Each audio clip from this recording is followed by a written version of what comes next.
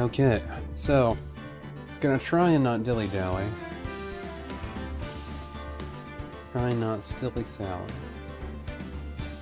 I'm gonna lower that just a teeny bit. This is very loud. The Switch is always very loud. Anyway, hello, hi. We're back with hopefully the finale of Phoenix Wright. Trials and Tribulations. Defendant Lobby, number 1. February 9th, 11:15 a.m. Excuse me, Mr. Edgeworth. I'm not really sure what to say. Iris, we only have 20 minutes. There are 2 things which I need to ask you before we reconvene. Alright, I'll help you any way I can. First, about that night. You really didn't go to the inner temple, correct? The last witness claims to have met and talked with you in the training hall. Either you or Sister Bikini is lying. Mr. Edgeworth, it is just as I said yesterday. Till the incident occurred, I was in my own room, in Hazakura Temple. Very well. The second thing, then. That night... I don't know why I'm doing like a liquid snake thing. That night, the temple snowmobile was used in between the time Sister Bikini returned to the main hall and when she bore witness to the murder. Sometime between 10:30 and 11 p.m. that night. Were you the one who used the snowmobile? There's only one key for the snowmobile. The only one person who could have used it was me. So it was you. But why? What made you go out to Dusky Bridge? I'm sorry, Mr. Edgeworth.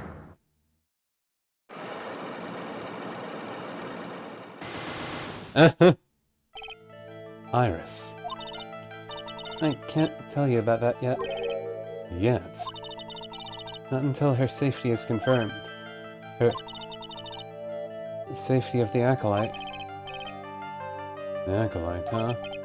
She must be talking about Maya.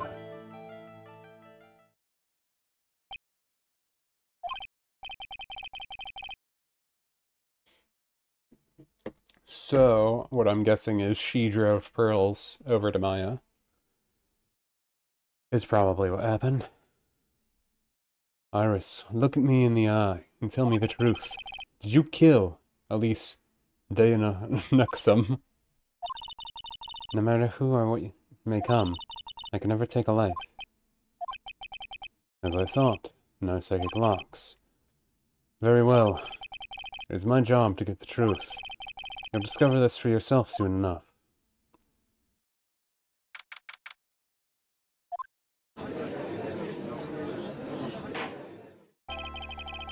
Court will now reconvene. Miss Von Karma, where is the witness? During the break, a man detained for suspicious behavior in the gallery. Suspicious behavior? He was sketching something very intensely. Dare I ask, what was the witness sketching when he was detained? He drew a terrifying woman armed with a demonic face and a vicious whip. I can only presume that his intention was to capture you. Anyway, it's time to drag this pathetic excuse for an artist before the court.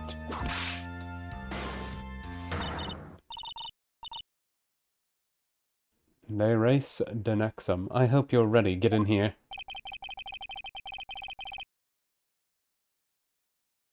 It would seem that Whip is going to see more use today.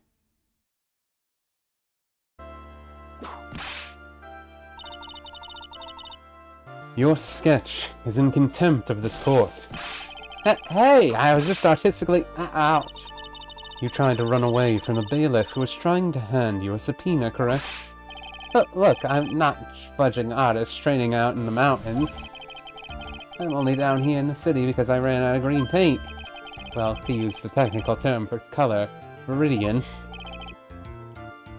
Larry, this isn't an art store now, is it? I know, I graduated junior high, okay? Wait.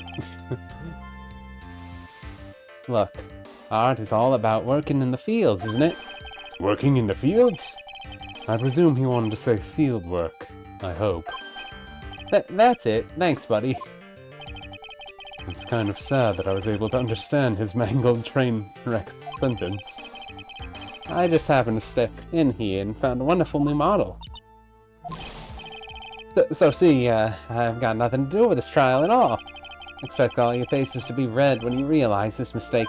Bright red. Or to use the technical term, crimson lake. Ouch. No, I kind of like it. No. Stop your pathetic babbling and testify like a man. Refrain from whipping me, Miss Von Karma. Cross-whipping is as bad as cross-checking. Witness, this is all your fault. Testify now. This is all too much for me.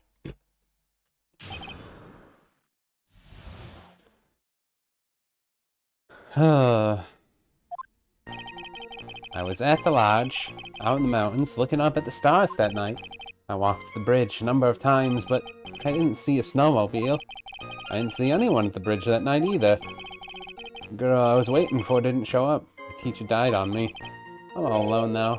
Aren't I edgy? Is edgy part of the testimony? Witness, please refrain from talking directly to the lawyers during your testimony. I'm just a nobody. Nothing but a small, worthless man, aren't I? And why wasn't I asked for my name and occupation or anything else?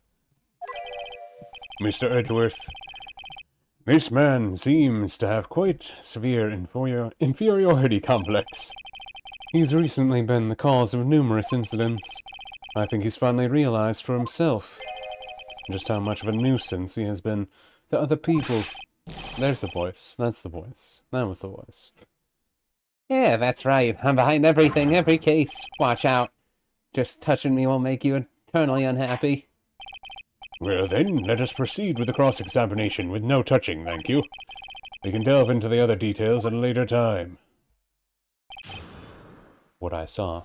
So, one thing that we know isn't true right away.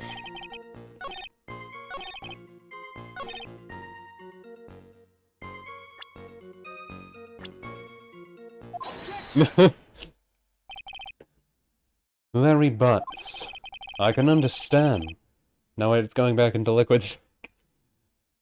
Why you want to throw your old life away? There we go. You're pretty pathetic, and you cause all sorts of trouble. I'm sorry, but having realized just how much of a nuisance you've been, that could be considered a step in the right direction.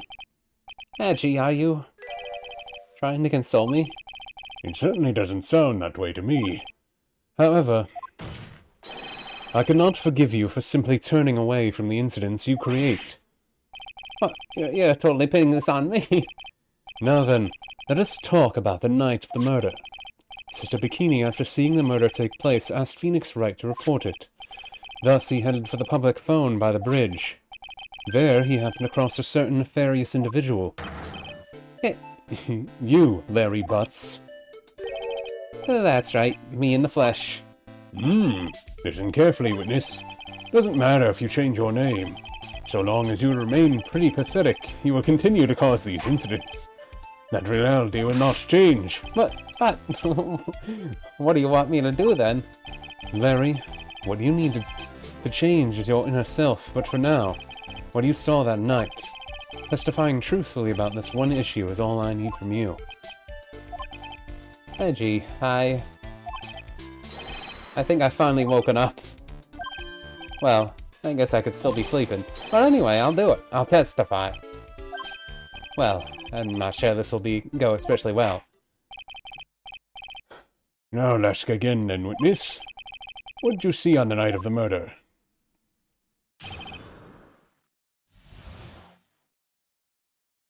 Okay, second time around. Fourth statement. Weather data. Okay. I went to the shack around 9, so it would have been about 10:30 p.m. I was lying under the bedding when a white flash almost blinded me. I looked out the window. Dusky Bridge was on fire.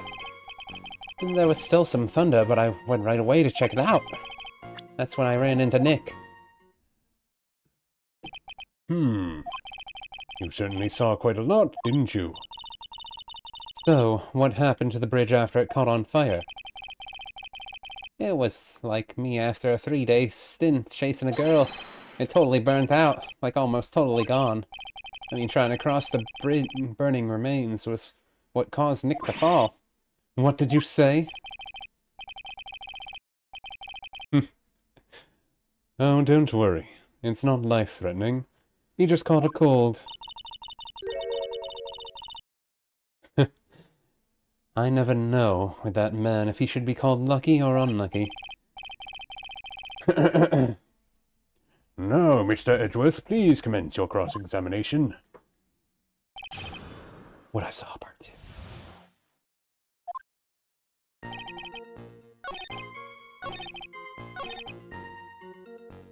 Oh. You said right away, but exactly how long after the strike was that? The lightning fell and then the bridge caught on fire, maybe around 5 minutes. I mean, I suddenly thought I gotta go check this out. How far is this small shack you were in from the bridge? Hold on, well, it pretty much stopped snowing. I guess about 5-minute walk. And how did Dusky Bridge look when you got there? Like I had recovered a piece of my childhood. I mean, not even the bonfires kids make during school camping trips can compare. Well, should I press him a little more info?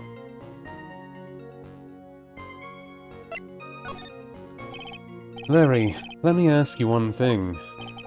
What is it, Eddie? What's with a serious face? Why didn't you call anyone? Huh? What do you mean?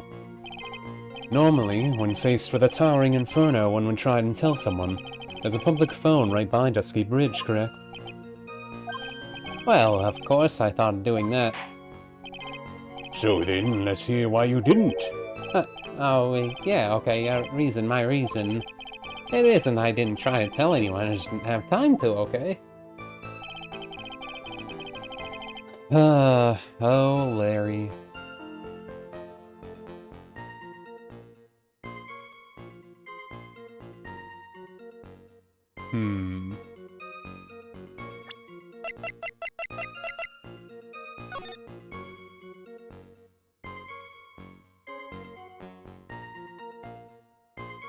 $45.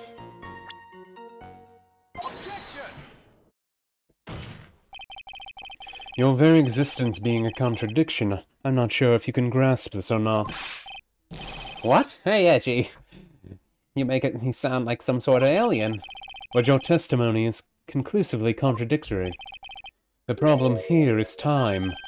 I've never been the best timekeeper, you know. 3 minutes after Billy leaves on foot, you follow him on your bicycle. How long does it take for you to catch up with him? Terrible at those. This is much more simple. You saw the lightning struck Dusky Bridge, and immediately went to see what happened. Is this correct? Yeah, well, I wasted about 5 minutes first, but more or less. I have the weather data from the night of the murder here. According to this, the lightning fell at 10:45 p.m. You say it takes less than 5 minutes from the shack to the Dusky Bridge. I mean, you probably got there at around 11. That all sounds about right, I guess. And then Nick showed up and did his falling act. That is impossible. What do you mean? 11 p.m. is when the murder occurred at Hazukuri Temple. Thus, Wright was still there in the courtyard. There's no way that Larry could have encountered him at Dusky Bridge at that time. Excuse me, I have an objection. You do? Edgy, how many times do I have to say this? I'm not Larry, I'm Wright. It has not been proven that the murder occurred at 11 p.m. The sister only said around 11, in which case it could have been earlier than that. Watch your footing there, Miss Francesca von Karma. The slope ahead is slippery. For there is still no way that Wright could have been at Dusky Bridge at 11 p.m. And why not?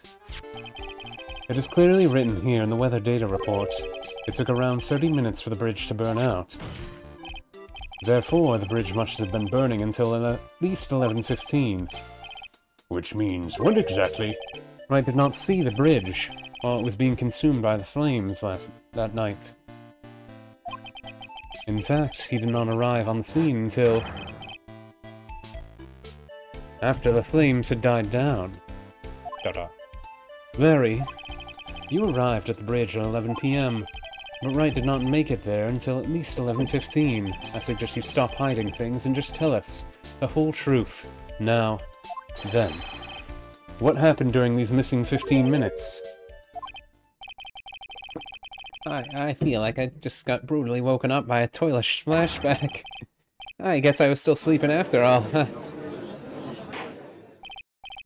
Order! So there was a missing 15 minutes prior to meeting Phoenix Wright.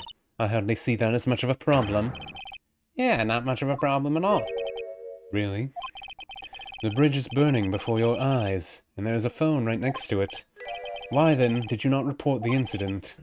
Yes, witness. Why didn't you? You were there simply to watch the bridge burn. And therein lies the problem. For even after the bridge had burned out, he was still there. Staring into space, this witness didn't even attempt to fulfill his civic duty.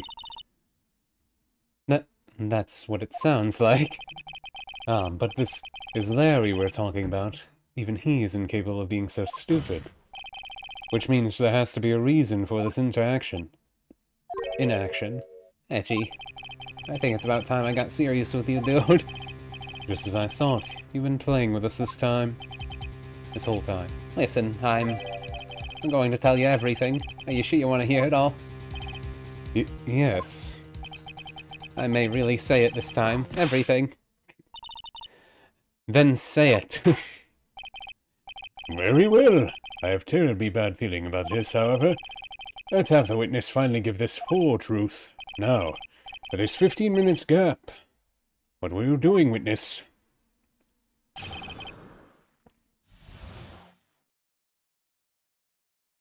I'm an artist, what do you think? Sketching in front of the bridge. I was whipped up in a frenzy of art. The shock and awe that I was feeling, I transferred it all directly into the page. Before I realized it, the flames had gone out, then he came running up. That's what we're going with? Suppose artists can be strange folk. That's right. Willing to sacrifice everything in order to draw the perfect sketch. Including this truth from the sound of it. Mr. Edgeworth, has this removed the last of your doubts? Not at all, Your Honor. One very large doubt still remains. And what would that be? This is a surprisingly believable story, especially considering the source. So why did he think he needed to hide it from us until now? I intend to drag the reason out of him.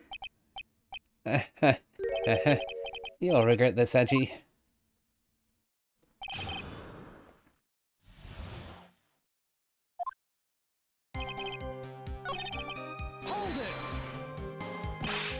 Sketching the burning bridge. The burning bridge and everything that came with it. What came with it? You want to hear this from my lips, do you, Edgy?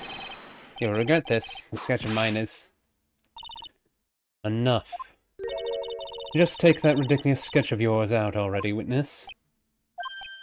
What are you talking about? I don't know what you mean. That does indeed appear to be the fastest solution. I'll leave it to you, Mr. Edgeworth. What should I do?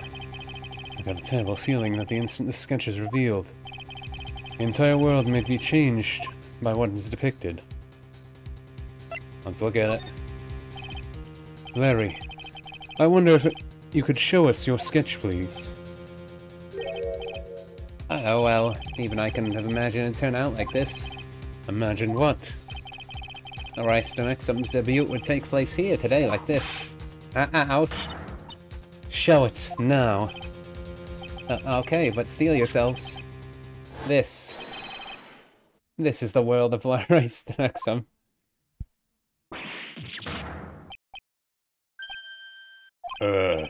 Well? So this is Dusky Bridge, correct? Quite a large bridge, isn't it? Your response, Miss Von Karma? Yes, well, it's better drawing than I expected. It is kind of better than I expected, not gonna lie. Isn't it? Isn't it? I struggled to reproduce those flames, I really did. Yes, I'm sure you did. This is going to get ugly. No one has the courage to bring it up, it seems. This mysterious flying object. Larry. What? The burning bridge is fine, but what is that unfortunate-looking figure? Ah, you spotted that. I thought you might. However much I might want to ignore it, I can't. It's Iris, of course. Iris. I wish she'd take better care of herself. We have to plan out for her future, you know. What would happen to her if she had injured herself flying like that? Larry, please, answer this next question honestly. Okay. Are you really claiming to have seen this? Are you claiming to have seen the silhouette of the defendant flying over a bridge that was engulfed in flames? Yep, that's what I saw. That's why I drew it. I'm an artist, a real artist. Are you... Hi, the girl, she's really high up in this picture. That's a good one. That's a good one. No, what was that for? This is all a bad dream.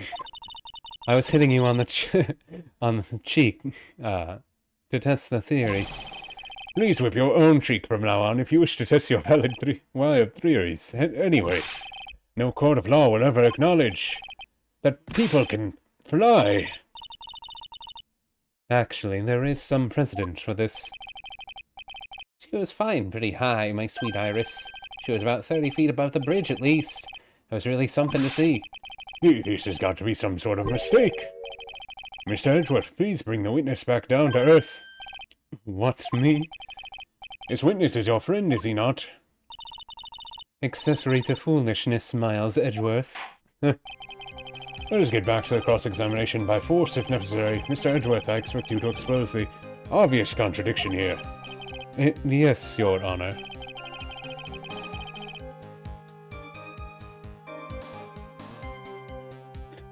Looks like I've got another reason to remember this moron. Well, when do you think of my debut piece? Get that thing away from me! Now hurry up and cross-examine him.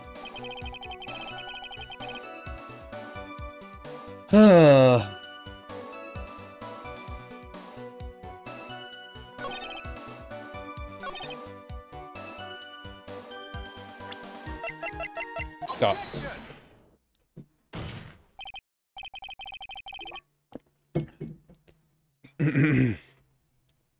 Larry, what did you really see that night? Not that I particularly care. In your position, that's just being irresponsible. I drew exactly what I saw. I'll give you a whole dollar, that's the truth. If that is truly the case, then there's one thing that we can say for certain. What might that be? That the person who flew over the bridge could not have been the defendant Iris. Oh, what do you mean? I don't understand. A foolishly folly of a foolish statement by an equally foolishly foolhardy fool. How exactly can you make this claim? Tell us, Larry. According to this picture, the individual whom you say you saw was wearing a hood, correct? Of course she was. The rundown shack is quite a way from the bridge. The hood is what told me that this floating angel is my Iris. The hood is my darling Iris, and Iris is my darling hood. It seems there are bigger fools in this world than the one that defends his bench. Larry, there's something you need to be made aware of. On the night of the murder, Iris wasn't wearing her hood.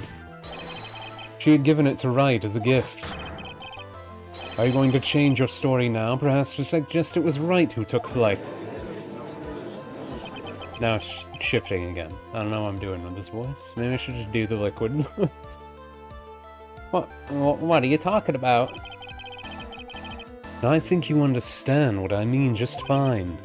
Well, why? Why did Nick have Iris's hood? What? Actually, what's going on with Iris and Nick? Why you, Nick, you dog?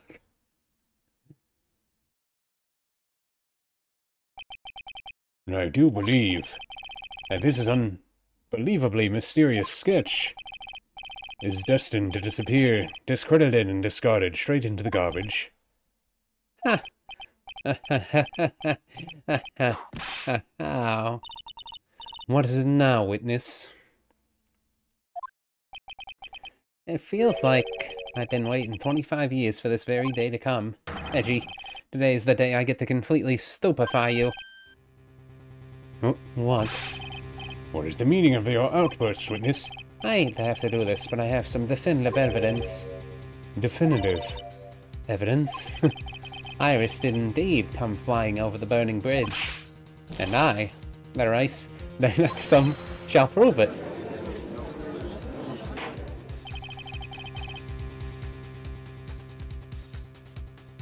I didn't expect to ask this again, but we shall be needing your testimony once again. Tell us anything you know concerning the defendant as depicted in this sketch, and show us your evidence that this nightmare was actually a reality. Okay, I hope you're ready, Edgy, because I'm going to feed you a whopping serving of pain. You've been serving us a whopping of pain this whole time, trust me.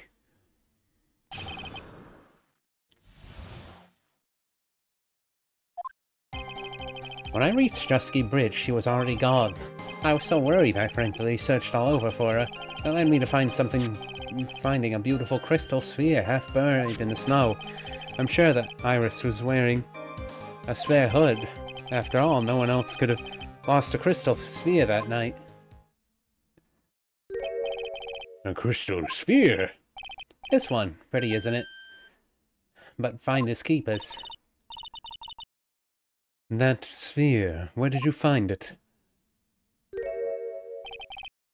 Let me see, around here somewhere. Looks about right. And it was half buried in the snow. And pretty much stopped snowing by then. But there was still some falling as I walked up the bridge. The court accepts this crystal sphere. That's mine, okay? I want it back afterwards. There's something on it. Oh my, it's blood! What? Blood? You ready, Edgy? By tomorrow morning you'll be calling me Master Larry. Yeah, I like the sound of that. No one's going to push me around anymore. Didn't you want to be Leroy Stenexum only a few minutes ago?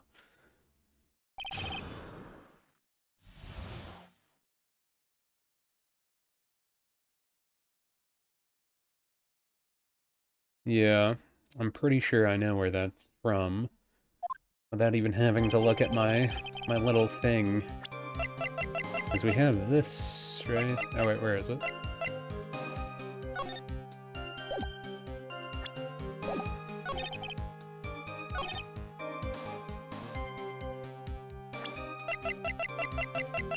Yeah, it's her sphere. Larry.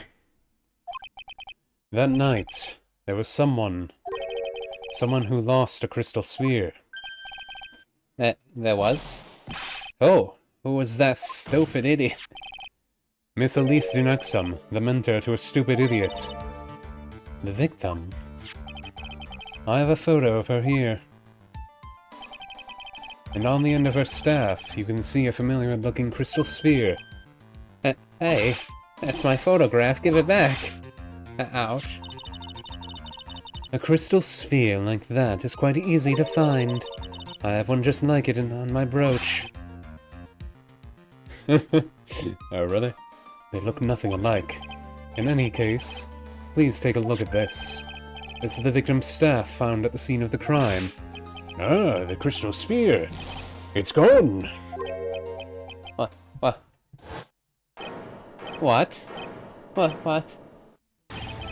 What? None the toe.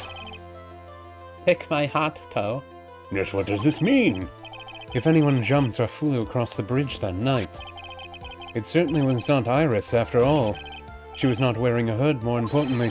The crystal sphere found at the landing site was not hers either. That means that the one who flew and dropped the sphere was the victim, Miss Elise Dinexum. A fool alongside another fool on a fool's errand to reach a foolish conclusion. First of all, this sketch, which I prefer to call a scribble, is ridiculous.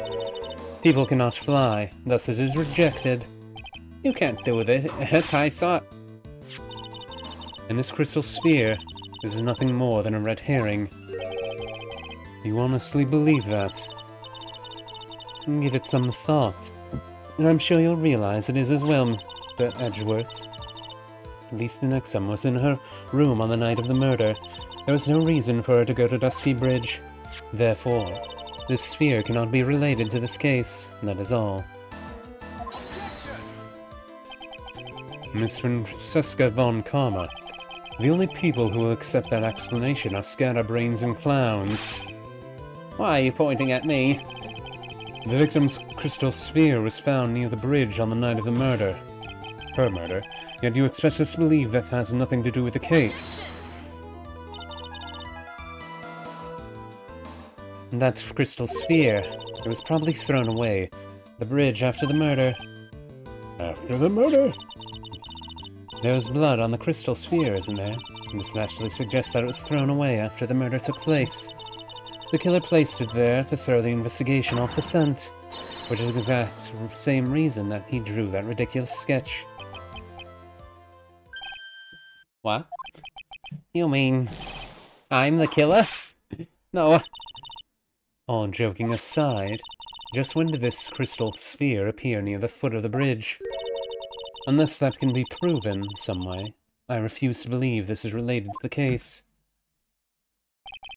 I mean, with the weather data, we know it was covered up on the stuff.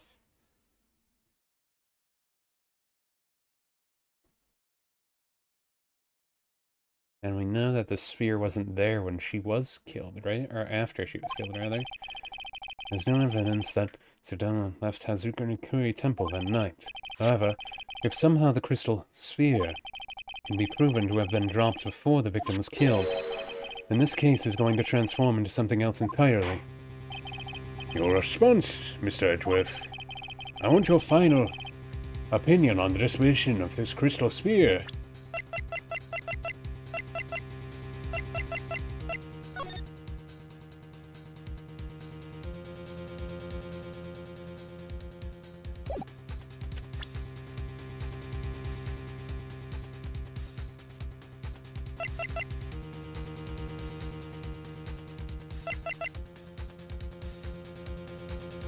Yeah, she doesn't... So if it happened after the murder, it wouldn't have snow on it. This one was said that it had snow on it, so that means it happened before the murder.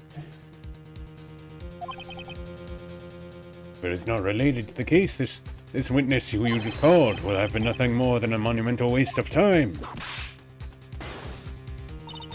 Prepare yourselves for very appropriate punishment, Mr. Miles Edgeworth.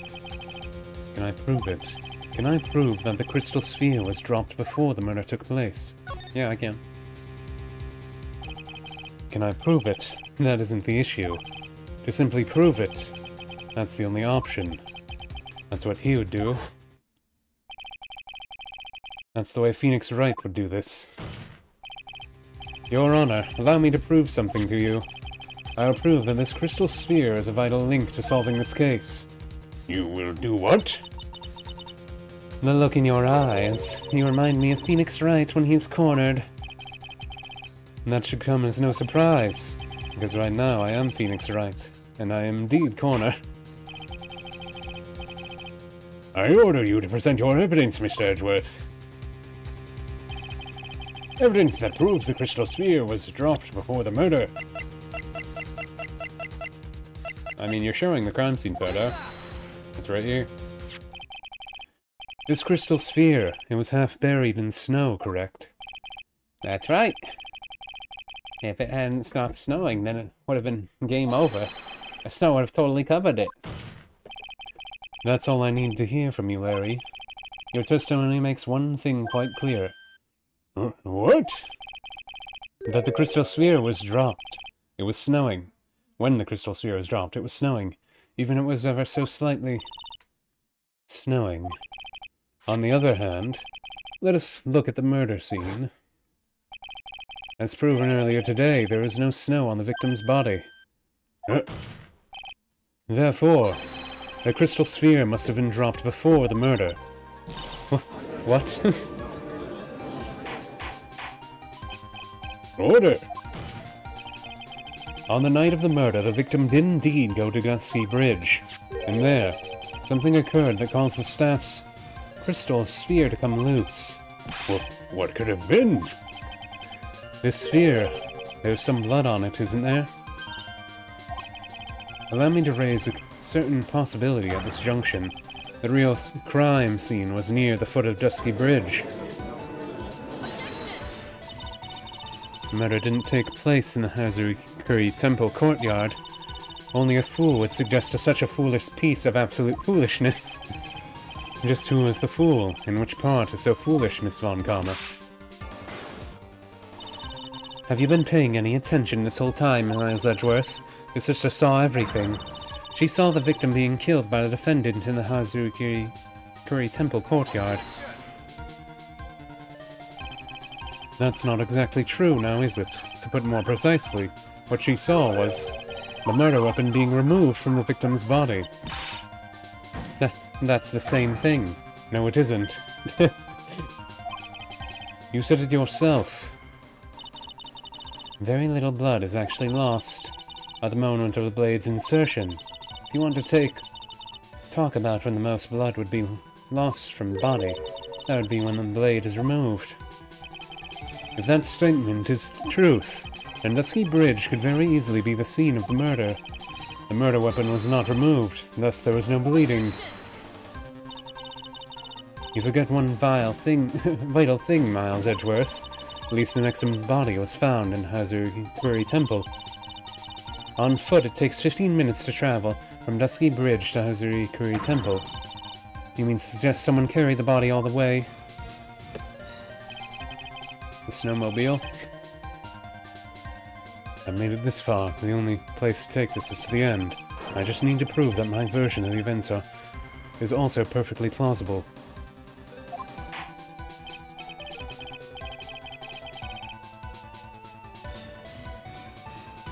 No! If the defense is ready, the court would like to have an explanation.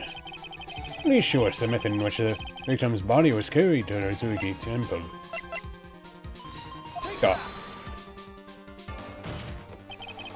On that snowy night, there was one way that the body could have been moved. The snowmobile.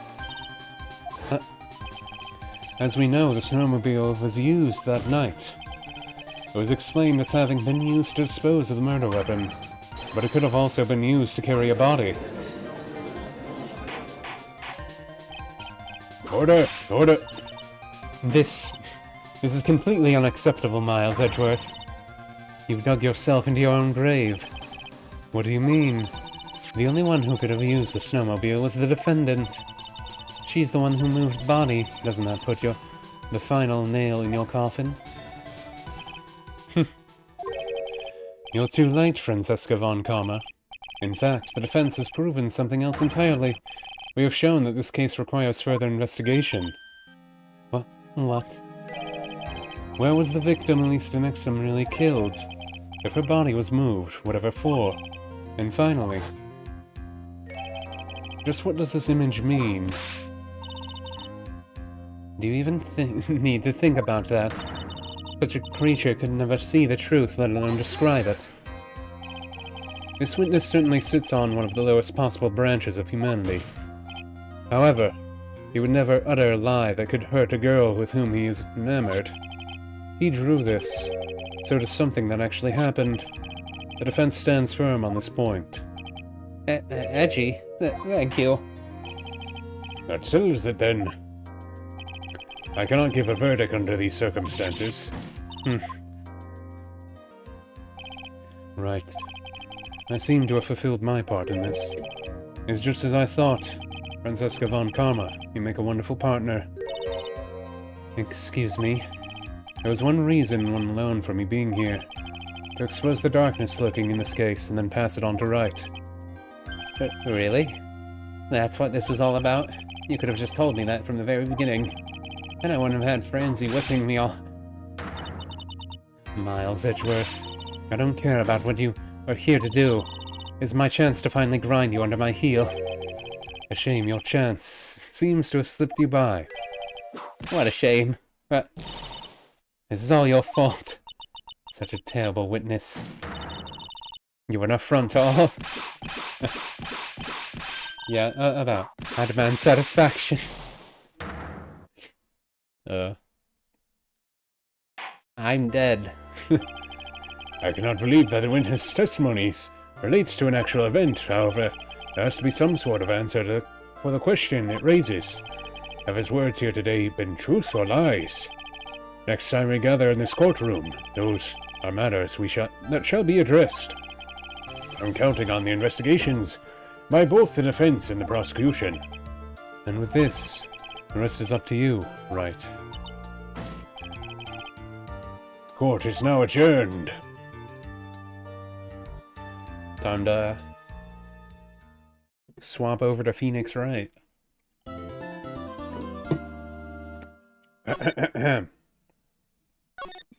Me, me, me, me, me, me, me.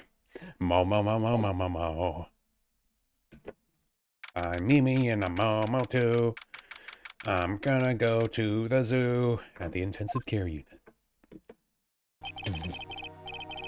I'm still up at this hour, reading through the trial record of a certain case. It's the first case my mentor, Mia Fey, had ever handled in the court of law. The boring, crying truth that I refuse to accept is holding me hostage here within its pages. Delilah Hawthorne. What I have read, I don't want to believe. What is written here? This isn't the Delilah I knew. After falling into Eagle River, I was somehow miraculously saved. I ended up catching a cold that seemed to knock me around the world and back. I feel dizzy, my eyes are ringing, my throat burns and my head is on fire. But I will recover. I have to recover by this afternoon.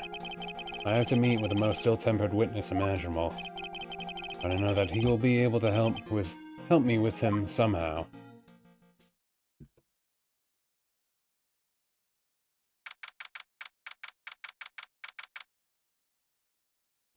Dusky Bridge.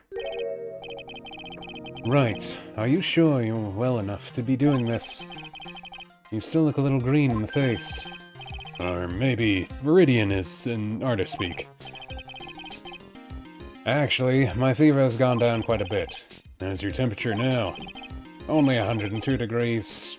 0.2. Nothing to worry about. Anyway, I read today's trial record. You weren't bad, Edgeworth. Pretty impressive despite the circumstances. We're not in the clear yet. The main point of contention tomorrow is going to be the murder weapon. Yeah. In the end, the Shichi Sho did not deliver the deadly blow, which means there must be another sword hiding out there, and we don't know about. Another sword, huh? Don't you worry about a thing, pal. I'll dig up the murder weapon myself, or I'll eat my coat. Thanks again, Edgeworth. I'll handle things from here. This is probably for the best. Actually, I was thinking about paying the old Precinct a little visit. There's something I want to look into, and that is our client's background, naturally. You mean Iris, sir? I have a feeling that we've met before. All I want is confirmation, one way or another. And since I probably won't be getting that from you, I'm sorry, Edgeworth. I bet you do, right? Take care. Guess I should get moving too. Why? Do you need to be somewhere? Yeah, I gotta get to work on this bridge, pal. I'm rigging something up so we can get across to the other side. That's right, Maya's still stuck over the inner temple. Don't you worry, pal. Soon as it's all set, you'll be the first to know. Thank you, Gumshoe. No problem, pal. Just try not to give me that cough of yours, okay? Alright, I'm off. Hang in there, Maya. We'll get you out, I promise. But in the meantime, I've got to continue collecting evidence. Okay, let's see. Well, let's get some evidence. Only one guy I know who could be this persistent and high-strung. I'm talking about the heroine here, the heroine in my book. I'll make you famous. Enough. A fool's fool, fools. Fools who foolishly accept the foolishness of a fool's fools. Wouldn't you agree, Phoenix Wright? Huh? Me? Wait a second. I know you. You're, Ow. Your reflexes and mine need to shape up. My brain's frying like a sunny up. You want me to grill me over a name? Ramsey, you can't do that. Even as we speak, Nick's on the brink of death. That's all I'm told. Whip a dead horse. Isn't that one of your American sayings? No, it's not. I'm not on the brink of anything. Come on, Nick, tell her, would you? Tell her she needs to model for my new picture book. Ramsey whippity whip. Before you ask me to model, learn to give at least a semi-coherent testimony. And before that, you'll have to learn how to live a semi-coherent life, Larry. I don't care what anyone says, I'm telling the truth. I saw what I saw. She flew, I'm telling you, whoosh. Just like that dude with the red underwear. And don't think I'm gonna forgive you guys when you come crawling back to apologize. Off he goes. It's amazing how little has changed with you in the past year, Phoenix Wright. Do I even want to talk to her? Do I even want to talk to her?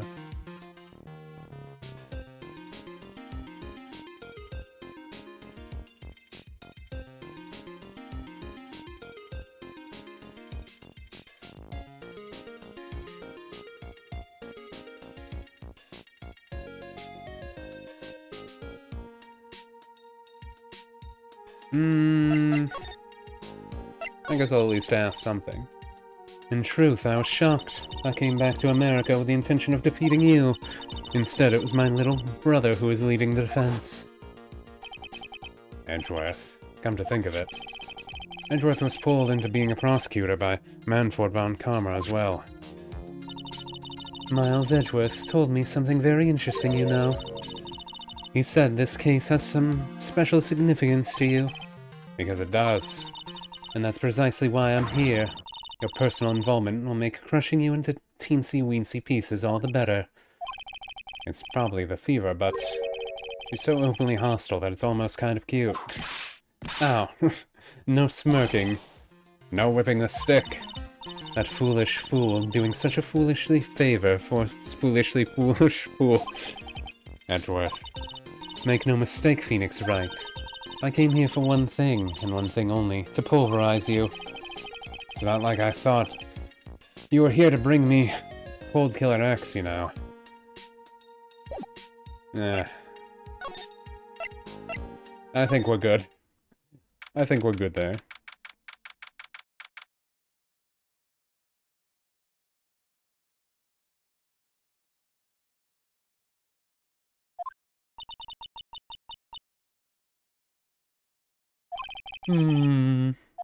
That's a long sigh. Sister Bikini? My, I didn't know you were here. How are you doing? I'm depressed. You don't have to pretend to be in a good mood for my sake. I suppose I made a terrible mess of things, haven't I? I let Mystic Elise die, and then there's Iris as well. Mystic Elise? Now that I think about it, There's an acolyte stuck at the inner temple, and that poor little girl has gone missing too. That little girl? You don't mean Pearls, do you? Yes, I'm afraid I do. She hasn't been seen since the morning of the incident. Pearls? She's missing? Why didn't anyone tell me about this? I must be getting old. I think I've seriously lost faith in myself. Are you talking about your performance at the trial today? You believe me, don't you? I'm not a liar who would never lie. I know what I saw. I saw Iris pull that sword from Mystic Elise's body that night. I'm certain of it. At least, I was until this morning. I don't see any psychic locks, so she must be telling the truth. So why are you unsure of yourself all of a sudden? You know that artist who testified after me. I saw Iris flying, a white flood fluttering. I felt like I might start flying myself. When I saw that man testify so fervently about something so impossible, I started to wonder if I had acted just like him when I was on the witness stand. I wouldn't take that guy too seriously. He's an artist, but all he draws is trouble, and nothing more. If both Bikini and Larry are telling the truth, that can only mean one thing. They both didn't see what they think they saw. I mean, or they did see what they thought they saw. On the night of the incident, you met Iris at the Inner Temple, is that correct? That's right. I'm sure it was Iris. Well, Iris claims she was in her room in Hazarikuri Temple. I knew I shouldn't have come back here that night. But because you did, Maya's stuck all by herself at the Inner Temple. I'm so sorry. The drafts in that place are nothing to shake a stick at. Winter is especially bad. I'll bet. The training hall looks like it's about to fall down any second. Eagle Mountain has always been prone to earthquakes, just so you know. Earthquakes? Yes, I wouldn't be surprised if the next big one levels the training hall. We've got to get Maya out of there, fast. But still, there's really no need to worry. That area on the other side of Dusky Bridge is isolated like an island. It's like an island? How so? Well, the only thing that on that side of the bridge is the Inner Temple. No one lives out there, and it's surrounded on all sides by the river or the forest. I see. So a criminal would be trapped should they choose to flee in that direction. And as long as the bridge is out of commission, he or she will have to stay there. That means Maya could be stuck out there with a murderer, and with no way of escape either. Oh dear, yes, I suppose it does. Oh, please, Gumshoe. Get that bridge up faster. I'm curious about a few things, if you don't mind me answering some questions. Oh, you don't need to know my measurements for your investigation or something? No. I want to know a little more about the victim, Miss Elise Stinexum. I'm afraid I don't know her waist size, or her bust size for that matter. No.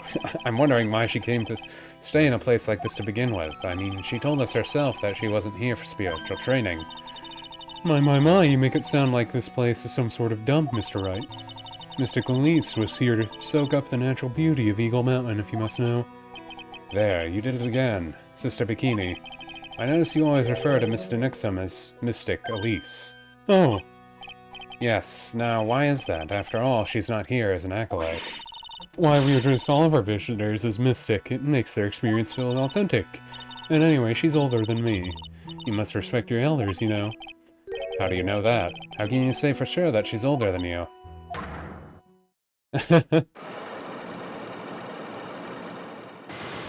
We got him. We got him. Da da da da da da. Do the Mario.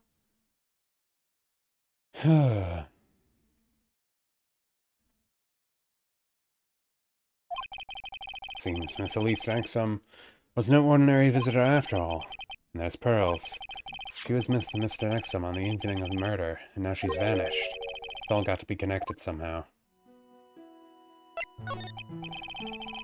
Why did Pearls have to get mixed up in this mess? Please, Mr. Wright, I know you're worried, but try to keep it together. Oh man. My head's throbbing so bad it's killing me. Pearls, she was with Miss Nixon on the night of the murder, remember? Yes, but I have a temple to run, you know. I was busy preparing for the training. I didn't see the little darling even once after she'd finished eating dinner. The murderer, it didn't take place right in front of her innocent eyes, did it? According to the detective, she hasn't turned up at her home either. Come on, keep calm. There's one place left where Pearls could be. She just has to be there. Come on, Gumshoe. Tell me you'll be done with the repair soon. Well, I think that's all we can get there. Back to the courtyard.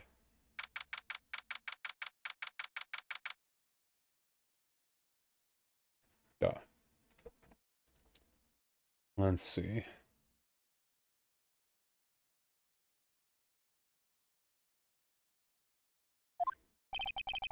This is where Sister Bikini witnessed the incident. It's hard to imagine she was lying on the stand, so maybe there's some clues that have yet to be found. There's no some staff. I definitely remember there being a crystal sphere attached to the staff. I guess Larry eventually found a sphere near the foot of Dusky Bridge, but What was it doing all the way out there? I feel like that's the only real thing we could look at.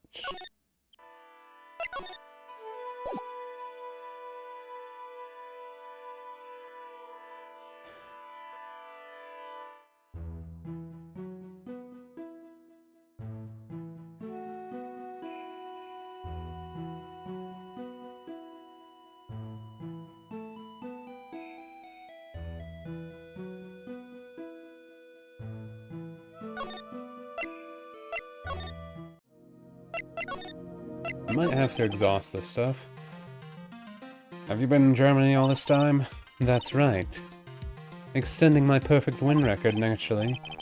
Oh joy, sounds like she hasn't changed a bit. Has it really been a year since we first met?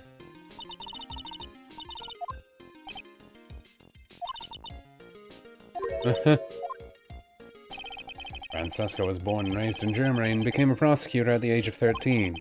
Her father was the legendary prosecutor Manfred von Karma. He had a perfect win record for 40 long years, but now he's gone from this world. Don't tell me you still hold a grudge against me. This is what happened to your father. Phoenix Wright, you will fall before me, this I promise. But it'll be for my sake, not my father's. Are we clear? Yes, Crystal. I went over the whole case file on flight over. You read the whole thing? Yes, every last word. Of every last sentence of every last paragraph.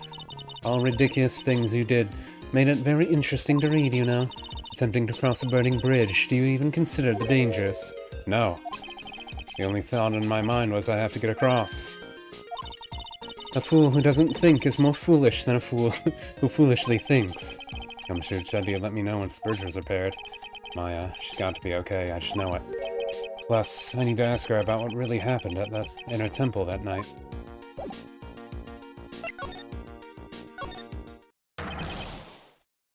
Hey! What was Charlie inconsiderably loud yell? So this is where you've been. Keep it nice and warm, I see. Detective, have you finished the bridge? Yeah, I did. I told you I'd let you know. Well, then I'll come along with you and... Sorry, ma'am. No unauthorized entry. Access to restricted people involved with the case. Oh, why, what was that? I'm involved, aren't I? You couldn't get much more involved than me. Well, yeah, but that's not what... It's been a while, Scruffy. It's... Miss... Von... Von Karma. Ow. Sister, please leave the investigation to me. My. You certainly seem to have everything under control. I am on your side. I won't do anything to... You don't want me to. As you work to pin the guilt on Iris. What are you daydreaming about, Phoenix Wright? Ow, that hurts you, now. Silence. I, Francesca von Karma, will personally guide you through your investigation, so you will follow me. She's not seriously going to follow me around, is she?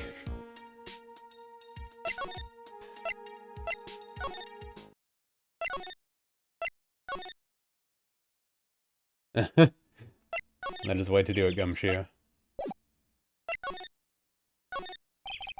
That thing looks like it's really ready to collapse. At least it's more than it did before.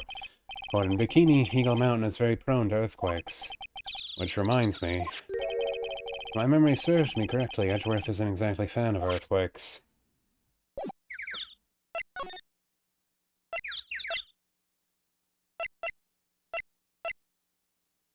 Oh yeah. Edgeworth, like, blacked out for a second when we were over here. I didn't even think about that. Things have certainly become a lot more hectic than before. They must have commenced with the investigation. That voice. Wait, is that Pearls? Pearls! You're alive! Mr. Nick!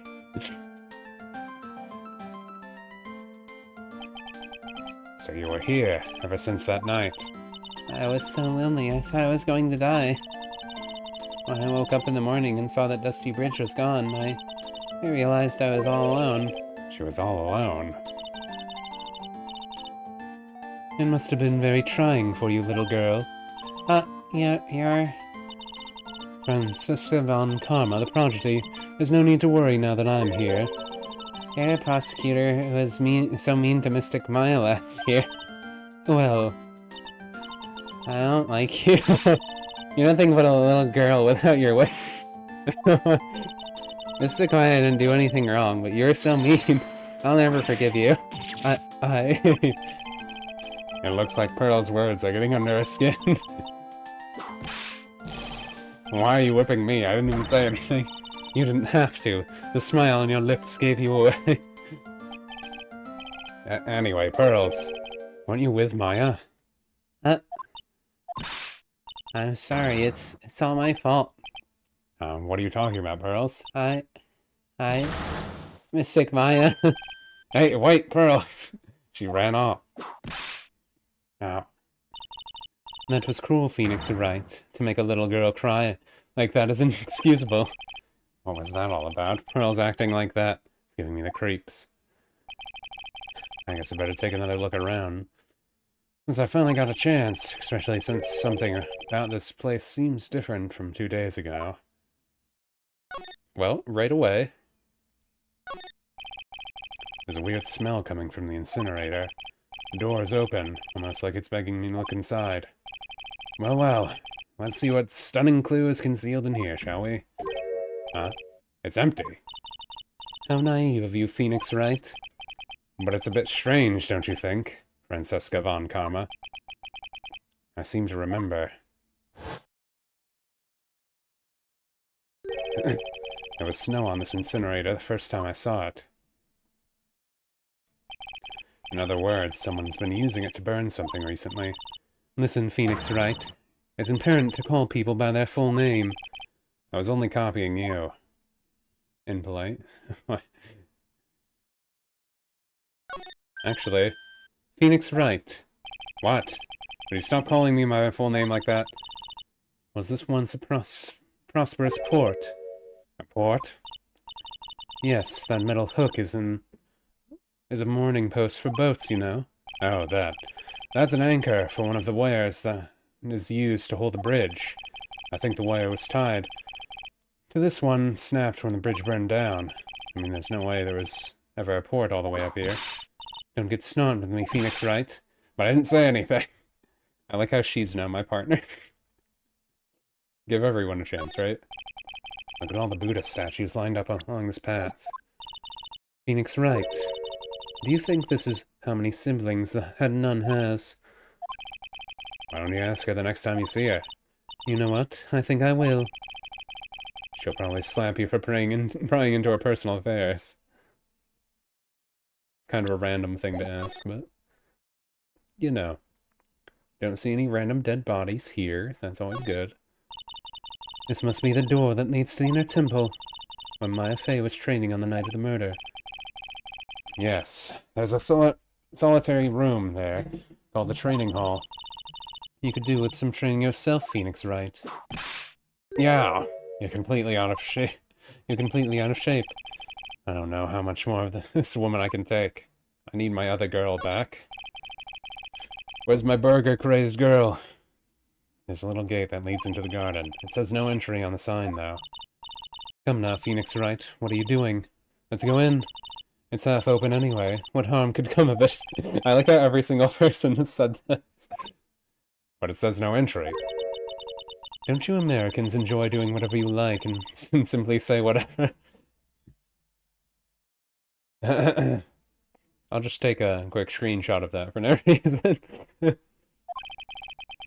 That's got nothing to do with anything. And who told you that?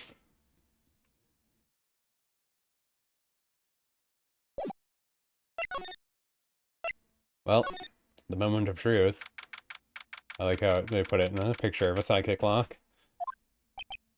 Someone threw something onto the poster of Maya's mother. What's wrong? Why are you so quiet? Maya, she was supposed to be in here training. Yet it appears she's nowhere to be seen. It's that strange lock. Wasn't there 2 days ago? This whole room is really giving off strange vibes. Well, first things first. What do you think this yellowish poster is, Phoenix Wright? It's a scroll, not a poster. It's a picture of a woman who's actually... a woman. I don't see anyone here. There's a different atmosphere in this room since the last time I was here. No, it's not different atmosphere, it's different smell. It's gravy. What's the matter? This scroll. It's been completely covered in gravy. Ah, yes, there's a very appetizing smell in the air. The gravy is a type of sauce, so when you run out of paint, you Americans use gravy as a substitute, I see. No, no one does that. For starters, it stinks. This must be the gravy that we had with the roast on the night of the incident. But why would anyone do this? Why was this scroll? Why the scroll?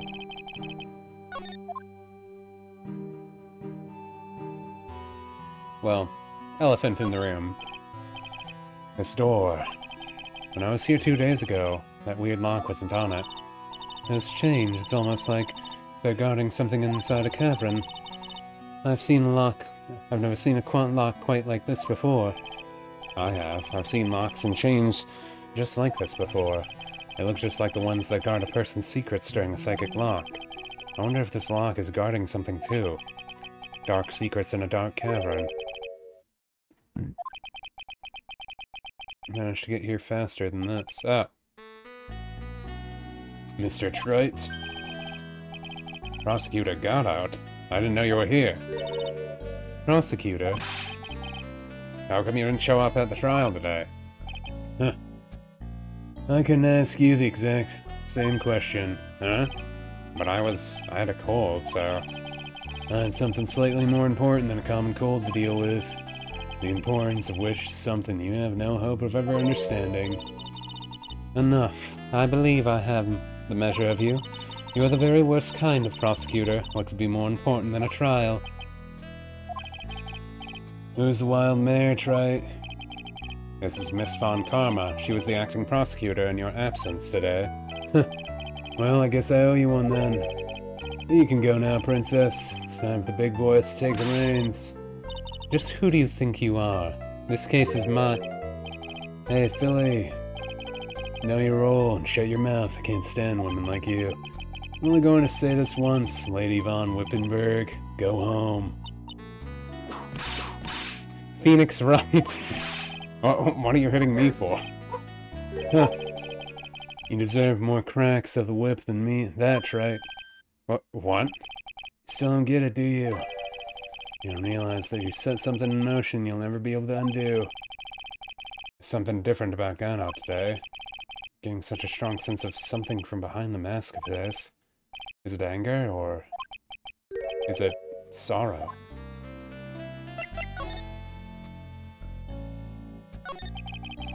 You had some important business, and that's why you weren't in court, huh? So what was it? I told you once before, but perhaps you don't remember. See a battle with you. You see, Wright, I've experienced something most have not. Death. You died? Of course, being extradited from hell is a tedious affair. But meticulous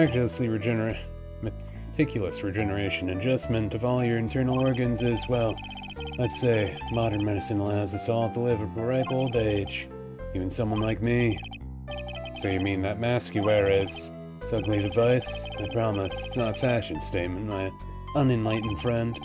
Without this, I can't see your frequently dumbfounded face. I didn't know. My eyesight is pretty messed up.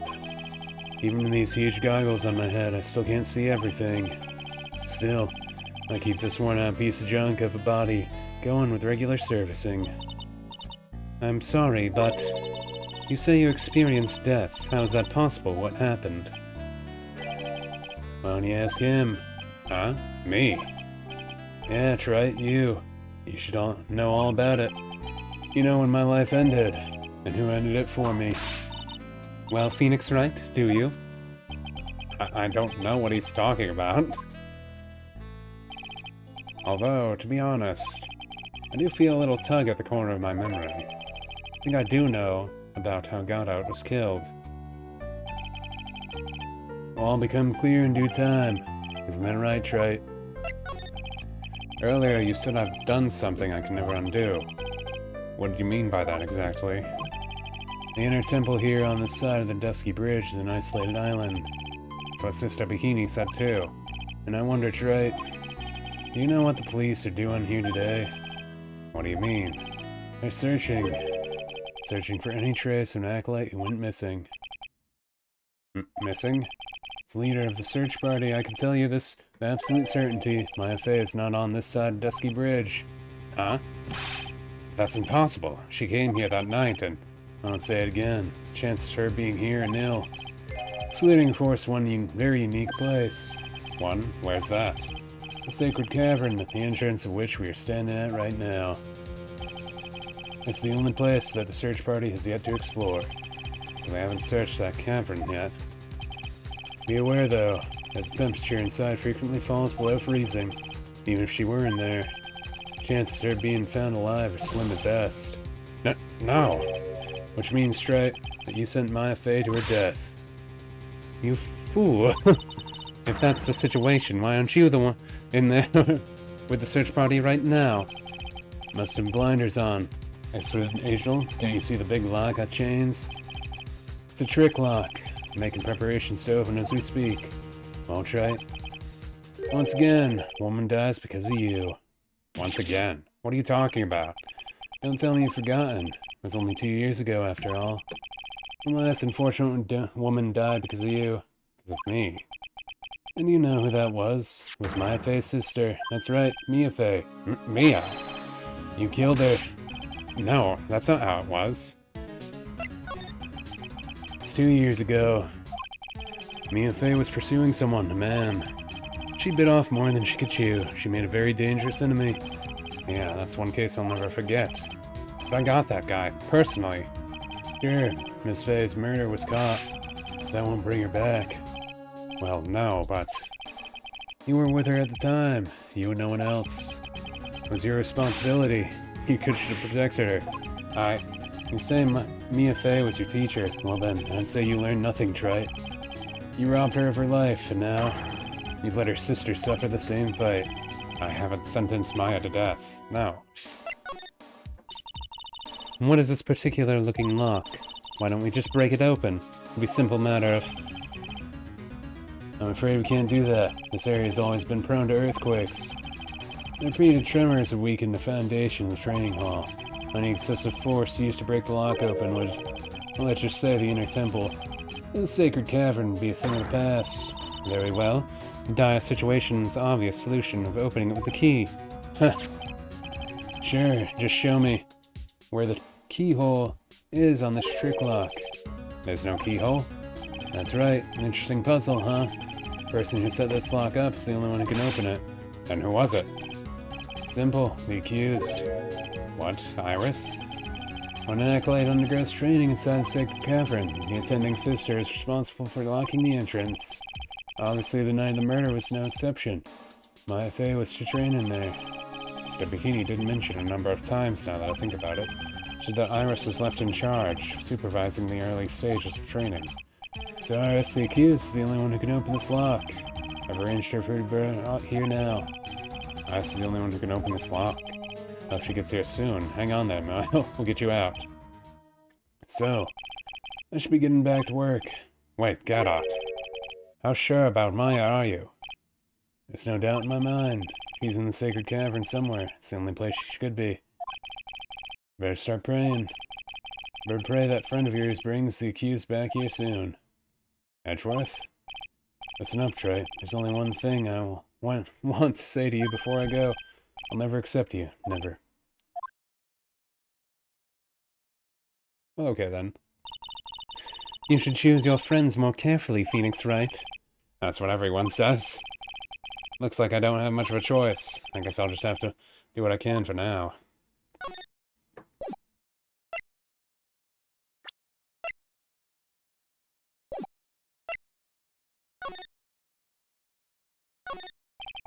It's an antique dresser. Don't you dare open it, Phoenix Wright. Now I know how Maya feels when I tell her not to touch things. What a pity. It's full of nothing but old clothes of acolytes. I thought we weren't opening it. It's the prosecutor's office. I can do anything. Yeah, you can do anything except stand up to a 9-year-old girl. Was this also? No. Okay, those are just drippings from the gravy. Lets me look at it again. Scroll shows a picture of Misty Fey, master of the current channeling technique. Why would anyone cover it in gravy? I can't make out what this drawing on the scroll is at all. I never understand you Americans and your so-called artists. Artists? Yeah.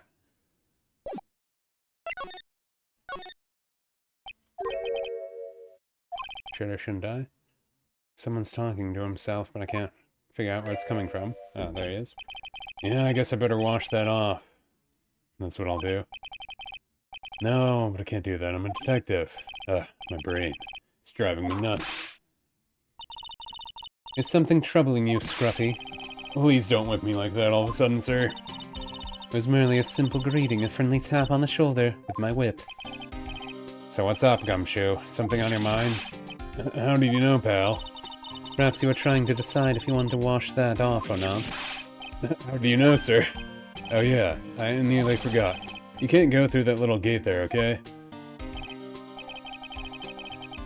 You mean the one that says no entry on it? I kinda already snuck in there. Is he trying to be clever or something? So what's behind there, Scruffy? A kind of garden-like garden.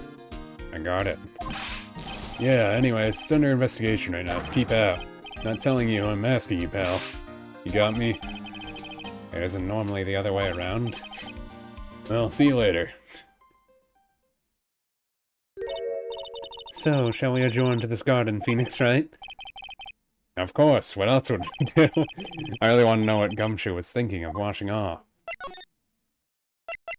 That was dumb. Well, this is certainly a garden. There's a strange feeling in the air. I wonder what this is. Strange feeling. Forgot about that. What's that strange ring on stone lantern? What are you doing here, sir? I thought I said you can't come in here. Don't you know, Scruffy, Yvonne Carl will always show up wherever there is a clue. And there are plenty of clues to be found here. But...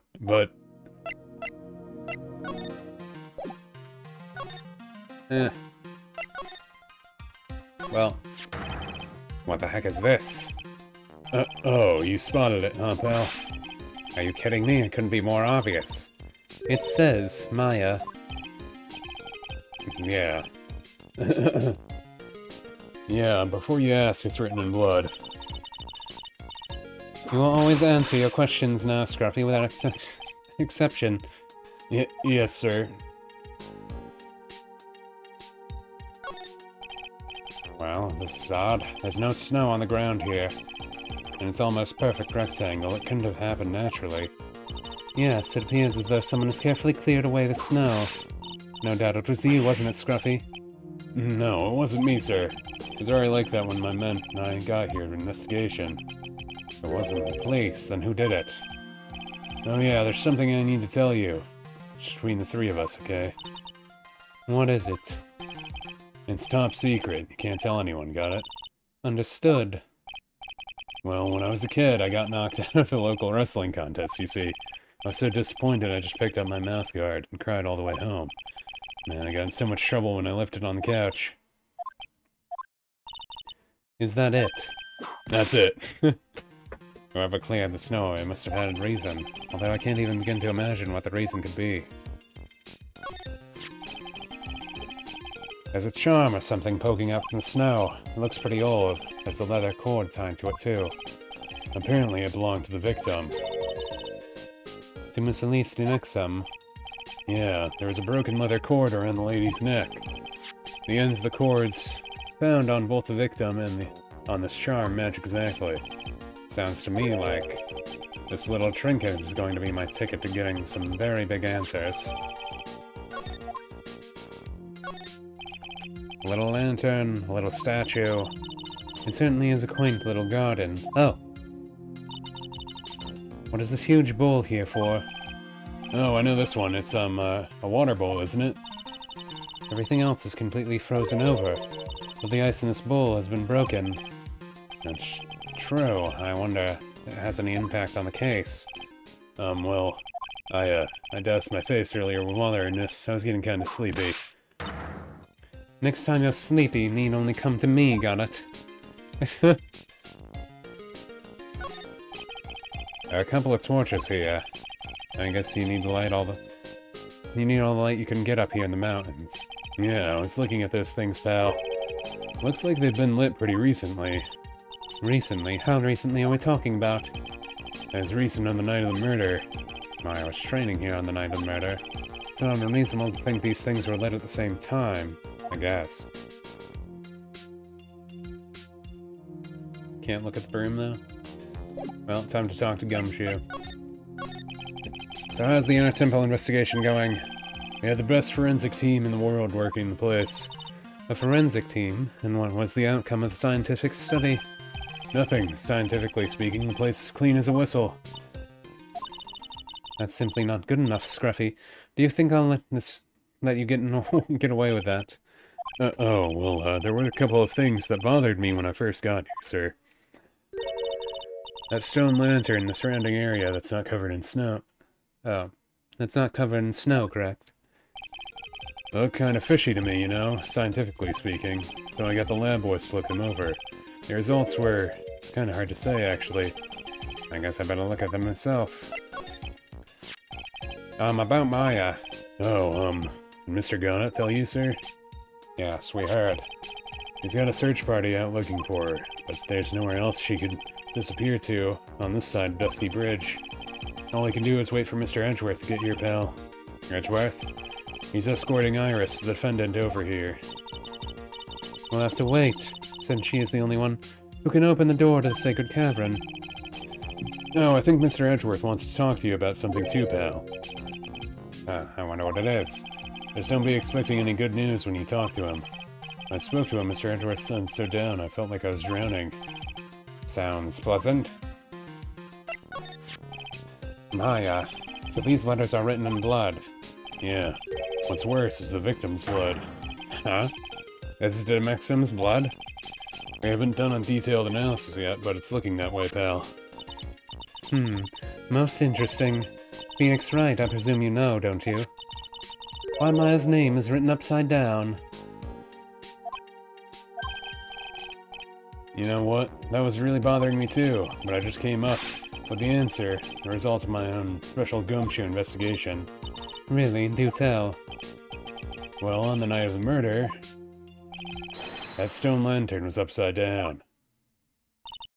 Ahem. Anyway, there's only one explanation to this mystery. Miss Leeks Nielsen wrote these letters herself, in her own blood. You must be joking. You must be joking. That's impossible.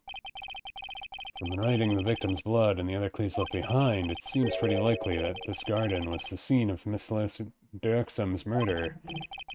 At least, that's our current theory on how the events took place, pal. What? So Mr. Mixum was killed here. However you want to look at it, that's what people are saying now. Then what Sister Bikini saw in the courtyard temple was... Well, what was it? It wasn't the scene of the crime. What did she see? What do you think, Miss Von Karma? Surely a special Gumshoe investigation would reveal the answer, no? Well, wait a second. The bloody writing and all our other clues here. Someone could have easily set that all up after the murder, right? Sorry, but that's an option, pal. Why not? How quickly you forget, Phoenix Wright. Ever since the incident occurred, this place has been completely inaccessible. This Dusky Bridge was completely burned out. I was overseeing repairs to the bridge the whole time. No one came over here before me and my men, which means no one could have planted all this stuff here, pal. I can't think of a counter-argument to that. I knew it. I should have washed the blood off the lantern as soon as I got here. This really was the scene of the crime. I need to figure out exactly what it was that Bikini actually saw.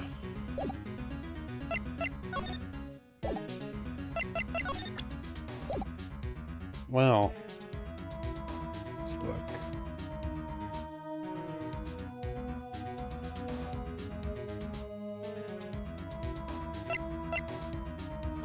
I guess we could only really talk to Bikini. I feel like we still don't have enough evidence for anything else. Well, also this could make... What's-his-face come over. It seems you have a visitor. Mr. Wright. Iris, I'm really glad to see you. Goddard managed to mobilize the police by claiming a state of emergency. Not him again. Never mind him. We gotta hurry and unlock the sacred cavern. I'm sorry, Mr. Wright. It's my fault someone so important to you is locked in there. Mr. Edgeworth, can we finish our conversation later? Alright. Let's hurry to the inner temple then. I'll see you later, Wright. Wait, Edgeworth, I'm coming with you guys. Sorry, Wright, I can't allow you to come with us. What? I hate to be the one to break it to you, but my FA is in a rather delicate position. What do you mean by delicate position? Isn't simply a rescue operation, right? It's also an investigation. That being the case, we can't allow members of the public to interfere. Come on, Edgeworth. If anything happens, you'll be the first to know. Please understand, Wright. But it's Maya. Mr. Wright, all that matters is that Mr. Maya is rescued, correct? Alright. Listen to the voice of reason for a change, Phoenix Wright. From now on, consider anything beyond Dusky Bridge to be off limits. I'll be going now. Excuse us.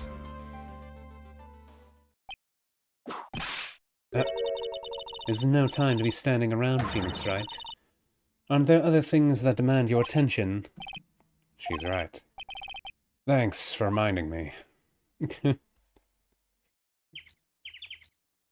Yeah, we got someone else to look at.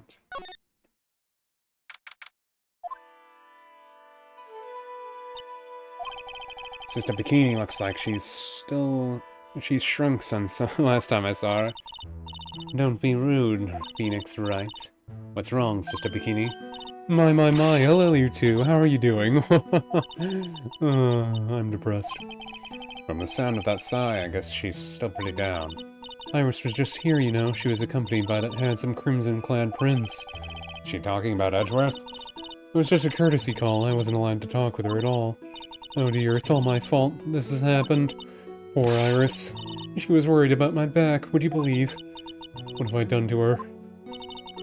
Only what you had to do, sister. You bravely and truthfully testified about what you saw. There's no shame in that. And we'll see to it that your testimony wasn't made in vain. Well, I don't hear anyone else saying that. Mr. Blue Suits doesn't seem to share your opinion, I see. Huh? Me? Glare. Oh, yes. You did great, Sister Bikini. Absolutely spectacular. You two are the only ones who've said that to me. I can't shake the feeling that I just became a shill-dish crew. Do you have a problem, Phoenix Wright? Sure, she was brave enough to testify so truthfully like that, but now she's still hiding something. I guess it's time to break those psychic locks of hers.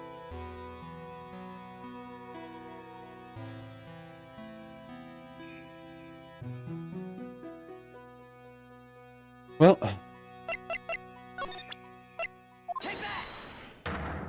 let's break some locks. 5 locks. Sister Bikini, the truth is becoming increasingly clear to me. I'm convinced that Miss Elise Daxam had a special significance to this temple. As to why she had a special significance, I believe it has to do with her true identity. What on earth are you talking about? She was... Mystic Elise was an author, just an author of picture books. To be honest, I had my suspicions almost immediately after I met her. Suspicions? Yes, but I didn't have any evidence to support my theory, but now I do. This piece of evidence proves Miss Daxam's identity. Oh yeah, the Curran's Master Talisman. Miss Daxam had this charm with her at all times. Where did you... This isn't some cheap good luck charm, either. Then... What do you think it is, Mr. Wright? What could a talisman like that possibly mean? It's a talisman, is it? Interesting. Oops. This thing speaks volumes about who Mr. Exum really was. This talisman and one other item unequivocally prove the true identity.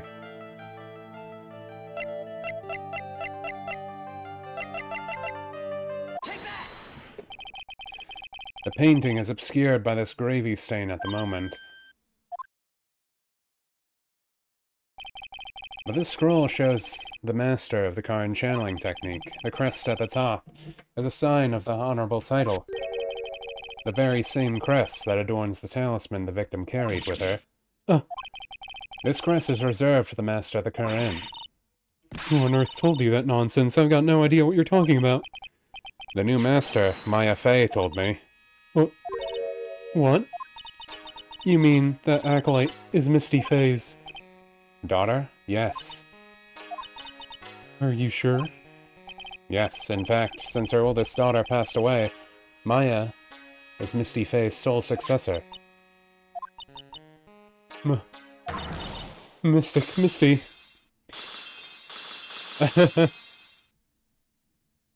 Well, that was easy.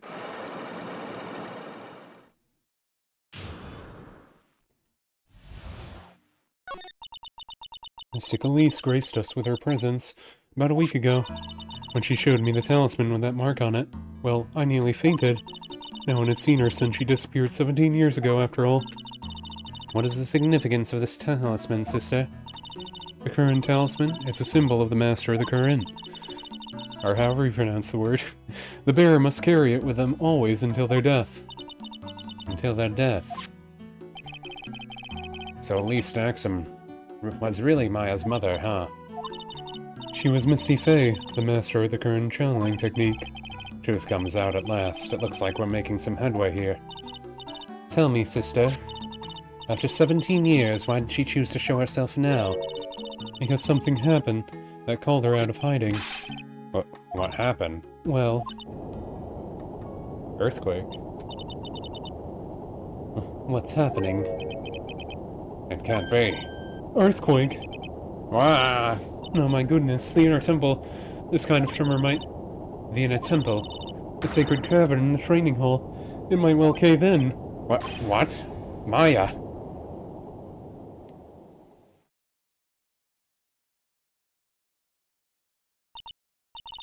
It seems to have passed. Oh, we can't just stand here and do nothing. Let's go. What? Where?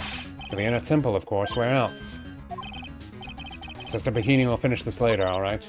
Of course, you run along now. You may have been hurt. I must get some first aid kits ready. Come then, Phoenix Wright. They won't bar you from entering as long as I'm with you. Thank you. Right, at the moment I have the worst feeling in my gut. We just had an earthquake.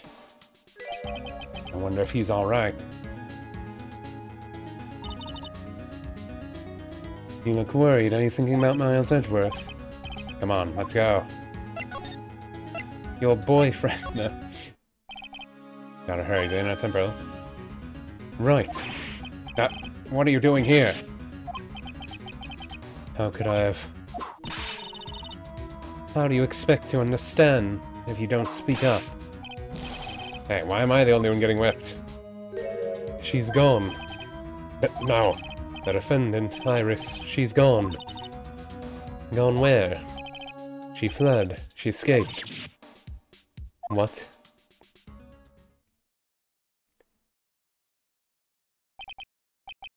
So it was just now, during the... It's easy to see Edgeworth's one and only weakness, his fear of earthquakes. I should have known better than to escort the defendant alone. As soon as the ground started shaking, everything went dark before my eyes, and I stupidly passed out. That incident haunts you to this day, doesn't it? That's no excuse for letting the suspect get away. I can't believe I let it happen. Right, the inner temple area is a dead end, so she could have only escaped this side. We haven't seen her. And we need to get a manhunt underway. Search the Eagle Mountain from top to bottom. Wait, Edgeworth. Have you thoroughly checked the inner temple yet? Don't be ridiculous, why would I? The inner temple is like an island. There's no way to escape but to cross. No, that's not it. Iris isn't the type of person to run away, Edgeworth. What are you talking about? Sister Bikini mentioned something when we were with her. Said that the sacred cavern might have caved in because of the quake. And you think Iris might have gone to the inner temple to check on the situation? Listen, Edgeworth, I'm sure she's at the inner temple. A manhunt is not necessary. Right. Let's not waste any more time. We need to get to the training hall. Sacred cavern now. Alright, let's go. Dot. But what we found was something none of us could have expected. Dun.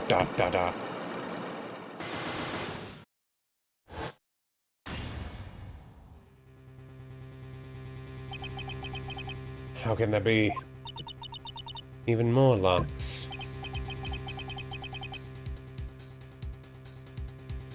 What is the meaning of this?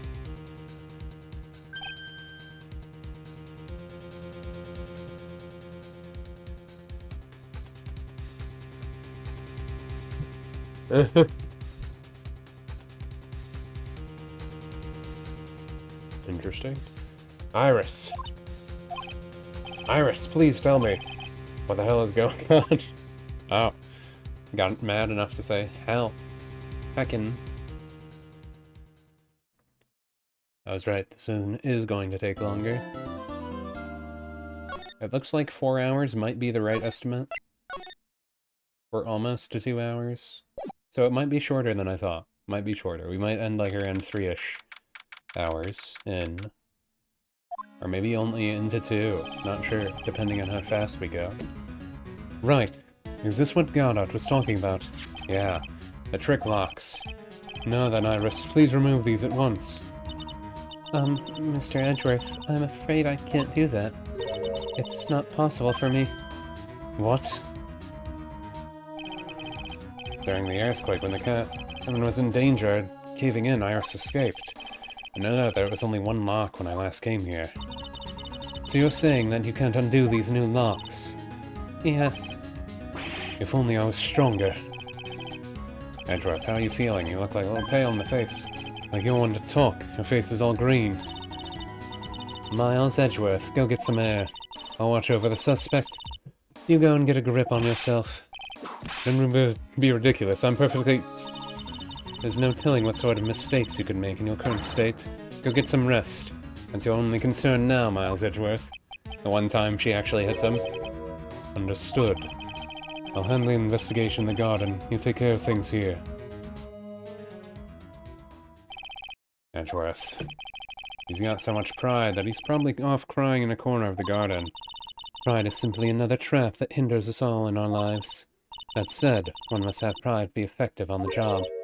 At any rate, it seems that this is where we part ways, Phoenix Wright.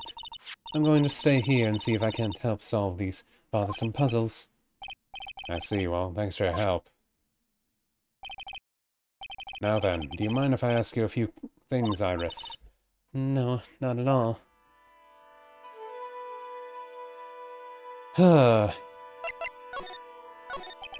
Why did you make a run for it, Iris? I'm sorry. I heard the inner temple had been severely shaken by the stronger earthquake we had. I was so worried I just had to come and see. In other words, you didn't run away to escape the law. At least we're clear on that. I can't tell you how relieved I was when I saw Sacred Cavern was alright, but... But what? Then I saw these chains here. I saw all these extra locks that someone had put on Sacred Cavern's door, and... Who in the world would do something like this? Was it pearls? Question mark? These trick locks are a sacred treasure of the current tradition. There are hundreds of ways to set them. That's why only the person who set the lock can open it.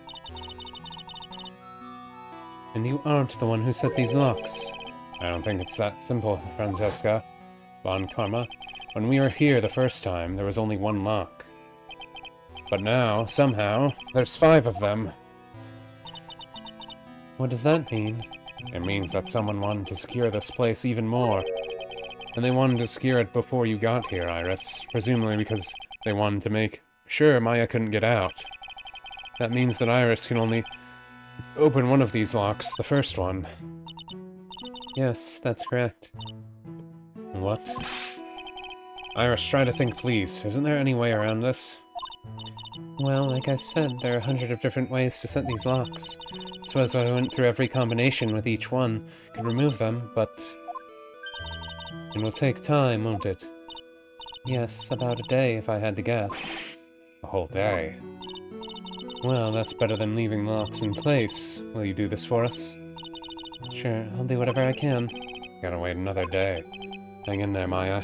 You're going to have to call on your inner strength now. You know what, Iris? There's still one thing I don't quite get. And what might that be, Phoenix Wright? I think it's obvious. Iris, on the night of the murder, where were you? Please, Iris, don't give me that look. You told us that you were in your room at Hazuri Temple at the time of the incident, but you were seen at the same evening in the inner temple, and then you were spotted at the scene of the crime at Hazuri Temple too. Being spotted at both Hazuri Temple and the inner temple, it's as if you were... Well, Iris, I think it's about time you told us the truth. And she still doesn't want to tell us the truth? I knew it. There's something going on here we don't know about.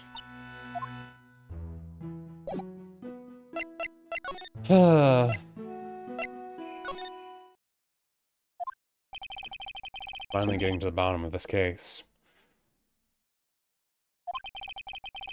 I can count on Iris to break those locks, so I should try to gather more clues. And Sister Bikini, Edgeworth, and Gumshoe. And Pearls.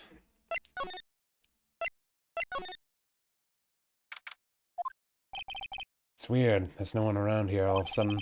Sure, it gets quiet up here in the mountains when you're all on your own. Speaking of alone, I guess I should go check out the shack just down this path. Maybe I found Larry there skulking again. Sulking. Hulking. Oh, Mr. Nick. Pearls, what are you doing here? Nothing. What about Mystic Maya? Is she alright? Well, we don't know yet. Oh, I see. Hey, what do you think you're doing here, Nick? Larry. This is the loser's shack where losers get together and lose themselves. This is the what? Hey, we found comfort in each other's failures, okay? You got a problem with that? Look, Mr. Nick, Mr. Lice did a picture of me. That's, great, Pearls. We're gonna gather firewood now. We'll be cooking some half-rotten potatoes over a miserable little campfire, so stay out of our way. I don't believe this. It's a pity party. Why can't he try getting fired up over becoming a better man? No one believes a word I say anymore. Listen to me, Pearl. You don't want to trust this kind of guy, okay? He'll let you down. Oh, Mystic Maya. Larry, is there something you want to tell me about this picture? Hey, I got something to say, Nick. My life's here now. With Pearl, two losers cooking potatoes together forevermore. What am I going to do with him? Alright then. What do you think about this picture, Pearls? I think it's really well drawn. I can't draw it out, so I think it's really amazing. See, someone appreciates it. It's tough getting the flames to look like that, you know? It's supposed to be Sister Iris flying through the air, isn't it? I love it. It's like a dream, a wonderful fantasy. No, it wasn't a dream. She really flew, I'm telling you. Iris really flew that night. Mr. Laris. Not you too. Please don't look at me like that, Pearl. Don't look at me like I'm some kind of nutcase, I beg you. I guess this picture really is a representation of what Larry thinks he saw. Okay, so I was half asleep when I was here that night. But I was wide awake right after lightning struck. I saw what I saw.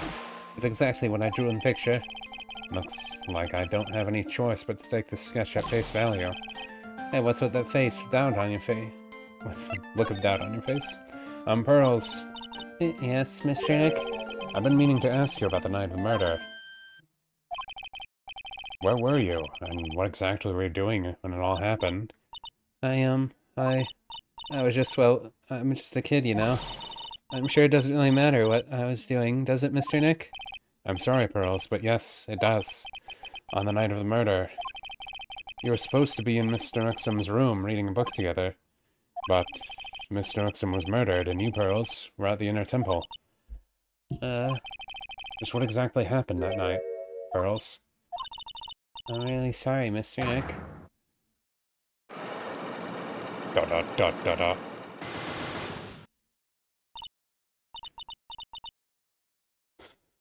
I've been a bad girl. That's why I'm being punished. What are you talking about, Pearls? My spiritual power, it has disappeared. What? Our powers have disappeared. What do you mean your powers have disappeared, Pearls? It's all over for me. A spirit medium who can't channel spirits is like a painter who can't paint. Hey, what are you looking at me for? Pearls, did you try to channel someone's spirit right here at Hazuki Temple? Tried but failed, perhaps? Way Way to go, Nick. You made her cry. That's really cruel of you. Just as I thought. I'm going to have to break her psychic locks to get the truth out of her. Now she's just sobbing. Let's just leave her there. To the main gate. I wonder if Sister Bikini is back in the main hall yet. I haven't seen Gumshoe around in a while either. Maybe they're having a cup of tea together somewhere. But Gumshoe is just a Bikini's type.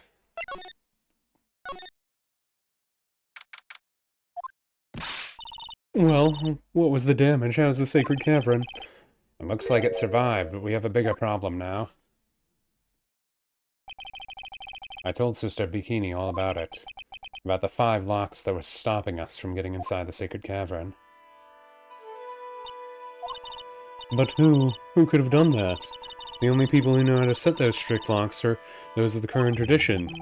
We have Iris at the sacred cavern trying our best to open them for us right now. Actually, there's something I've been meaning to talk with you about, Sister Bikini. Oh, yes. We were in the middle of a chat, weren't we? Yes, and you were telling me how Master Curran disappeared 17 years ago. I want to know why Misty Faye suddenly appeared at this temple. It was about a week ago when Misty arrived. After she showed me the talisman that proved she was the master, she said, "Someone is trying to destroy current tradition's main family line. I'm here to put a stop to them." Someone was trying to destroy the main family line? There's only one heir to the title master at any time, and it's usually the eldest. That child becomes the new master of the current, and her daughters, the main family. All other mediums become branch family members, with no hope of controlling the clan. That's why nothing has changed throughout the history of the clan. Branch families always have, and always will, plot to erase those of the main family line. Is the power of the Master with this much bloodshed? You believe in the technique, don't you, Mr. Wright? You know its power is real. Yes, I do. It's been 2 years since I first met Maya. In that time, I've seen her channel the spirits of dead plenty of time. During the Master case, and during the Maggie Bride trial, too. Thanks to Maya, Mia's always on hand to help me out when I need her most. The current technique has made a huge difference to the world, you know. I mean, the ability to commune with the dead. That's a true psychic power, you know. Members of the tradition have always been there, behind every important leader. Who wouldn't respect such a tremendous skill? I suppose so, but with all that power and influence, I kind of expected you'd be really rich by now. Are you saying we're poor, Mr. Wright? You're very direct, aren't you? People don't believe in it anymore, you see, all because of one little mistake. A mistake? What mistake? It was 17 years ago. That's when everything came crashing down. All because of that incident. That incident? Is she talking about what I think she is? I'm sure the records exist if you're interested. Locked up, of course. It was called the DL6 incident. That's the name of the file. The DL6 incident. I knew it. The incident from the second game that we took care of with Edgeworth. I know it well. I handled a related case just 2 years ago. Actually, that was the end of the first game, wasn't it? So it was you who was the defense attorney on that case. A murder that took place 17 years ago. It was the first time that this country's history of police ever used a spirit medium. The idea was to channel the victim's spirit to learn the identity of the murderer. And the medium who performed this channeling was Misty Fey, Maya's mother. Though Mystic Misty's channeling, the name of the certain man surfaced. Armed with that as evidence, the investigators were spurred into action. But that man, he was found not guilty, wasn't he? That's right, he was, and the case remained a mystery. In other words, we failed. It was the first case in the world has ever seen current tradition openly involved in. It was all over the media, the public, and the judiciary. People of Curran Village, everyone judged her. Everyone said Mystic Misty's powers were a sham. And that she just disappeared, vanished, while everyone thought her was a fraud. But I know the truth. Misty Fey's spirit channeling wasn't a sham at all. Of course it wasn't. And since you managed to reveal the truth, we're finally making a comeback. Current tradition is starting to recover at last. But with the new master wielding the power of the clan. Does she mean Maya? The spiritual power of the current channeling technique is in the blood. Maya told me the exact same thing before. We, the women of the Fey clan, have always been spirit mediums. It's because of the power to communicate with spirits flows strongly through us. According to Maya, only women in the family can inherit that power. The main family's bloodline stems directly from Mystic Amy. But with each new generation, only one daughter becomes the new master. And the ones who don't become branch families, right? That's right. And it's always the cause of tragedy. You know, Maya had a sister, too. An older sister named Mia. Oh yes, I heard about her. What? You know about Mia? Of course, she became a liar in hopes of discovering what happened to her mother. And lost her life. As a result... You know what Mystic Mia is rumored to have said? She said it wasn't only because of her mother that she became a lawyer. She also didn't want to fight with her sister over leadership of the tradition. Really? Well, she saw what happened to her own mother, Misty, as she grew up.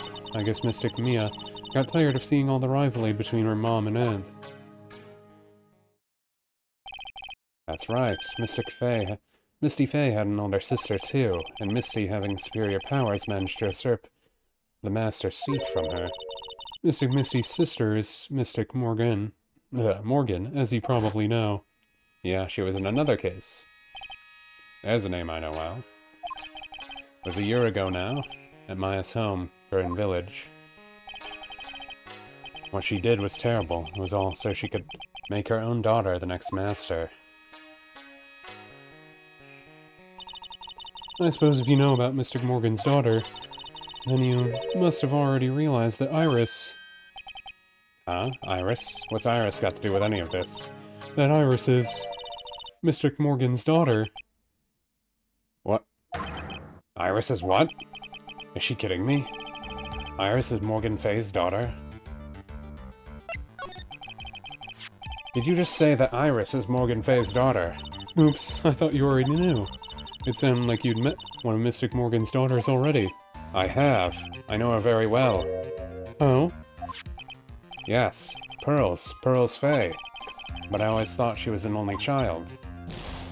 You jest, that child, Mystic Morgan's... I had no idea. Mystic Morgan. But she's in prison now, isn't she? Yes, ever since she was found to be a co-conspirator in a murder case last year. It was all done to set Pearls up as the next master. I see. So I've been wrong this whole time. Mystic Morgan had 3 daughters, not 2. What? Wait, what? 3? Yes, Iris, her twin sister, and Mystic Pearl. What? Twin sister? Oh, didn't you know? It all happened 20 years ago. After the clan leadership was taken from her by her sister, Mystic Morgan's life crumbled. It wasn't many years later that Curran's reputation hit an all-time low. Mystic Morgan's husband realized his wife would never become the master, He left her in the village, taking their twin daughters with them. How awful. He was a jeweler, you know. In the end, he remarried, and that's when it happened. He decided to give one of his girls up, to be looked after by us here at the temple. That was Iris, you see. It's unbelievable. If Iris has a twin sister. Could it be? Could you tell me one more thing, Sister Bikini? What was the name of Iris's sister? I'm sorry, Mr. Wright. I just can't remember. All I can recall is that her father was a jeweler. Well, that's a clue, I guess. A jeweler. Thank you very much. You've helped clear up a lot of the details. Pearl's had 2 older sisters, huh? Yes, that's right. No doubt it was all because Mystic Morgan's anger towards the main family. Anger? What do you mean? Her twin daughters were taken from her by her jeweler husband. But even that couldn't destroy her dream that a child of hers would one day lead the clan. That's why she had pearls. It seems that the incident here was a result of Mystic Morgan's anger, and was able to break free of the bars that confine her. So Iris has a twin sister. Plot thickens, but this information will be useless unless I can flesh it out a bit. I need to ask more questions and get some more info. So, this is what happened. That means the Hawthorne family had a daughter that was older already from the wife. Maybe it wasn't even the husband's, but then the husband with 2 twin daughters came over to join that family, so they had 3 daughters, and they all turned into Hawthorns. But then instead of leaving Iris a Hawthorne, they give Iris up to one of the mystic temples to be raised instead, leaving Delilah to think that she only had 1 sister instead of 2. Unless she knew, but I guess we don't know that. But the plot thickens, indeed. I like what this guide says. What a twist, let alone several. Could her own twin sister remind you of someone you met before? No, I don't think so. It doesn't remind me of anything. This picture of Delilah looks crude, doesn't it? Yeah. Sounds like someone's happy. What tune is that humming? Gumshoe? No motive, no crime, no motive, no crime. Sing it with me, no motive, no crime. I remember when we used to search in the channeling room in Corinne. Whoop, I love my job. Who cares if the clues I find are no good? That's not what investigating's all about. Investigator investigates for the love of investigating. It's a passion. Good cases we have, good cases we lost all along the way. I would never have guessed Gumshoe was into reggae. Every case is gonna air tight. Every case is gonna be all tight.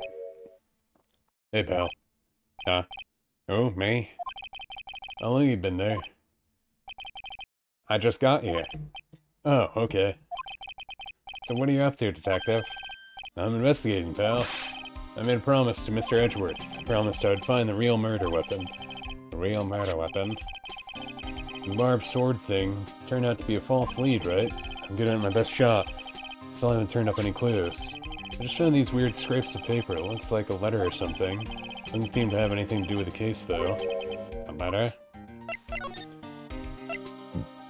Well, let's go through all the options first, just in case we need to. So how's the investigation going, Detective Gumshoe? I don't know if I should be telling you, pal, but I guess it can't hurt. It looks like the murder took place in the inner temple garden. And they're taking the bloody writing on the lantern pretty serious back at HQ. What? You mean? I don't have the details, pal. All I know is, if you don't find Maya down in that sacred cavern, we're gonna be faced with an ugly situation. What kind of ugly situation are we looking at here? You got me. I don't know. Not my words, pal. And who said it? Mr. Goddard. Goddard? What do you mean by that? About the letter you found. Don't remind me, pal. I'm busting a gut from here trying to find the murder weapon. And all I found is some burnt-up letter. Burnt-up letter? Yeah, it was in the incinerator right outside the temple. The incinerator? I knew it. I knew I wasn't imagining it. There was snow on the incinerator when I first saw it. But after the incident, the snow had melted away, which means someone used the incinerator on the night of the murder. What's up with you, pal? I got it right here if you want to look at it. Can I? Do you mind? Sure, go nuts. I don't want it, pal. You can have it. It's all spirit mediums and master stuff, but it's got no relation to the case. Spirit mediums? Gotta be important if you mention spirit mediums and masters. I better get a good looking over. Some serious thought.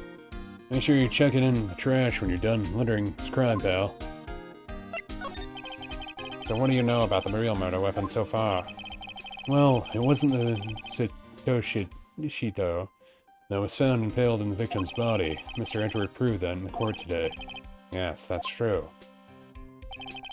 In which case, it must have been another blade. And that's why you're running around like a headless chicken looking for now, huh? Yeah. And man, is it tiring work. Let me tell you something, pal. I'm no chicken. We got the feather forensic in our cap these days. We're using the department's secret weapon on this. Secret weapon? What's the secret weapon of yours? You wanna know? You gotta think scientifically, okay? Alright. The murder weapon was a sword. Swords are scientifically speaking made of metal, right? Any questions so far? No. I don't know what he's gonna say, but I'll let him look smart.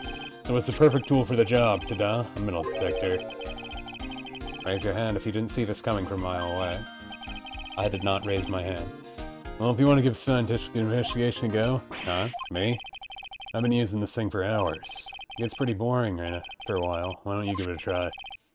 I don't know. Should I help Detective Gumshoe out or not? Come on, pal. It's good fun. I'm telling you. Alright, guess I'll give it a go. Like I said, this is the department's most advanced gadget. The absolute best. It's so sentient you could make it cry. It's so high-tech you could skydive off it. Don't bother. Sorry. No bother. Just for a smackerel of honey, I get this metal detector.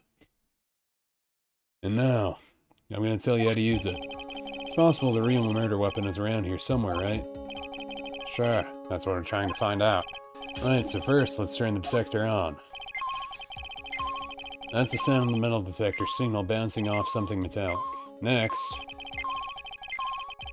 move the detector around this courtyard. They'll let you know when you hit something metallic. And when that happens, press the A button to give the area a good hard stare. This thing picks up metallic objects that are hidden from sight too. Take a good look at everything that seems suspicious, okay, pal? Well, one thing seems pretty suspicious. Well, I wasn't gonna say that, but sure, what's this? This looks like a wallet? Aha, that's where it's been. It's yours, is it, detective? I'm always dropping it, so I put a bell on it. But you still dropped it anyway. Yeah, but now I found it again, pal. Your wallet is completely empty. Well, I drop it all the time, so I don't put money in it anymore. Then how come the metal detector picked it up? Must be because of the bell, I guess. What is this? A pen?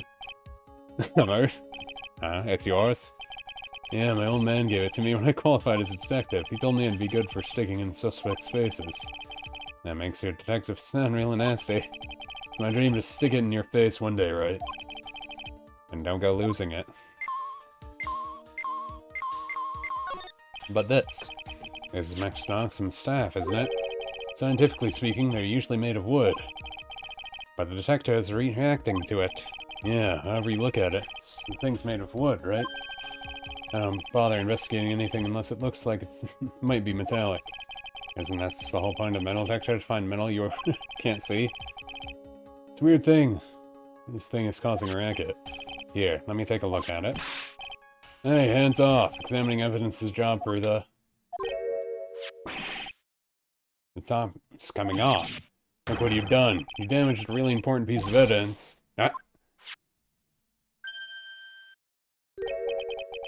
That's a sword inside the staff. Could it be the murder weapon? I never guessed there'd be a sword concealed in the victim's staff. We call this kind of thing a sword king, pal. That's one. It's a real gem. The workmanship is really something else. Thank goodness it wasn't a cane sword. Or else the victim would have stabbed her own foot. Especially giving it out. Trying to figure out how gumshoe mines works. Blah blah blah. The real scene of the crime was in the inner garden. And why was the sword used to kill the victim found in the main hall courtyard? Hey Gumshoe, who knows about the hidden sword? No one. Even the police didn't know about this until I discovered it just now. Well, as they say, there's no team in Gumshoe. It doesn't look like there are any traces of blood on it. I guess it isn't a murder weapon, huh? No, no, no. I'm sure someone just wiped it off after the murder. Yeah, of course. This thing's definitely a murder weapon. Good job, pal. It's about the same length as Toshi, too. It must be the murderer's weapon.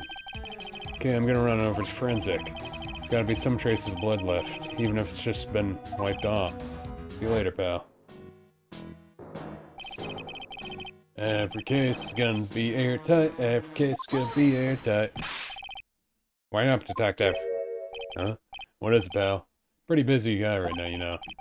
Going to get that staff analyzed, right? Would you mind holding off for just a while? No? What are you talking about, pal? Please. Just until we find Maya. Maya? What's this got to do with her? I don't know, but I'm starting to get a really bad feeling in the pit of my stomach. Oh, how so? Look, Maya's trapped inside the sacred cavern right now, and, well, we don't even know if she's okay or not. The more evidence and testimony I hear, the more uneasy I feel. You don't think... Maya's been... Please, detective, let's just wait until we can get inside the sacred cavern. You were looking kind of verdant there. Okay. Just stop with that face, pal. One thing, though. This staff's secret trick. Let's keep it between you and me, alright? If it gets out that we knew about it, and didn't say anything, we're finished. I understand. It's just a regular run-of-the-mill staff, you got it? Okay. Now take good care of it, pal. Thank you, detective. Don't worry. She'll be fine. Gumshoe. You know, there's a place at the base of this mountain that has a really good pasta. How about I take you there and find Maya, huh, pal? Sure. Thanks. Us withholding evidence, breaking law. Man, we're such a good lawyer. Can't help but wonder, what was the least Axum doing with a staff like this in the first place? Well, anyway.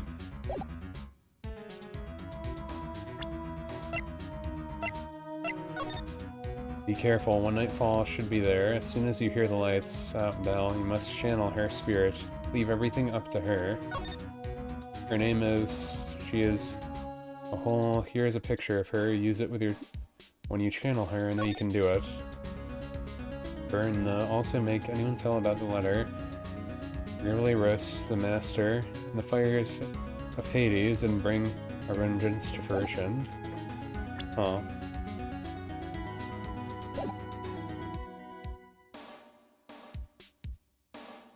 Interesting.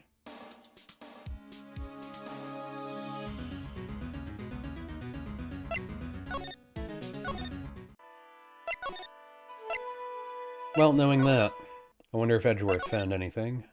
We need all the clues to break these psychic locks that we've been finding. Find anything edgy? Cops are still combing the place. They look pretty nervous. I'd be nervous too. It's gotta be a tough job. Especially with someone giving you the evil eye the whole time. How could I have done that? Wow, I can't believe it's still bothering him. Edgeworth. Yep.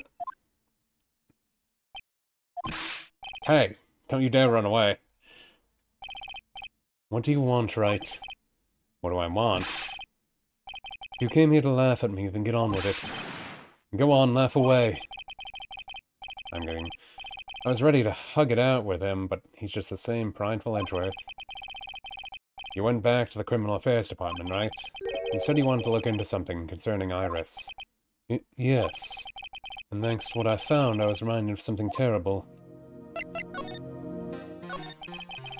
You guys are putting a lot of effort into the investigation of the garden here, huh? There's a high chance this is the actual scene of the crime, that's why. You mean because of the writing in blood and the talisman in the snow? Exactly. As you know, those things couldn't have been planted here after murder. But surely you don't suspect Maya, do you? We have to treat everyone as a suspect, Maya as well. As Iris, it's our job, right? So, I guess you still haven't gotten over your fear of earthquakes. No, though thankfully my nightmares have stopped. But still, if the ground gives even the slightest tremor, I find myself short of breath. 17 years ago, when we were little school kids at the same elementary school, Edgeworth found himself in the middle of a murder. Just to recap last time, previously on Phoenix Wright. He was at a courthouse because his dad was a lawyer. Yes, I was stuck in an elevator with my father, who was a defense attorney. We were deprived of oxygen, and we passed out. That's when it happened. A single gunshot shattered my whole life. I lost everything that day, all because of that earthquake. My dreams, my family, myself. It's been more than 17 years, and now, that case was finally resolved 2 years ago, right? You think I don't know that? I was there, but it was such a shock. I never imagined I could be so wrong about myself and my life. Sorry, Wright. There's nothing else I can say. Not after you chose to become a lawyer for my sake, and not after you saved me. Edgeworth, you're stronger than you think, so no more of the self-pity, okay? Aw, they care about each other so much. There was something that bothered me from her, the moment we met. I felt like I'd seen her somewhere before. No, wait. Not somewhere. I felt like I'd seen her in court before. So you went back to the Criminal Affairs Department to look for a file. Yes, I checked over every case file I've ever worked on. And I was right. I had seen her face before 6 years ago. 6 years ago? It was my first appearance in court. And as cases go, it was my worst nightmare. So, who is she? I'm sorry, Wright. I can't give that information away to a member of the general public. What? Why not? That might be a crucial piece to solve the puzzle of this case. The woman I knew was the daughter of a jewelry store owner. She had nothing to do with Iris as a Curry Temple. Neither did the case. No, that woman is completely unrelated to this murder. Unrelated? Yes, I can see that. Say that with complete confidence. You're wrong, Edgeworth. She's totally related to this case. I need to fill Edgeworth in. I need to explain the connection between Iris and the woman Edgeworth knew.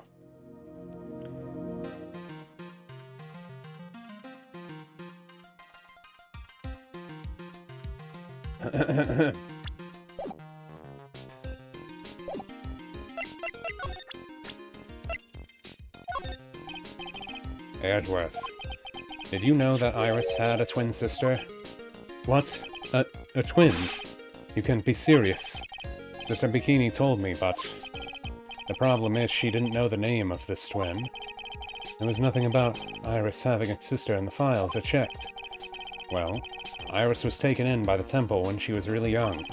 Apparently her sister was raised by her father, a jeweler, I think. A jeweler?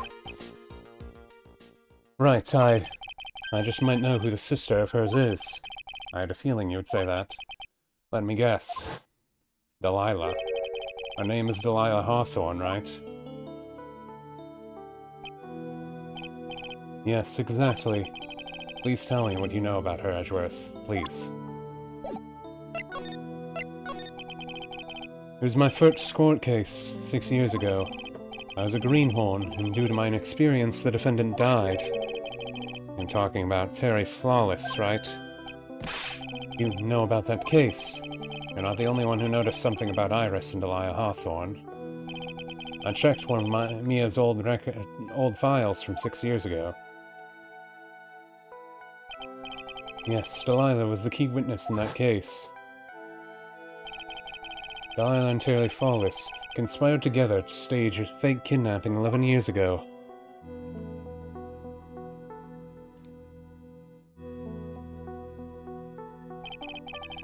They stole a jewel worth $2 million from Delilah's father, a jeweler.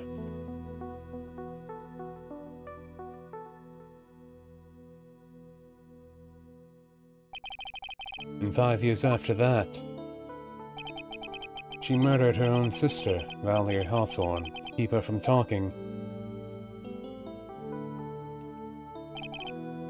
Her sister? Well, her stepsister, actually. They weren't blood-related. Valerie was the only daughter of Delilah's father's second wife. Oh. And this is when she entered my life. The woman who tried to kill me.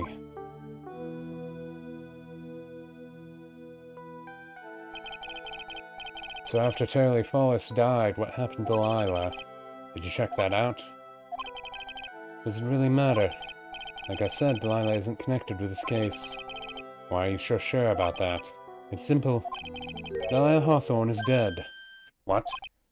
Well, the metallic crosses are a matter of interest only to historians, so to speak. What do you mean by Delilah Hawthorne is dead, Edgeworth? Right, I must confess that in reading her file, I came to know of the murder case you were involved in during your college years.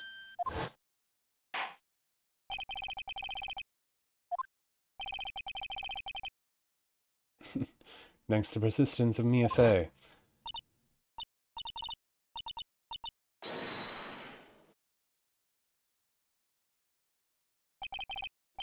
At the time, Delilah, it was like she was possessed by a demon or something. It's been almost 5 years since that guilty verdict was handed down, and her sentence was finally carried out. She was executed. Last month. Executed? I'm sure that's a bit of a shock to you, Wright? And for more reasons than one. Do you understand now? She can't possibly be connected to this case. She's dead, and once someone is dead, there's no way to revive them. There's no way to revive the dead? I wonder. It seems you're not aware of one other connection yet, Edgeworth. And what is that? About Iris and Delilah's Hawthorne's mother. What's their mother got to do with any of this? She's Morgan Fay, a spirit medium from a branch family of the Kern channeling technique. Did you say Kern channeling technique? Do you know something about it? Oh yes, I know it's connected with a fraudulent spirit medium. Fraudulent? I was involved in another nightmare 17 years ago. I was caught up in the middle of a murder investigation. The police didn't have any leads. They were stumped, and that's when they called her in. She's a famous spirit medium, the master of a channeling school. But you know what happened? As a result of her efforts, an innocent man was accused of murder. And her powers were all fraudulent. Edgeworth, go to the police record room. It's all there. All you have to do is check the L6 and case file and you'll know. Of course, how could I forget? Edgeworth was the victim in that case. Edgeworth, you'll understand someday. And then you'll see that the current channeling technique is real. Maybe in a future game, I don't know. Maybe in a future game.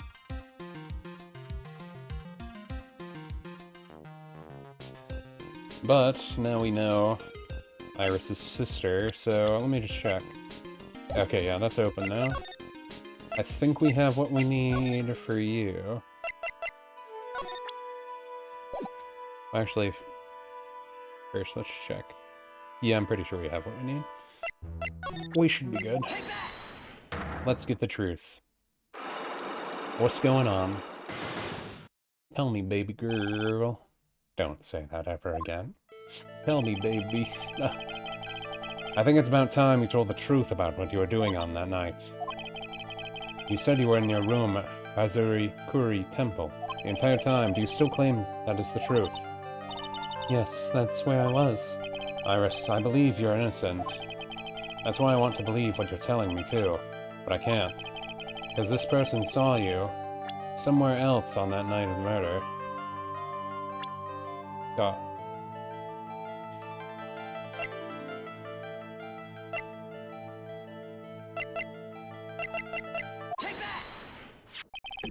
I'm talking about Sister Bikini, of course. Sister Bikini. Her testimony in court today was very clear. That night I was helping an acolyte with her training in the inner temple, but Well, as you can see, my back likes to ache out violently, so I left Iris to help the Acolyte and returned to Hazukiri Temple. Sister Bikini didn't just see you, she spoke with you. You two talked about Maya's training that night. So you see, Iris, you were at the Inner Temple on the night of the murder. That's very impressive, Mr. Wright. The Acolyte's actual training was due to start after 10 o'clock that night.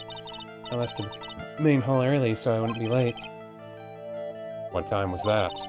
Let me see. It takes about 20 minutes to walk between the main hall and the Inner Temple, but I would have left at about 9:40, I think. I'm sorry, Iris, but lying just doesn't suit you. No, you say you left the main hall at 9:40, but what you say doesn't add up with this.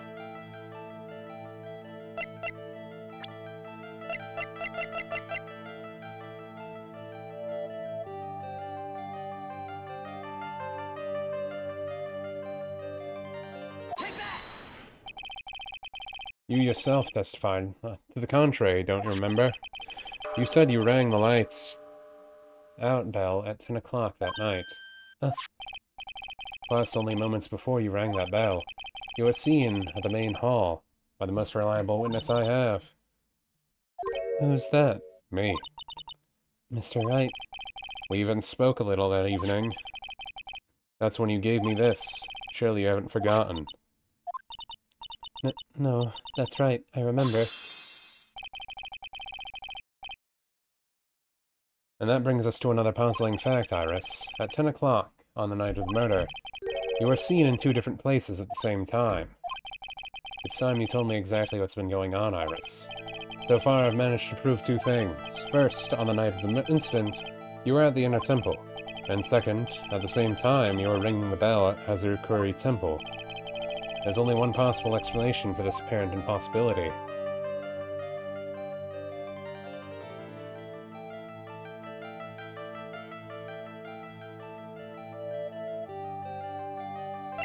I mean, there were 2 of you. But that makes me think Pearl and her both did it then, right? Question mark? On the night of the incident, you were seen in 2 different places at the same time, which means there must have been 2 of you. I can't think of any other explanation, Iris. But that's crazy. How can that be? There's only one of me. It's impossible. Impossible? I wonder. The way you're trembling certainly seems to suggest otherwise. You're seriously trying to suggest there's more than one of me? Then show me the evidence. Show me something that proves there's more than one of me. Your twin sister. I have a firm grasp on the situation now, Iris. You have a sister, don't you? A twin sister, perhaps? And that's right. Delilah Hawthorne. A woman I know only too well. I had no idea you knew of her. Very impressive, Mr. Wright. But she's no longer... Yes, I know. Her sentence was carried out recently, wasn't it? I'm sorry. Thank you. There's no need to explain it now, is there, Iris? The second you who was here at the temple on the night of the murder. It was your twin sister, Delilah Hawthorne. But you just said it yourself a second ago. My sister's dead. Have you forgotten that? Have you forgotten this, Iris? This is a channeling dojo, a training ground of the current channeling technique. That night, someone channeled Delilah's spirit, and you knew about it. That's the secret you've been trying to hide from me.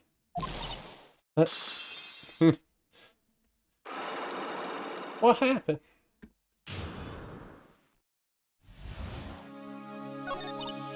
I was in my room, the main hall that night. As soon as I heard that I'd been spotted at the Inner Temple, I knew it was my sister, Delilah, the other half of me who passed away last month. Just as I suspected. The Iris that Sister Bikini saw in the Inner Temple on the night of murder was Delilah Hawthorne. Why didn't you tell me this before? Because my sister always does the right thing. Excuse me? And because I mustn't get in the way of what she's trying to do. I already betrayed her once before. I can't do it again. You betrayed her? What do you mean? That's why I have to accept I may be found guilty. It's the only way. What's she talking about? You know about it, don't you, Mr. Wright? About the fake kidnapping that took place here on Eagle Mountain 11 years ago? That was the start of it all. It's what started her down this twisted path.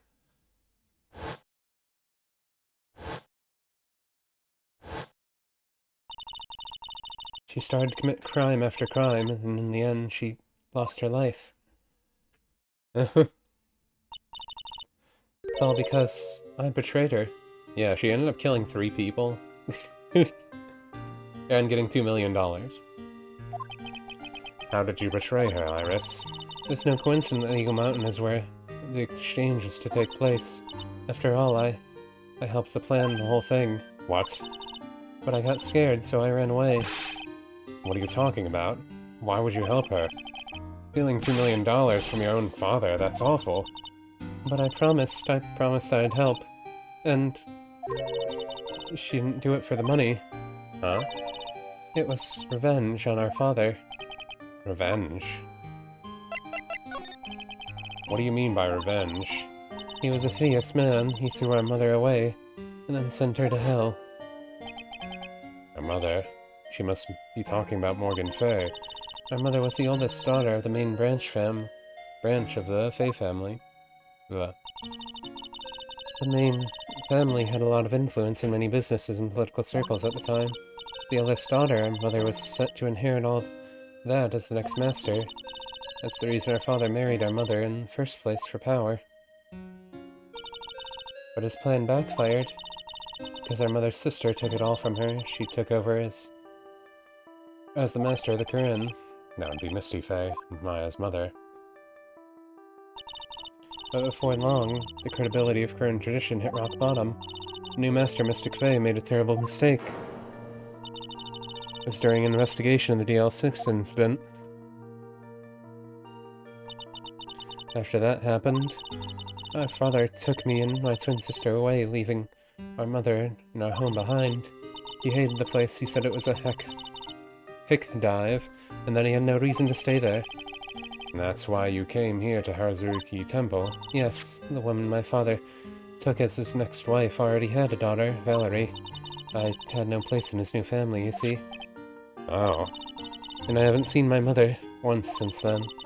Having the master's seat stolen from her and being rejected by her own family. I've heard she's been very battered spiritually and emotionally. I think I'm finally beginning to see how pieces fit together.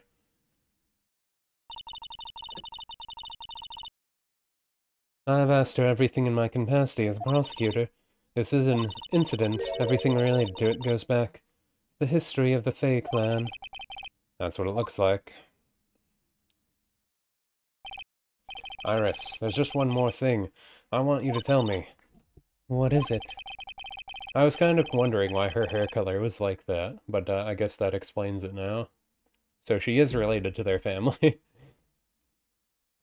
And she kept the other daughter because her hair color was different, probably like the dad's. So then they wouldn't have any relation to the Fay family. During the incident, in which your sister Delilah Hawthorne poisoned a lawyer, she began a relationship with a certain college student in order to hide the evidence.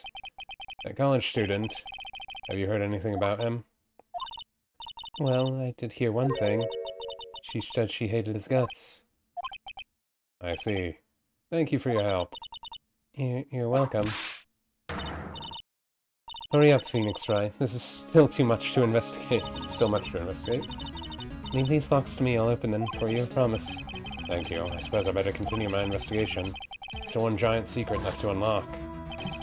Pearl's psychic lock.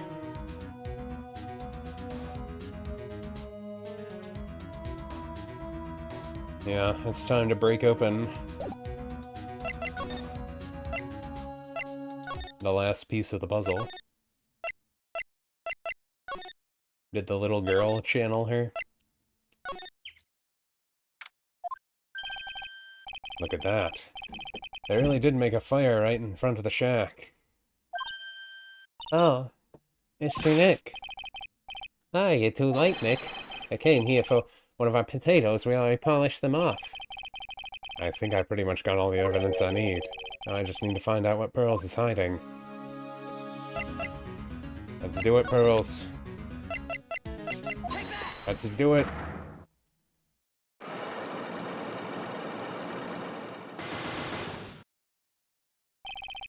It's time for the fight of our lives.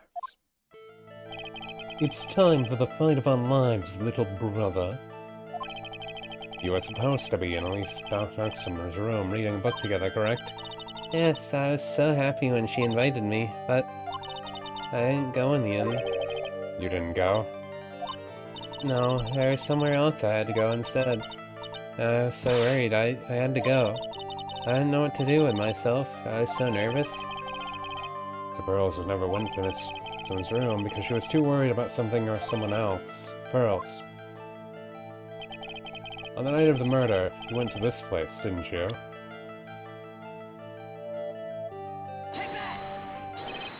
You went here, didn't you, Pearls? Looks like she's still not going to open up to me. This is where you went because you were so worried, right? Then the next question is, who or what were you so worried about? Now I'm going to take a guess. And you can tell me if I'm right or wrong, okay? You mean you know? If I'm right, will you tell me the whole truth? Okay.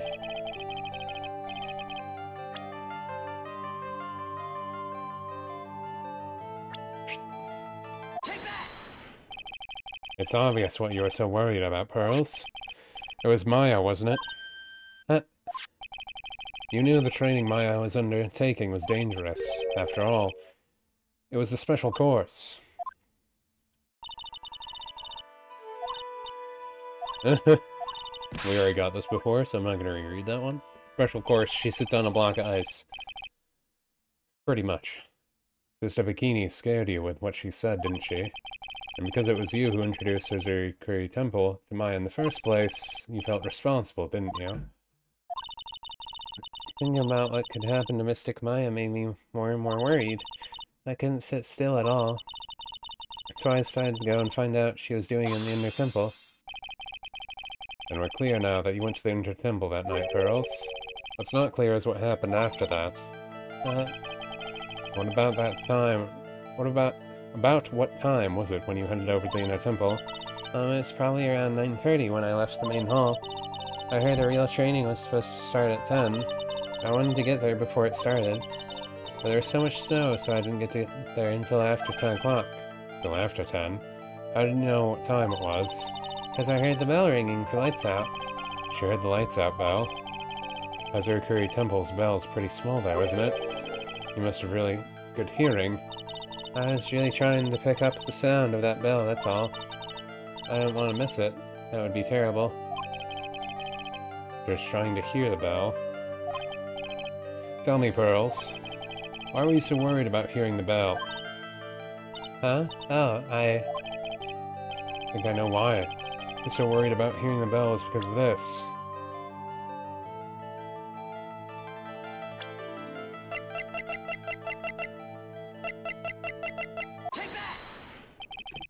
You were given some instructions to follow for that night, weren't you? I presume you recognize these pieces of paper. Where'd you get? The incinerator at the Inner Temple. Pearls, you were following the instructions in this letter that night, weren't you? That's why you couldn't afford to miss the sound of the lights out bell. I'm speechless, Mr. Mick. You're amazing. These instructions were found in the incinerator. I believe they were written for you, Pearls. For me, I know. As you can see, a large portion has been burnt. The last section is still fairly legible. As soon as you hear the lights out bell, you must channel her spirit. Who was it, Pearls? Whose spirit were you supposed to be channeling? Taking into account the author of the note, and the purpose for writing it, whose spirit would Pearls have been trying to channel? Don't overthink it, Phoenix. It's pretty obvious who Pearl is supposed to channel. The person you were trying to channel that night, Pearls, was...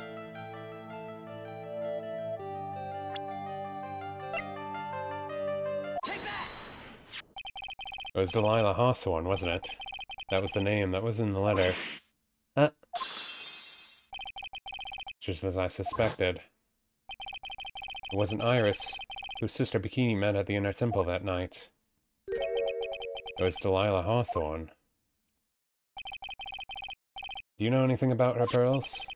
Do you know what kind of woman Delilah Hawthorne was? No. I never heard of anyone by that name before reading the instructions. I thought so. Pearls doesn't even have a clue. She doesn't know that Delilah is her sister. Which made it even easier for her to channel her. About the instructions in the letter found, Pearls. Who wrote them? Whoever it was asked you to channel the spirit of someone you never heard of. You must have quite a lot of respect for them. After all, you followed their instructions without question. So, here's my next question. Who wrote this set of instructions for you to follow? Well, I assume. Pearls, I have to wonder about something. You didn't have any idea what these instructions meant, did you? But you followed them to the letter regardless. Why? Because it was your own mother who asked you, that's why. How did you... I figured it out. The person who wrote you this letter was your own mother, Morgan Fay. Alright, Pearls, it's time you started telling me the truth. Mr. Eck, I... Why is she holding back? Holding back from me. I don't like this. Don't underestimate me just because I'm a child. Huh? If you're trying to say I followed these instructions, I'd like to see some proof. What? Because I don't think you have any. She'd say anything rather than carrying out these instructions. Guess I have to pursue some more evidence.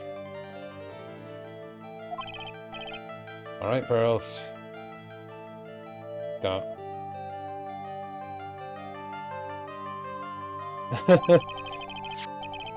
You know someone who carried out these instructions on the night of the murder. But you're right. There's no evidence that proves it was you. I knew it. However, I do know that whoever did it was a child. Huh? How do you know that? They couldn't have been an adult. No adult would have made a simple mistake like that. I understand what happened.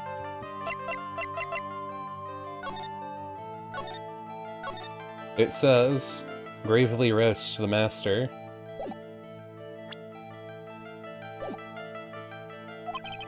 I'm sure you thought very carefully, following the instructions you'd been given. You must have understood some of the words, and this is the evidence that proves it. You ended up throwing gravy on Misty Fay, but that means that the letter was telling you to kill her. So we know that it was a murder notice, more or less. It was you who splattered gravy on the hanging scroll, wasn't it? What? Why would I do something like that?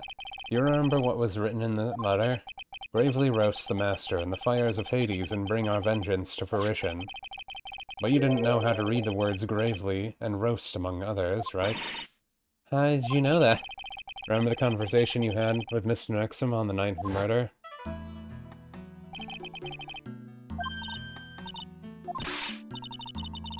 I'm not very good at reading. Well then, would you like to practice reading with me? For example, how do you read this? Gravely? That's kind of a tough word.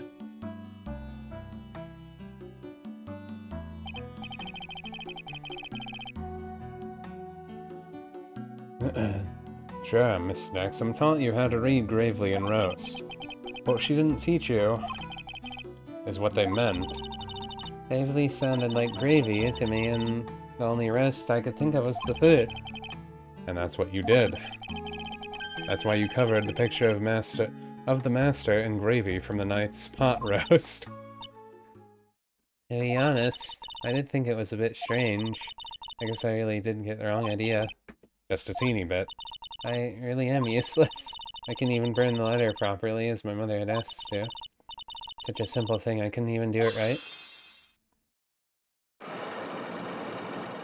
You helped murder someone.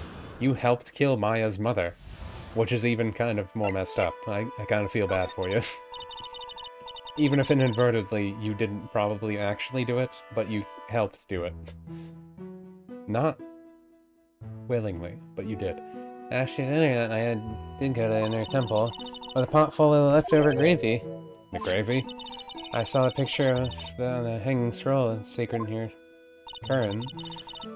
I was sure it was the Master Curran, like it said in the letter. I see, and then... Well, it was already way past 10 when I got there, all in the snow. So in the inner temple guest area. The guest area? Yes, I thought I could wait there until the training was over. Why didn't you just go to the training hall? Because Mystic Maya's main training had already started and I couldn't interrupt. So I just stayed where I was and prayed for her to get through it. But then Girls, did you fall asleep? I'm sorry, I didn't mean to, I just couldn't help it. Hey, don't worry about it, Pearl. Who cares if you fell asleep? I fall asleep waiting for Iris too. It happens. Anyway, then you found yourself trapped at the inner temple. Yes, I woke up, it was morning. I tried not to cry, but Rescue Bridge wasn't there anymore and there was no one in the training hall. I thought everyone had left because I overslept.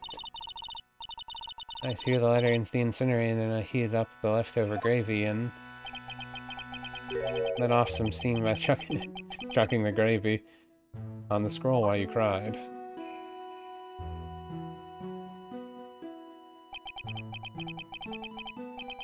Oh, wait. Well, that actually changes a few things then. So that means when she got there, she channeled the spirit. So there's a time discrepancy, meaning that Pearl's body could have still killed Misty Faye. I know what it's like, Nick. You used to leave me behind when I fell asleep at school, too. Don't equate something so trivial with her experience, Larry. That was written right in my mother's letter. But as soon as you hear lights out bell, you must channel her spirit. I was on my way over to the inner temple when I heard the bell ring. So you channeled Delilah Hawthorne's spirit? No. I tried, but I couldn't do it. You couldn't do it? I never failed at channeling someone. It's the first time it's happened. I tried and tried. Yesterday, this morning, the whole time. But I just couldn't do it. I'll get you down, Pearl. It's all work. If you want, I'll come flying through the sky. Just for you, whoosh, just like that. But she never managed to channel the spirit. Okay. So someone else channeled the spirit. So what happened was Pearl showed the letter to Misty Faye then, and she went over and channeled the spirit there? Herself? Question mark? But why, if she can't channel it, does that mean she killed herself with the spirit in her intentionally to kill the daughter permanently in the spirit world? That would be kind of messed up in a different way, but... Is that why you think your spiritual powers are gone? Yes, I don't know what to do. Isn't there any other explanation for why you couldn't channel a spirit? I suppose there's one other possibility. It's not very likely, though. Could you please tell me what it is anyway? Could happen if someone else is already channeling the same spirit. Someone else? What do you mean? Oh, there's only one of each spirit, right? Yep. Yeah, it's like dating a girl, Nick. Can't see a hot chick if there's already taken. And that would mean on the night of the murder, someone else channeled her spirit before Pearls could. Someone else channeled the spirit of Delilah Hawthorne. I'm a failure. I couldn't even grant my mother's final wish. Her final wish? Yes, this letter. This is my last wish, she said. So make sure you follow the instructions carefully. This letter. I definitely need to find out more about it.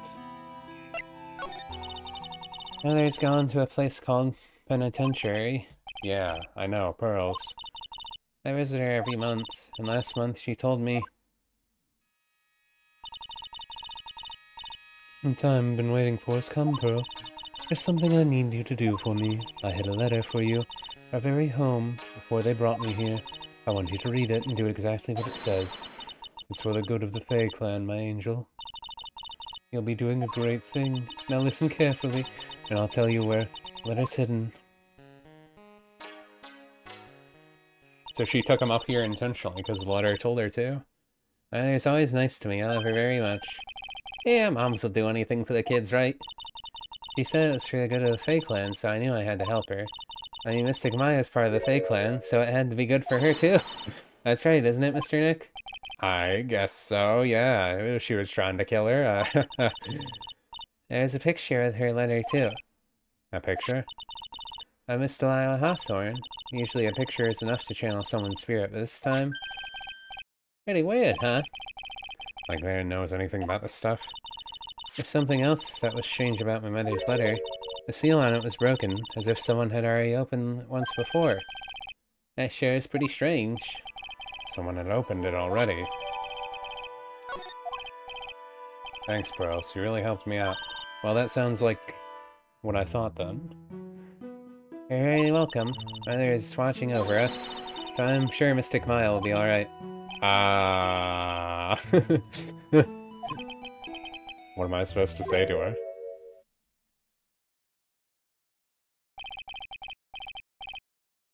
Finally figured it out, have you, Wright? You finally realized how terrible of a crime being painfully oblivious is. Got up. The entrance to the Sacred Cavern looks like freaking puzzle workshop. I guess he's talking about Iris and the lock-breaking effort. That's all a waste of time. Why do you say that? Because my Faye isn't coming back. What? You don't know what you're talking about. How can you say something like that? It was your job to protect her, right? Just like it was your job to protect me and Faye. Two sisters caught up in the worst circumstances. I realize that, but you were the only one who was by their sides. You were the only one who could have saved them. But I didn't know anything about what was going on. Huh. What did I just say, Trite? Being oblivious is a heinous crime in itself. Tomorrow, we'll settle everything in court tomorrow, once and for all. Mr. Nick, is what that man just said true? It'll be alright, Pearls. I'm sure Maya's alive. You'll see for yourself tomorrow. Anyways, you could just channel her spirit, Nat. Yeah. You still alive? Can't channel her spirit. See? She's not dead. Yeah, that's right. I know I can trust you, Mr. Nick. Yeah, she's dead. So. My dear Pearl, you've done so well, my child, my Pearl. It's better that you don't know what you've done. I knew this day would come for you. The blood of the main family is no more. Now finally, after all this time, the Master's seat is yours. My last great wish. It seems I was just in time. Yeah, that was the real intention. But we know that already. I wonder if there's going to be any other investigation.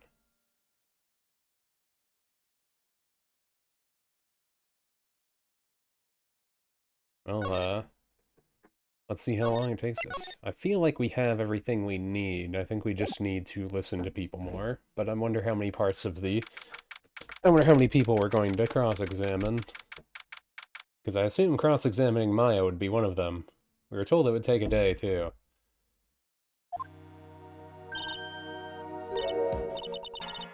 Good morning. How are you by yourself? Morning, Pearls. Mr. Nick, please tell me what's going to happen, Mr. Maya. I'm sorry. We don't know yet. The investigation is still going on, so I wasn't allowed in the inner temple. Oh, I see. So is Sister Iris still trying to remove this trick locks in training hall?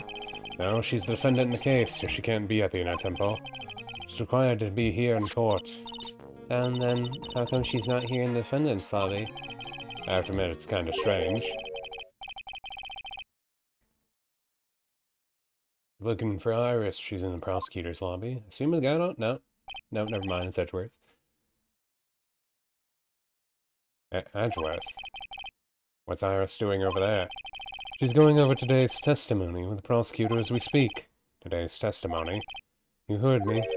Iris is going to be testifying as a witness for the prosecution. What? The prosecutor is squeezing her for a confession, or so I heard. Francesca Von Karma, what are you up to? I know what you're thinking, but Francesca isn't going to be the prosecutor today. What? And who is? Who else would it be but Gadot? Gadot? Francesca is engaged in some important work at the Sacred Cavern. The Sacred Cavern? You don't mean that she's... Exactly. She's been out there all night, trying to remove those trick locks. With the head nun's assistance, naturally.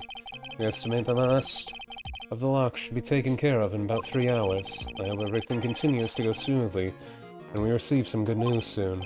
Yeah, thanks, Edgeworth. Prosecutor Gadot intends to nail this case shut today. Be prepared to fight. Like there's no tomorrow. You don't have to tell me that. Touché. I can already see it in your eyes. You're not the same fever-ridden, frantic maniac you were yesterday. It's strange. On my way here, I decided that today would be the end of all this. Almost immediately after I made that decision, I felt myself getting stronger.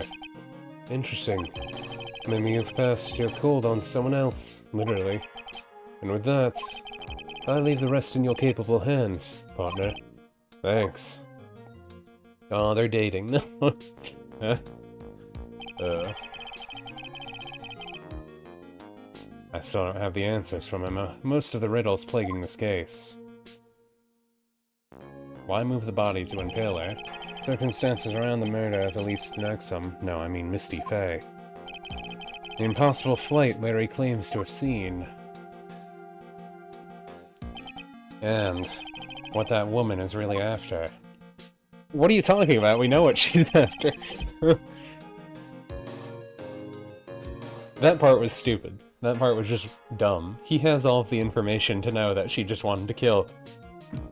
She wanted to kill Misty Fey and Maya Fey. She wanted to kill them both together. We already know that. That has already been established. Phoenix has all of that information. I hate when video games do this. I wonder what she could have been doing. Trying to kill them both so her daughter can take over as the main family branch. Are you dumb? Are you stupid? It really grinds my gears when games do this. This is why this game's logic for what they want you to present always irks me too. I will solve them all and bring this whole tragedy to an end.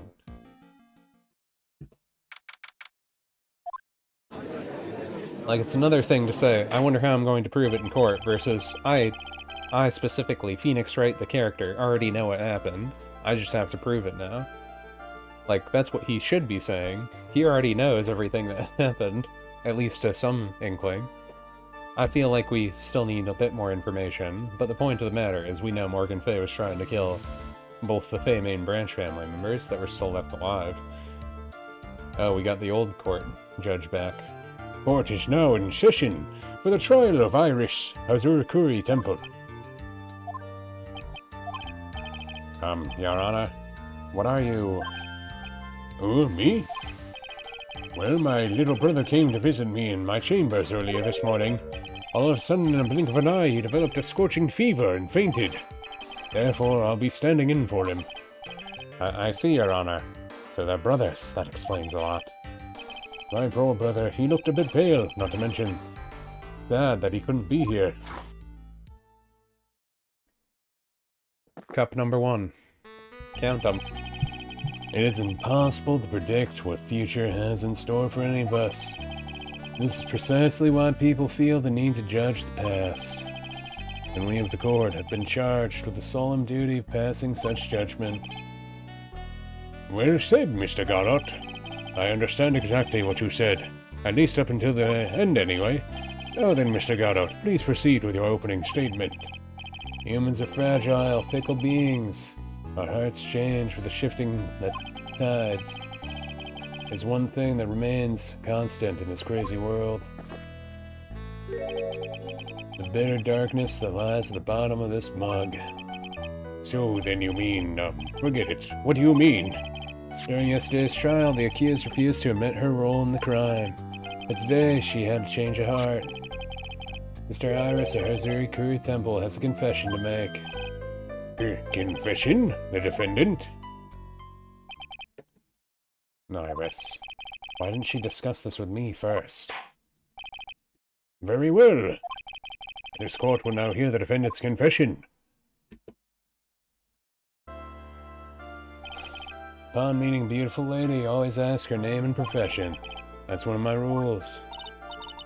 My name's Iris. I am but a simple nun undergoing training at Hazurikuri Temple.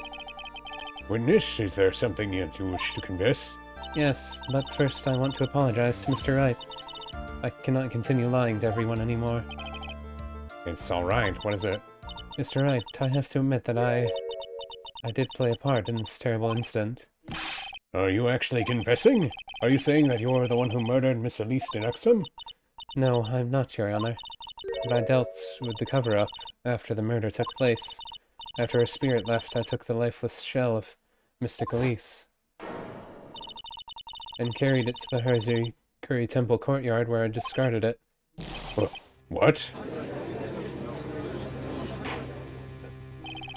Order in the court. Order? Witness, are you saying you were an accomplice to the murder? Yes, that's correct. What? 3 minutes in court and I'm already covered in cold sweat. Everyone on the planet is an accomplice to something. Just happens to be that in this case, it's to murder. Isn't that right, Mr. Wright? Thank God, Art. So this is the confession they were conferring about. It pains me to say this, but it looks like Iris' testimony was all a lie. Now then, little lady, if you don't mind, I've got a question for you. Whose crime were you trying to cover up by your actions? Iris was covering for someone. No, I'm definitely up the creek without a paddle or a life jacket. I've been at Harazuri Temple since I was a little girl. It's run by the branch families of the current tradition. One of our missions is to protect the main family. I'm sorry, but main family? Yes, that's why I dirty myself if need be to protect her. The daughter of the master of the current channeling technique, Maya Fey. Huh? Yeah, brother? Wake up and smell the coffee, Trey. She's naming Maya? Order! Order in the court! So not only did the witness the murder, you know the name of the murderer? Clearly sorry, but it's true. I saw her commit the crime with my very own eyes. Then I cleaned up the area to try to protect her. That's ridiculous. Maya could never do so. The defense will refrain commenting until the appropriate time. Now, witness, let's hear your testimony. What exactly happened on the night of the crime? Yes, Your Honor. So they're gonna try and blame it on Maya now? That's funny. It's not a Phoenix Wright game unless Maya's accused of murder again. You need one every game, right? Thought I was prepared for the unexpected, but I never imagined the case would wind up going in this direction. So wait, is Gato helping Morgan Fey? But I thought he had like a thing for Mia. So I thought he wanted... I don't know. I don't know what's happening now.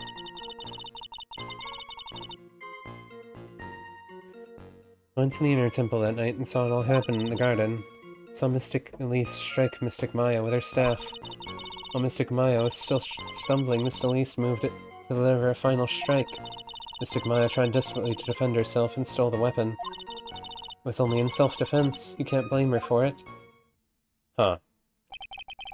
So it was self-defense? Yes, Miss Elise was the one who attacked first. That's why I tried my best to protect Mystic Maya. Okay, that kind of changes things. Now that still makes me think that Gadot's in on it. At first I thought they were trying to pin all the blame on Maya, but now they're trying to turn this into a self-defense case. So that makes me think that, well, I don't think either... I don't think Maya did anything, and I don't think Iris actually did anything besides hide the body. I think those two things are true, probably. Probably.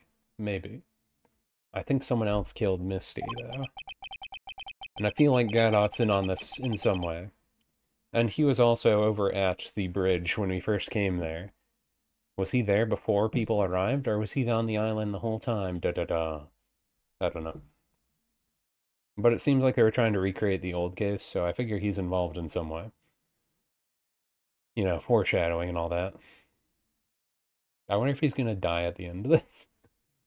He seems to be like the Romeo in this play. You moved the victim's body to the temple so that Maya wouldn't be suspected, isn't that right? Not bad, you got the instincts of a true criminal. Something's not quite right. I'm sure it was established yesterday that Iris never went to the inner temple that night, and that the person who did go was that woman. Iris even admitted it. Oh then, Mr. Wright, please proceed with your cross-examination.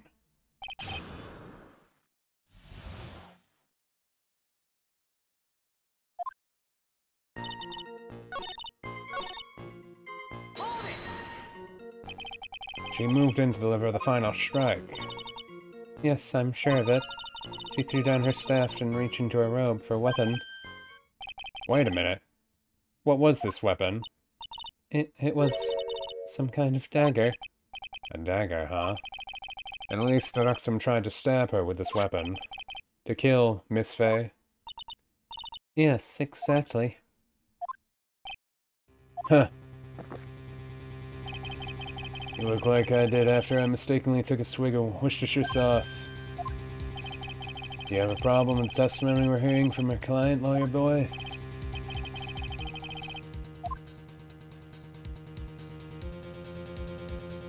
There is just one thing.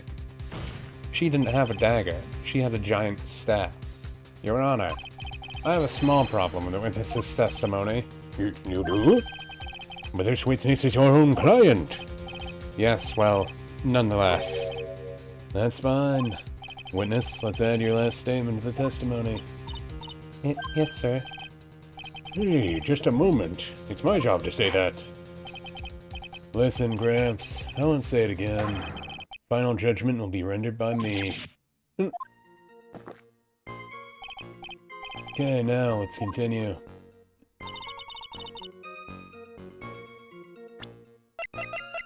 So now I think I can do this.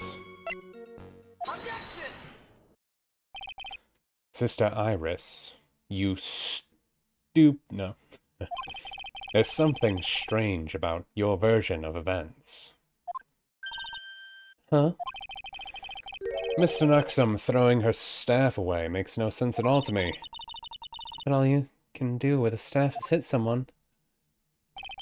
Naturally, you wouldn't know this, Sister Iris, but the victim's staff had a special feature about it. As you can see, it's a sword. If Elise Nuxum really had wanted to kill Maya Fey, she wouldn't have needed to use a separate dagger. Not when she already had a beautiful blade in her hands already. Well, Sister Iris, what do you have to say?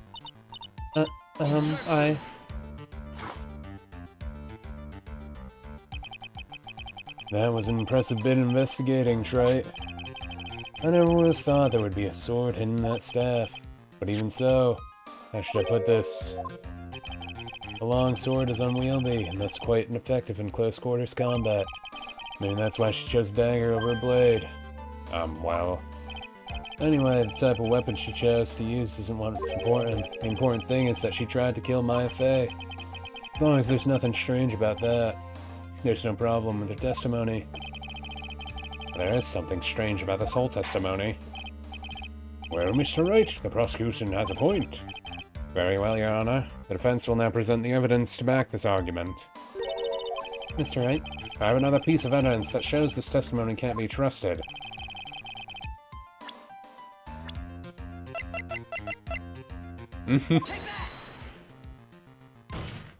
What was his eyes? At least Exum would never have attacked Maya Fey. How can you be so sure? Because the victim's real name was not Elise Exum. Her real name was Misty Fey. Fey? No. Misty Fey. Who is this Misty Fey? Is she related to... Misty Fey is the master of the Khan channeling technique. She is also the mother of Maya Fey. Are you serious? Is that really true, Mr. Wright? Was Elise Exum actually the great mystic Misty? There's no doubt about it. Looks like Iris had no idea. I can hardly believe it. The idea that she would try to kill her only daughter, one she hadn't seen in 17 years. Perhaps the prosecution can offer some explanation for why she would do such a thing.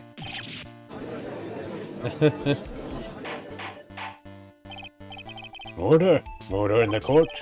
Upon first hearing the witness' testimony, it seemed very natural, however, in light of some facts that have just been presented. One, that the victim supposedly threw it away a sword during a fight, and two, that the two people battling to the death were mother and daughter. Despite the facts being believable when taken out on their own, when taken together, the entire story seems difficult to believe. Listen, there's nothing in this world that is impossible, except for one little thing. Yes? What is that? Impossible thing? Huh, you still don't get it. You think my beans are unroasted, but you have no idea, Gramps. Could you get to your point? I heard this witness' confession this morning. Just as I had taken my first sip of my 8th cup of morning coffee. You're going to ruin your health, my friend. Anyway, after hearing this woman's confession, I had a detective who loves to investigate seen the crime. And he discovered this little beauty. Is that a dagger the witness testified seeing? Obviously, Your Honor. But do you not see something else? Now that you mention it, if you look closely, there appears to be blood on it. Where did you find that? I didn't see that when I investigated the crime scene.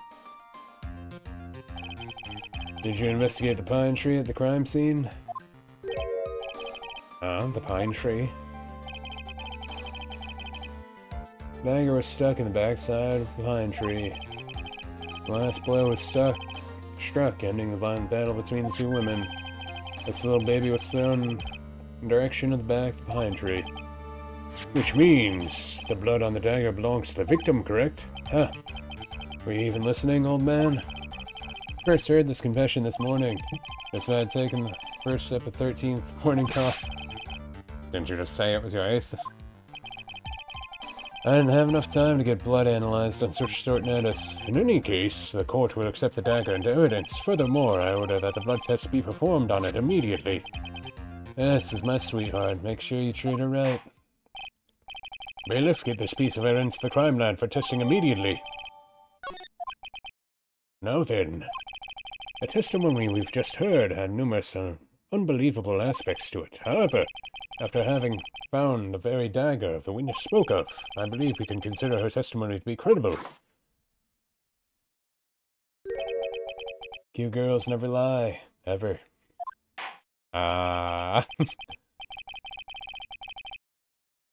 In any case, witness, if you would please testify again to this court. About what, Your Honor?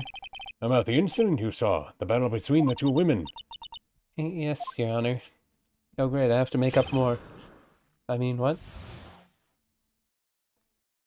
The battle. There's gonna be a big battle.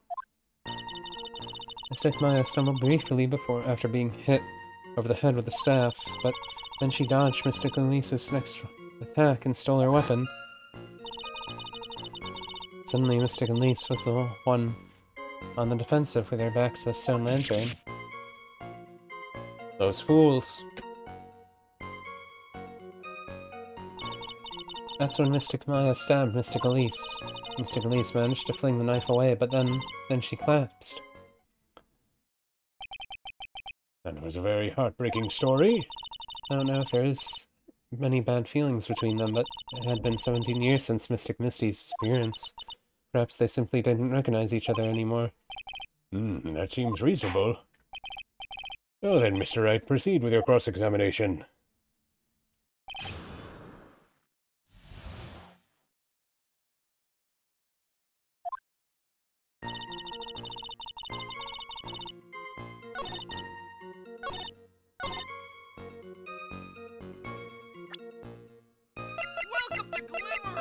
Thank you, Zeno.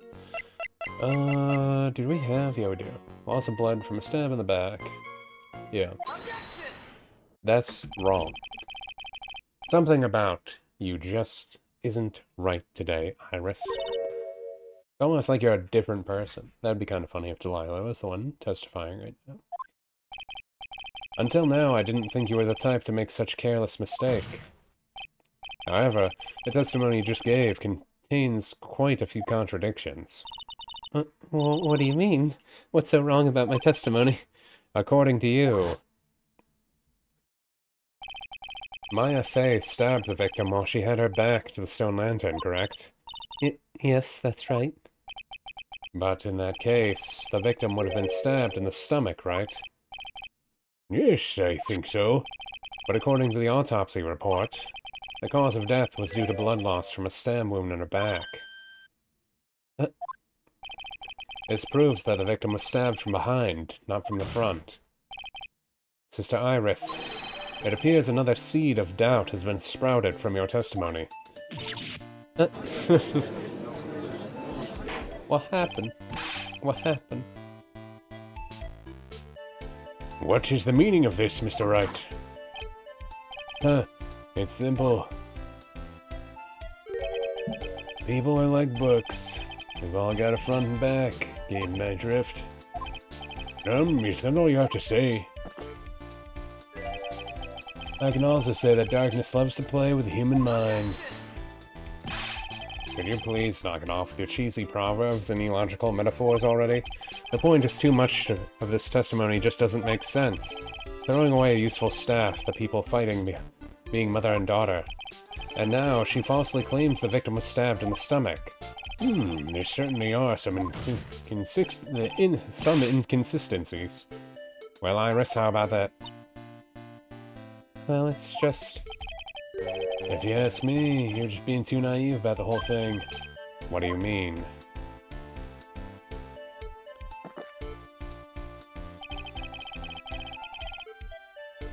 There are 253 distinct types of bitterness in the coffee. But to pick out each one requires total concentration and the use of all senses. Were you really concentrating on what the witness actually said? Prosecutor Gallant, explain yourself. The witness was quite ambiguous with her ambiguities when she said that the garden was dark, she couldn't see clearly.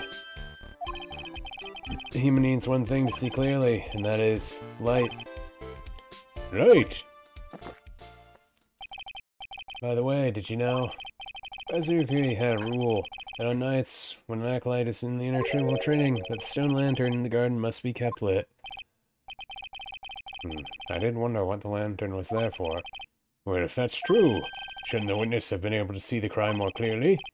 Normally, yes, Your Honor, but according to the head nun, Sister Bikini, on the night of the crime it was impossible to light the stone lantern. Impossible? It hadn't been used in a long time, and the wick was no good. In other words, it had been nearly pitch black in the gardens that night. It could have been a faint light coming from the training hall, but that's all. Most enlightening. What about the torches around it?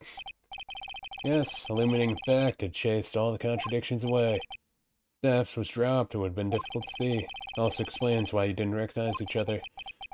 Can't see the demons that lurk in the night. That's why humans are weak. Isn't that right, Trite? No. No. Are you dumb?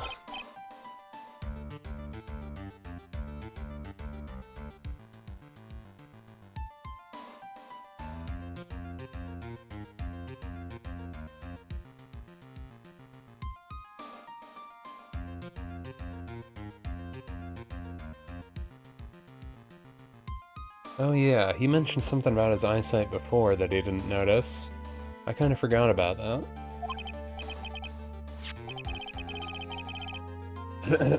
I was just reading slightly ahead in my guide, so I just read this part. Your Honor, let me present the stone lantern into evidence. Maybe it will rekindle the flame of truth in your mind.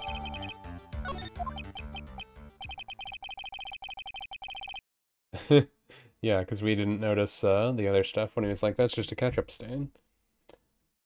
Why is the judge there with a look on his face? What's wrong, Your Honor? What's the flame too hot? That lantern! There's something written on it! Why, it's written in blood! Oh boy. So the judge didn't know about that yet? Written in blood?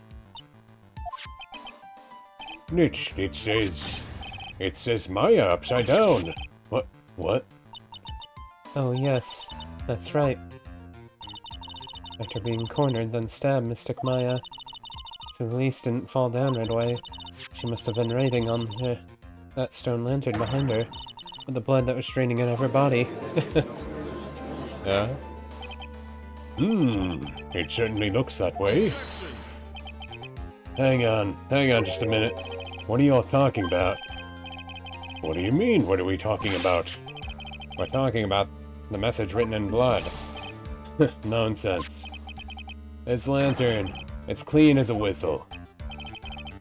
could it be? He can't see the bloody writing at all? Now that I think about it, he did say something to me yesterday. Maybe he can't see red because of his mask. I wonder if that's the part. He said it was ketchup in the last case, but it seemed like he couldn't see it then either. And that was foreshadowing when he couldn't see in this one. For like the apron that was all blotched up or whatever.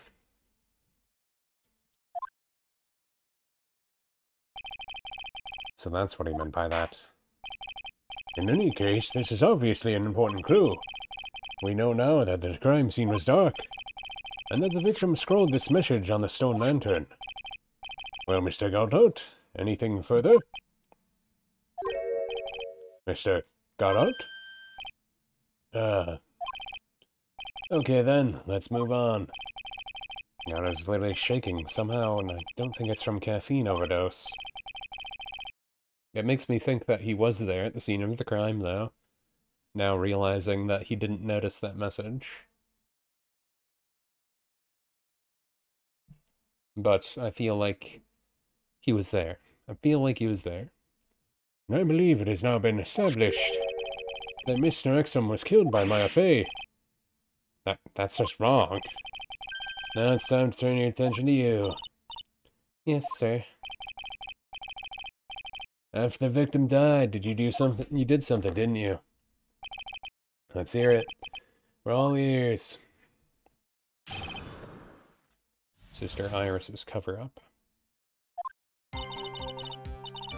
After Mr. Elise died, I called out the Mystic Maya.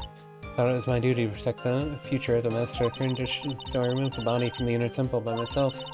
I dragged it behind me all the way to the Dusky Bridge. Then I used the snowmobile to carry it back to Hazuki Temple, and I used this Shitoshi to alter the wound and how it looked. Blah blah blah. So you moved the body? Yes, I was raised at Hazakuri Temple. I owe a great deal of thanks to the Fae Clan, but even so, I never imagined that at least an Exum was actually Misty Fae. I've committed a terrible sin. A terrible trick of fate. I believe you're looking for a twist of fate, Your Honor. Indeed, to return to the inner temple after taking care of the body, but you were spotted by the head nun, correct? Yes, that's why I couldn't go back. Your story makes sense, I suppose. Mr. Wright, go ahead with the cross-examination.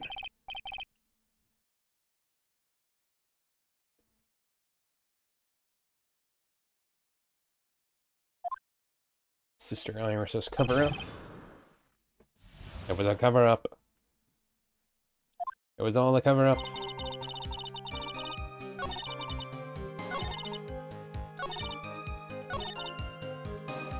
Go. The snowmobile. I knew that would show up sooner or later. Yes, I had the key. I used the snowmobile to travel from Hazukuri Temple to the Dusky Bridge. This is the part that was in question the other day. Should I ask more details? About the tracks. If you really did move her body by the snowmobile, then there should be tracks left in the snow, right? Well, yes, naturally, you would expect tracks. This picture was presented at yesterday's trial. Are these tracks from that ride? Yes, I think they are. But I can only see one set of tracks here. I don't see what's so strange about that. Snow was still falling when I left Hazukuri Temple. I see, snow is falling. We're falling, huh? And then the murder took place, it already stopped. That's why there's such fresh-looking tracks. How about it, Mr. Wright? What do you think about this testimony? It's very important. When the murder took place, the snow had already stopped. That doesn't make sense if you stack it up against the other evidence. Your Honor, I'd like this statement Iris just made added to the testimony. But does it have something to do with the case? I'll be made clear if you allow her statement to be added to the record. This should be fun. Let's get the snow business cleared up, shall we? Yes, sir.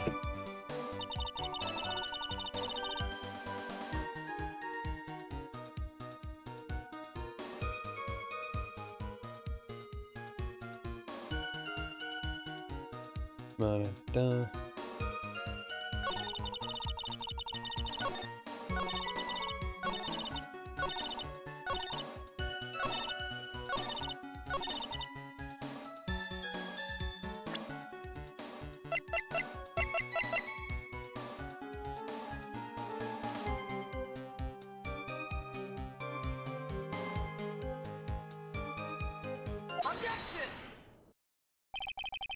You claim that the snow had already stopped when the murder occurred. But I'm sorry, Iris. That just isn't possible. What? It's the weather data from the night of the murder. I like how important this piece of paper has become. According to this, the snow didn't stop until 10:50 p.m. But you couldn't have crossed Dusty Bridge at that time. What? Why do you say that? Because 5 minutes before the snow stopped, Dusky Bridge was struck by lightning and it caught on fire. What did you say? The bridge, it was on fire? You don't mean to say you didn't know about it? It was because of that lightning strike that the bridge burned down. What? But it can't be. It can't be. It looks like you still haven't figured it out. No matter how hard you try to deceive or conceal the truth, you can't pull the wool over the eyes of the real defense attorney.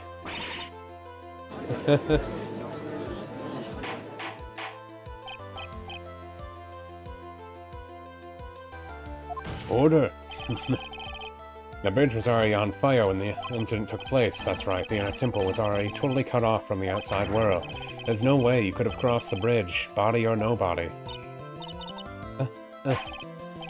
Witness, even my patience has its limits. Any further lying and I'll find you in contempt of court.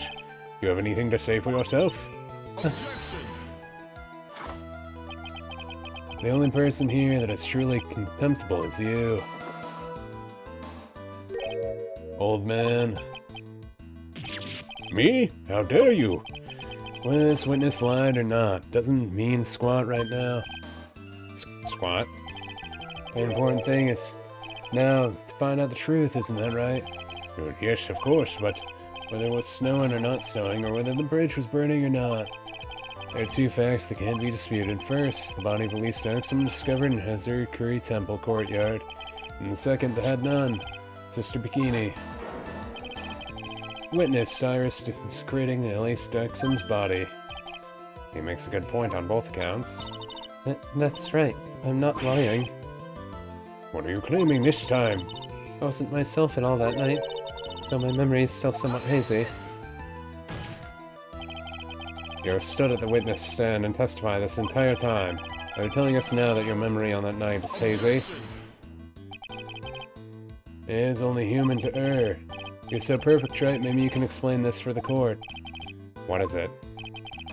When the murder happened, the bridge had already burnt down. But somehow the body traveled across the bridge and was found in the temple courtyard. Perhaps you have some kind of perfect explanation for this little magic trick. Well, not exactly now. I know there must be some other way she got across that burnt-out bridge, but unless I can somehow demonstrate it, I'll never know the truth. Looks like the defense is not prepared to offer a suitable explanation. See what I mean? In other words, you're in no position to suggest that this lady's testimony isn't the truth. But it's bull. Alright then, witness, let's hear your testimony once more. About what, Your Honor? You admitted that you moved the victim's body. Nonetheless, your prior testimony contained a rather large inconsistency. Please add an exclamation to your testimony. Moving the body.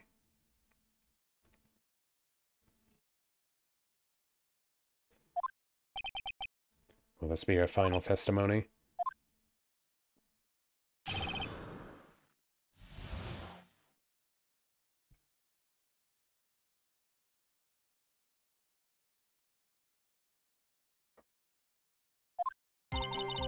Other than walking over the bridge, there's no way to move the body.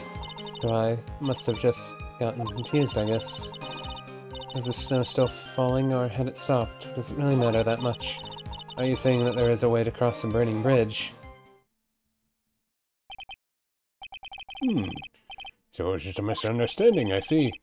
As the photo, dusty bridge after it burned down from the lightning blast was taken on the morning after the incident. It certainly was. Certainly was, burned to a crisp, and one of the suspension wires even snapped. It's amazing the whole bridge didn't fall.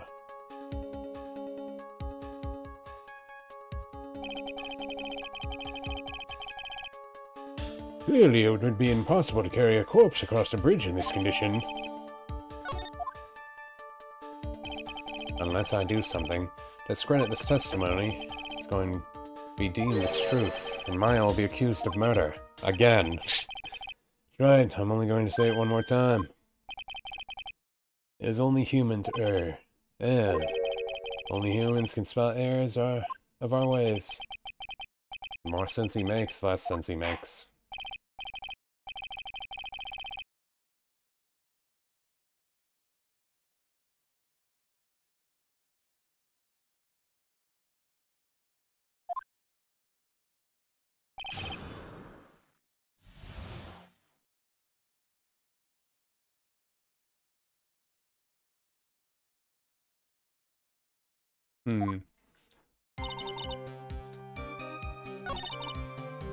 Actually, there is another way to go over it. There is another way to go over it. You can fly. A dead body flying over the burning bridge. I won't exactly rule out the possibility. What? Huh. You're saying it's possible? Don't make me laugh. The only thing that's possible about your claim is that it's been pulled out of thin air. I don't know about that. In any case, we have a witness who did see it happen. Who is it? Who is this witness? I can't chicken out here. We gotta keep up on the attack. Go, go, go. Miss Alice Nrexum's brilliant and highly gifted apprentice, Larice Nrexum. Brilliant? Highly gifted. Apprentice. Remember what he said in his testimony? That night, he was at the mountain shack, Heavenly Hall, and that's when he witnessed the event. I think you've all seen the sketch before. It's an exact drawing of what he witnessed that night. Are you serious? Today's not April Fool's Day, is it? Mr. Wright, are you seriously claiming that the victim flew through the air? And you're using this pathetic scribble to support your argument? Uh-oh. The judge looks like he's about to blow a gasket. Huh. Well, try it. There's nowhere for you to hide now. Other than looking at him like it was drawn by a 6-year-old. Does the sketch prove anything? Yes, I'm pretty sure it does. I'm going to prove it. Listen, I know your tricks. You're trying to turn this whole thing upside down. You're so eager to turn this case upside down. Why not start with this sketch? Upside down? Why did Guy not say that?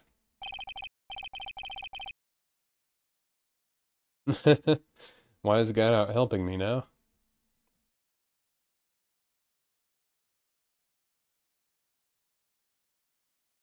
Alright then, let's hear the defense testimony's theory. What exactly is this sketch trying to show?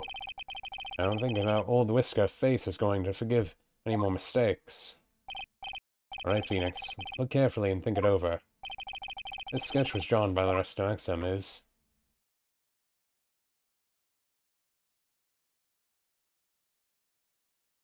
a complete contradiction.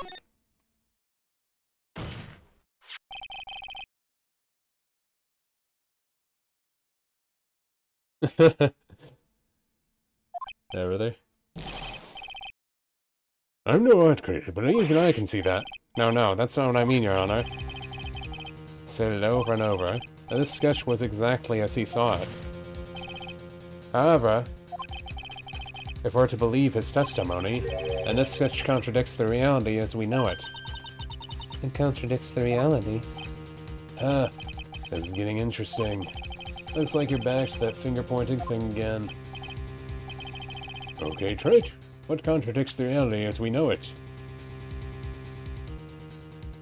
I mean, it's supposed to be upside down, right?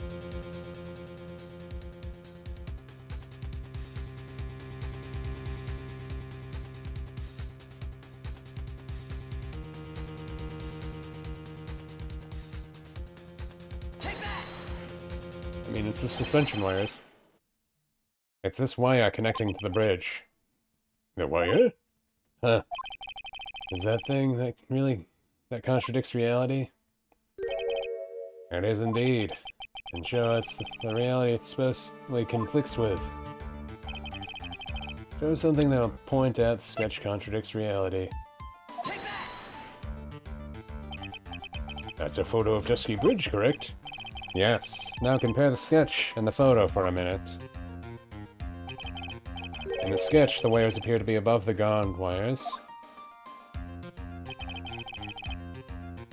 But on the actual Dusky Bridge, jumping Jehovah sets, the wires are below the guard wires.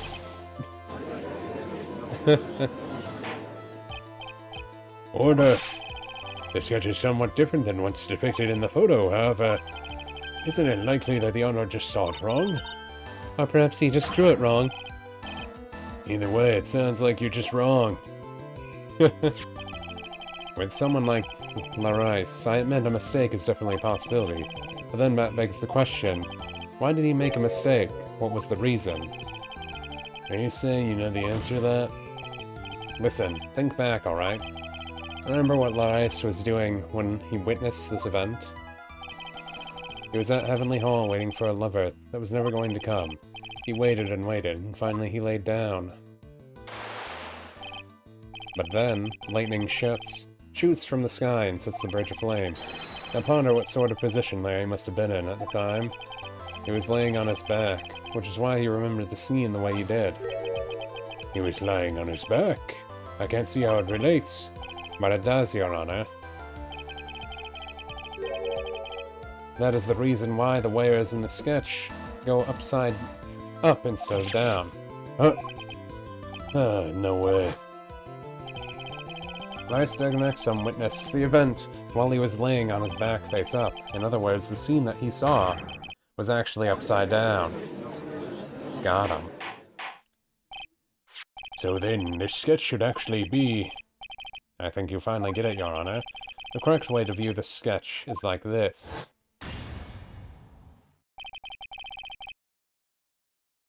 This is how it should actually look. The victim's body wasn't flying above the bridge. It was actually swinging below. That's right, just like a pendulum.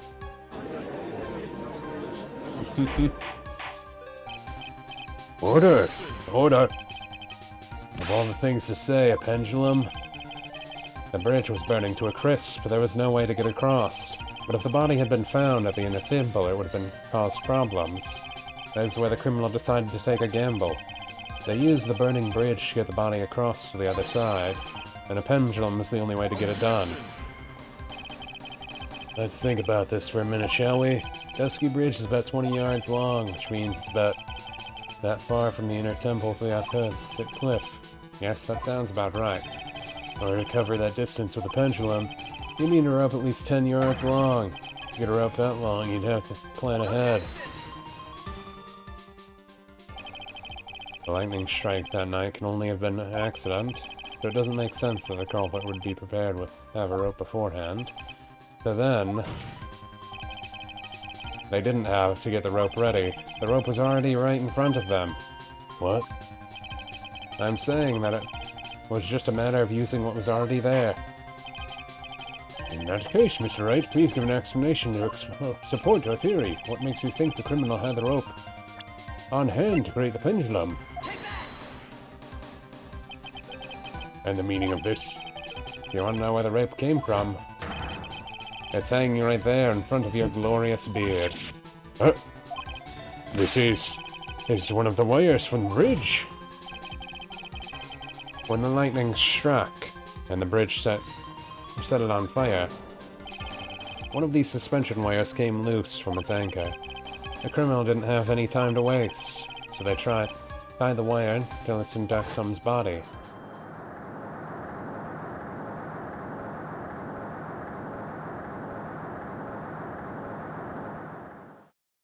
And because there was no other way to move the body...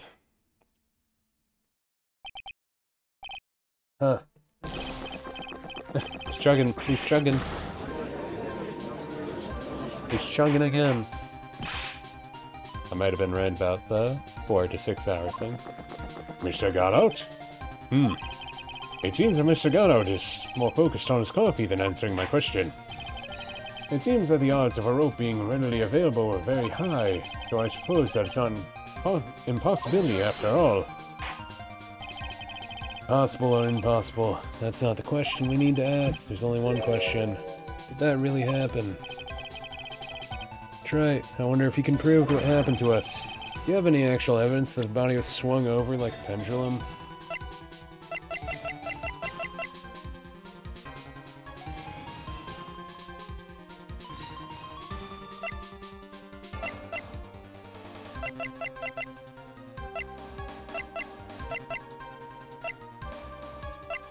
Where was the thing that says she got hurt from a fall?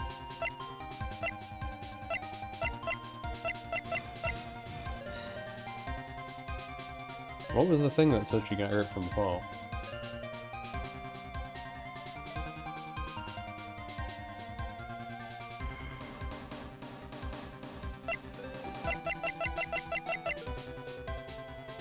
Oh yeah, it does say that. Never mind. I was like, yeah, it does. Before I present my evidence, let me review what we know so far. According to this photo, one of the wires snapped. Looking at the map, we can see it's one of that was in front of the inner temple. So then, that was the spot where the criminal... Yes, precisely. Now let us consider the body's movement by looking at the overhead map again. If the body was pushed from this point here, it would drop on the opposite bank at approximately this point. Did you say drop? Well, they must have failed to catch the body on the other bank. What makes you think something like that happened? Because I have evidence that suggests her body dropped some distance. What kind of evidence? Take a look at this. Autopsy report. It says here that her body fell about 10 feet after her death. 10 feet, huh? And most likely, the height difference between the two sides. The body swung due to the forward momentum, but then came loose and fell at about 10 feet.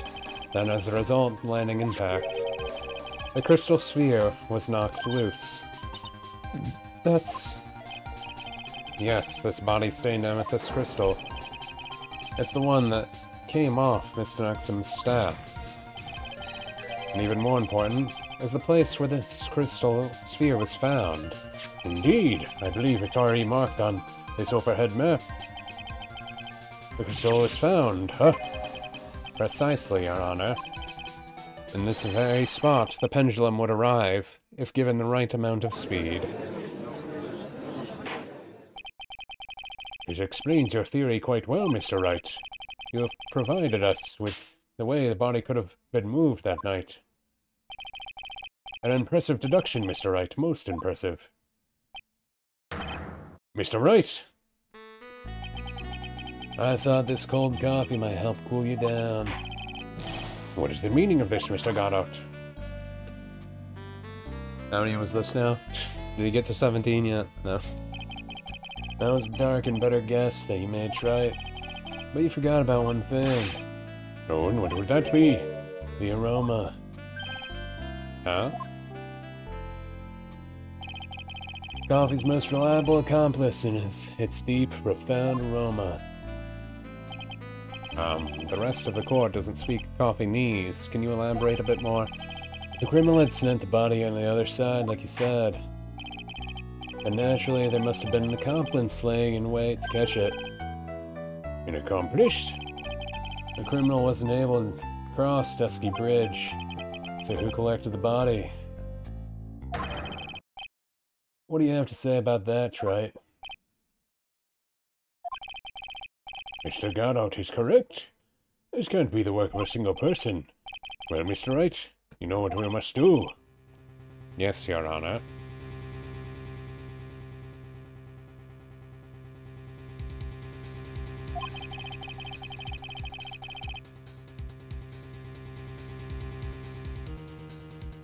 The body couldn't have been made it to Hazuki Temple without an accomplice. Very well. Please, very well then. If you please, Mr. Wright. Who was the person who retrieved the body on Hazuki Temple's side?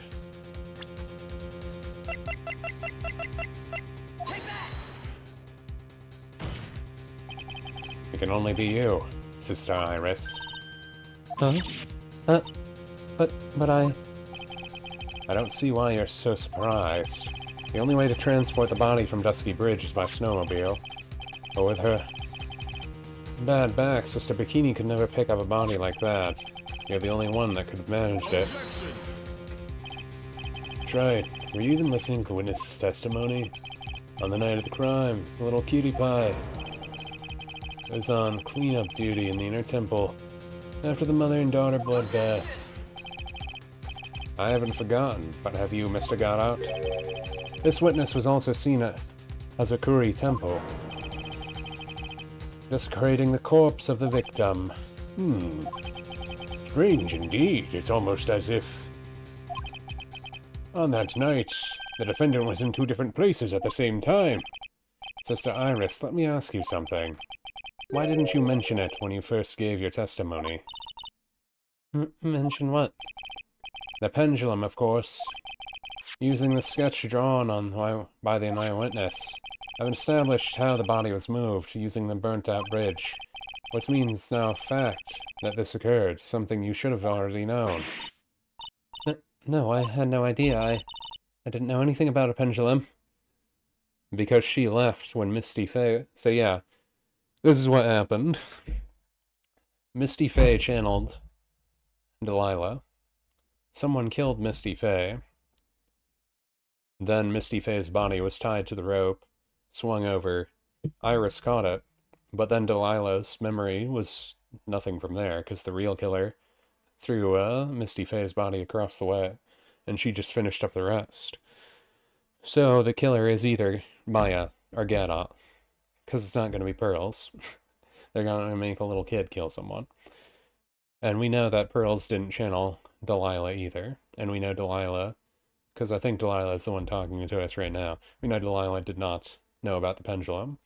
So that means that it's probably Gadot that killed Misty, because Misty was channeling Delilah, and because she was channeling Delilah, Delilah tried to kill Maya, but Gadot then killed Misty to make sure Maya didn't die, is what I think happened. Maybe the events are slightly different, but that's what I think. Because Gadot, I'm pretty sure, shouldn't have been over at the inner temple when we got there. It seemed like he was just there the whole time. But the body couldn't have been passed along to the other side without your help. So you should have known about it. In fact, it'd be impossible for you to be clueless about this whole thing. Unless you're not really Iris to begin with. What? How can you say that, Mr. Wright? What kind of nonsense is this? You're saying the witness isn't Iris of Hazakuri Temple? Are you serious, Wright? You mean this woman is... There's no one besides Iris that could have received the corpse that night. Now I get it. Now I know why I've been sick to my stomach this whole trial. Why her whole demeanor changed so suddenly from yesterday. And why she's trying to pin this murder on Maya. The woman that's standing there at the witness stand, her real name is...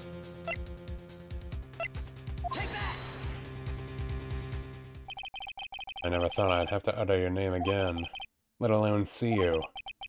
It's been a long time, Delilah Hawthorne. Hawthorne?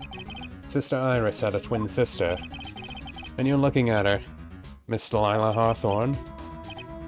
That name rings some bells. Distant bells, but bells nonetheless. Huh. It's just your imagination, Gramps. The file contains all the relevant data about Delilah Hawthorne. Oh, yes, I remember now. That case 5 years ago.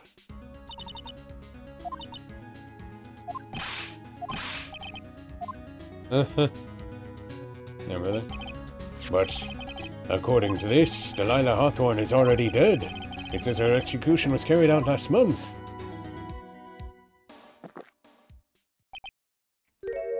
So what? Death has no meaning in this courtroom. Or what? He's backing it up. Order! Wait a moment. How can you... My sister, she's already dead. What kind of...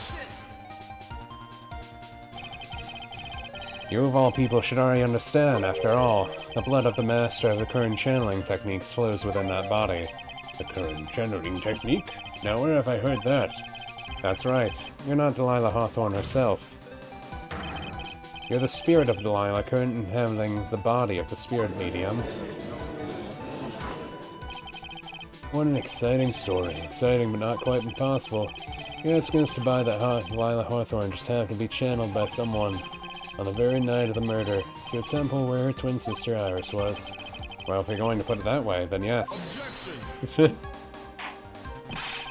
We're supposed to believe a coincidence just like that just happens. Naturally, it was no coincidence. The whole thing was part of a plan from the very beginning. It was all written right here in these instructions. What's that? These instructions were written by your mother, Morgan Fay.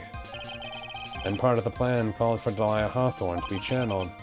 That night, there were 2 irises at Hazarkuri Temple. Two of them? Oh, wait. I think I know what happened now.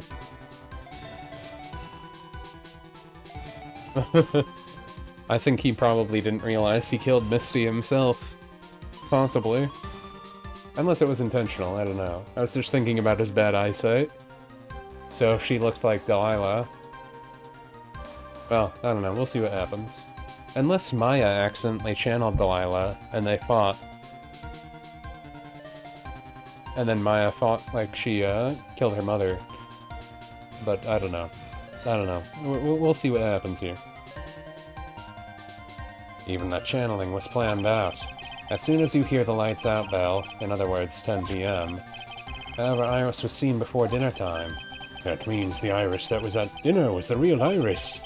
And the Iris who gave me this hood in the main hall was also the real Iris. Meaning of the Iris Sister Bikini saw it in the temple was someone else dressed as her, namely one Delilah Hawthorne. Do you even know what you're saying, Wright? This whole channeling spirit Delilah Hawthorne business? Yes, it's true that you found some plans to talk about it. However, there's one thing that's perfectly clear. The witness currently standing in the witness stand is the real Iris. What? What?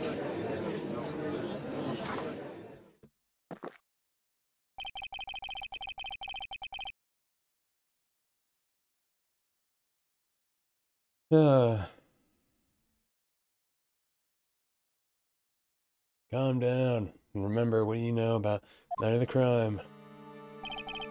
After meeting Sister Bikini, Delilah Hawthorne, that had been channeled, would have been stranded at the inner temple due to the lightning strike. I wonder what everyone in the audience would think there. You're just like, watching this, they're just like, wait, what the heck are they talking about? Why are they all taking it so seriously? They're talking about spirits channeling through dead bodies? What?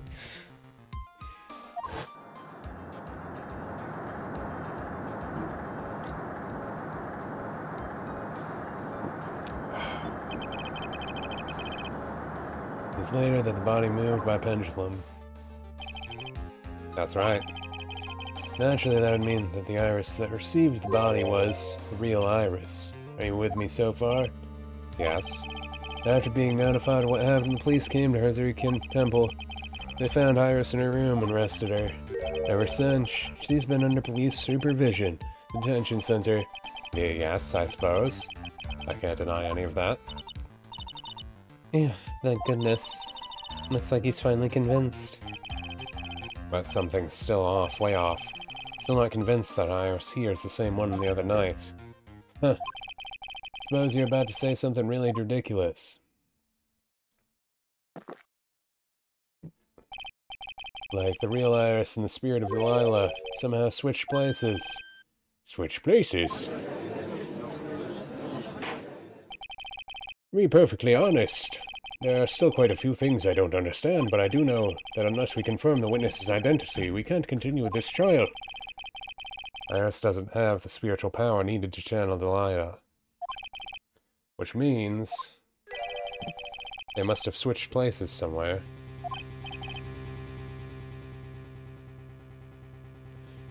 Well, Mr. Wright, since the time she was arrested at Hazuri Temple, have there been any chances for Iris to switch places with Delilah Hawthorne? Your Honor, I think there might have been one chance. Oh, explain yourself. Yesterday, for a few minutes, Iris's whereabouts were unknown. Unknown? What do you mean? What I mean is, there was a span of time in which Iris was able to move freely unsupervised. Well, who was it? Who would give a murder suspect time to move about freely like that? I'm sorry. I know you didn't mean to. It wasn't your fault.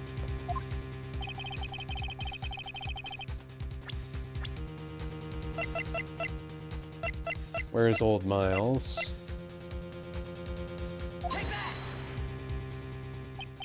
This is Mr. Edgeworth, isn't it? Your Honor, there was a fairly large earthquake yesterday, was there not? An earthquake?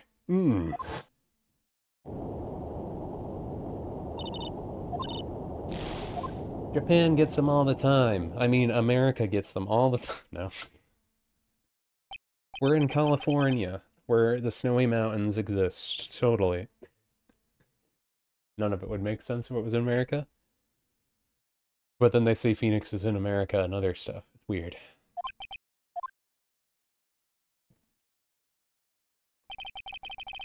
We went to the inner temple right away. And it's true, Iris was already there. But she was the one who put the locks there? That's funny. However, they had already switched places by that point in time. When I arrived at the training hall, I was met by none other than Delilah Hawthorne. That's quite enough already, Mr. Wright. Now see here. No judge in his right mind would consider the idea of spirit channeling and... Be quiet. It's been a long time, Mr. Judge. That voice. Guess I'll have to ask again. Upon meeting a beautiful lady, I always ask for a name and profession. That's one of my rules. Delilah Hawthorne, in my current profession, permanently retired. Huh. So you're not going to be bothered hiding your identity anymore, huh? Why should I? After all, I'm dead. There's really nothing you can do to punish me. What is going on here? Delilah Hawthorne. I never thought we'd meet again, and I never thought we'd meet like this. But this time I'll end it. For her and for myself.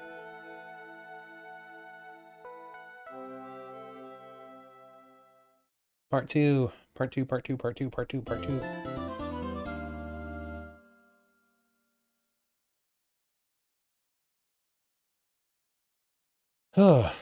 So here's the plan.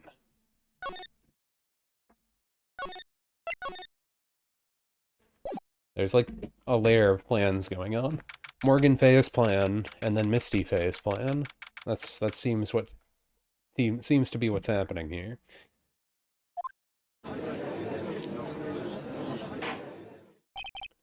Now then, let's continue where we left off, shall we? Well, witness? Yes, how can I be of help, Mr. Judge? Well, it seems if we're to learn the truth, we'll need to hear your testimony. I have no problem with that, but when you've seen what I have, sometimes the truth is better left unknown. In any case, let's hear your testimony. Tell us about the plan that was carried out that night. I mean, to her, she thinks that she already completed everything. I would assume. Unless, maybe Iris was the one that put all of the extra locks on the thing. Trying to save Maya. That would be kind of funny, right? Because she could feel herself get taken over by Delilah. Because she didn't have the veil anymore to protect herself from evil spirits. And Delilah had such a strong spirit that she put herself in there because she's like a demon. The whole plan began with my death. A stupid plan hatched by Morgan Fay to install her own daughter as the next master. But for it to work, Maya Fay would first have to die. The idea was for me to kill Maya and then have the blame pinned on Iris. Plan went wrong, but it seems to have succeeded anyway. So that means you really are. Wait a minute. Wait a minute. Did you just say the plan was to kill Maya Fay? Yes, you have a problem with that? Don't give us that nonsense. Those were... Watch yourself, Wright. If you got a problem, solve it during cross-examination. That's one of my rules. Mr. Goddard is correct, and by the way, that's one of my rules as well. To kill Maya. Could it be true? She was the current master, so yes, it makes sense. They didn't know Misty was alive.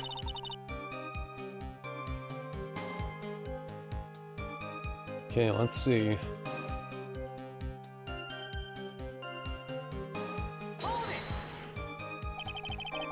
You were executed last month, correct? Yes, I was hanged, and it wasn't exactly pleasant. Wait, do they still do hanging in Japan? Is that a thing, or is that just in this weird dystopian world? How did you manage to discuss the plan? When did you talk with Morgan Fay? Last year, she was transferred to the same detention center as me, since I was on death row, and she was my mother. It was actually pretty easy to meet with her. I see, so that's when you discussed the plan. Are you crazy?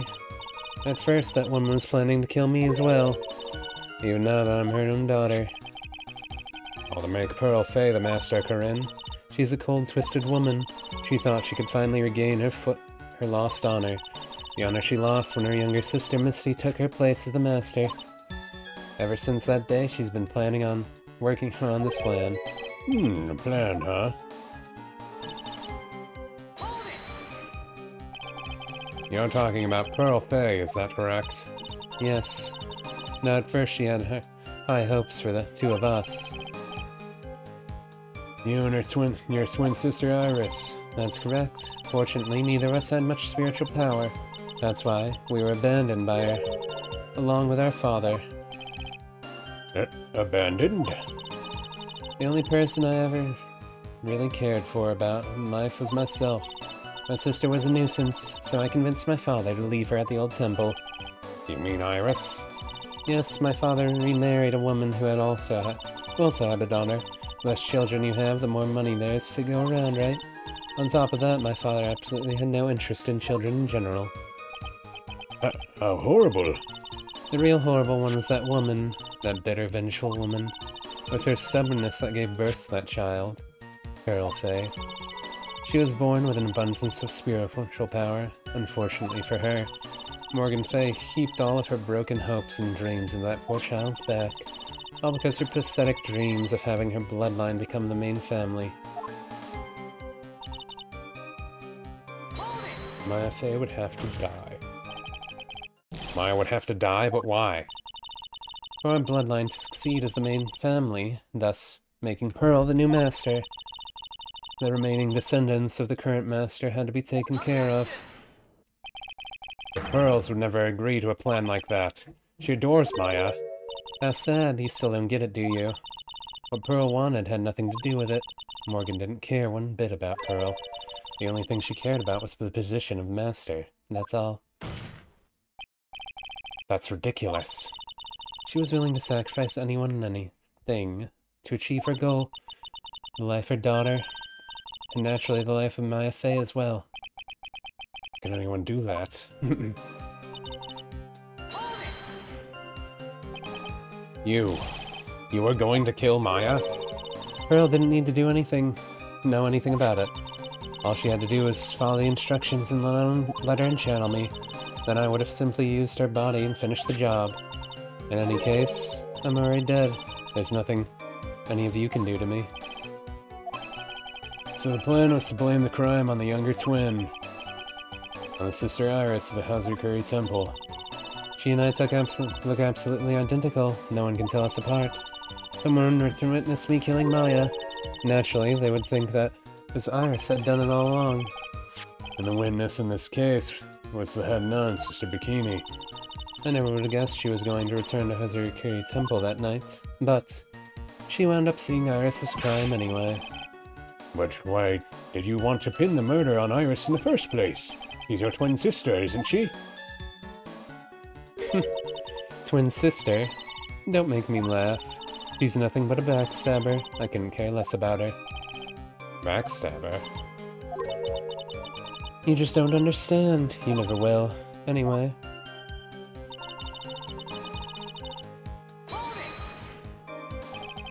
You think the plan was a success? You heard me. Just as that woman had hoped. Maya is dead. Now the title of Master will pass on to Pearl K. She's not dead, I told you. She's just sleeping. She's just looking for a burger. Really?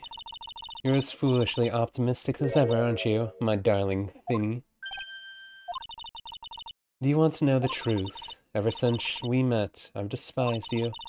Your sniveling naivete, your pathetic faith in other people. I just want to know one thing.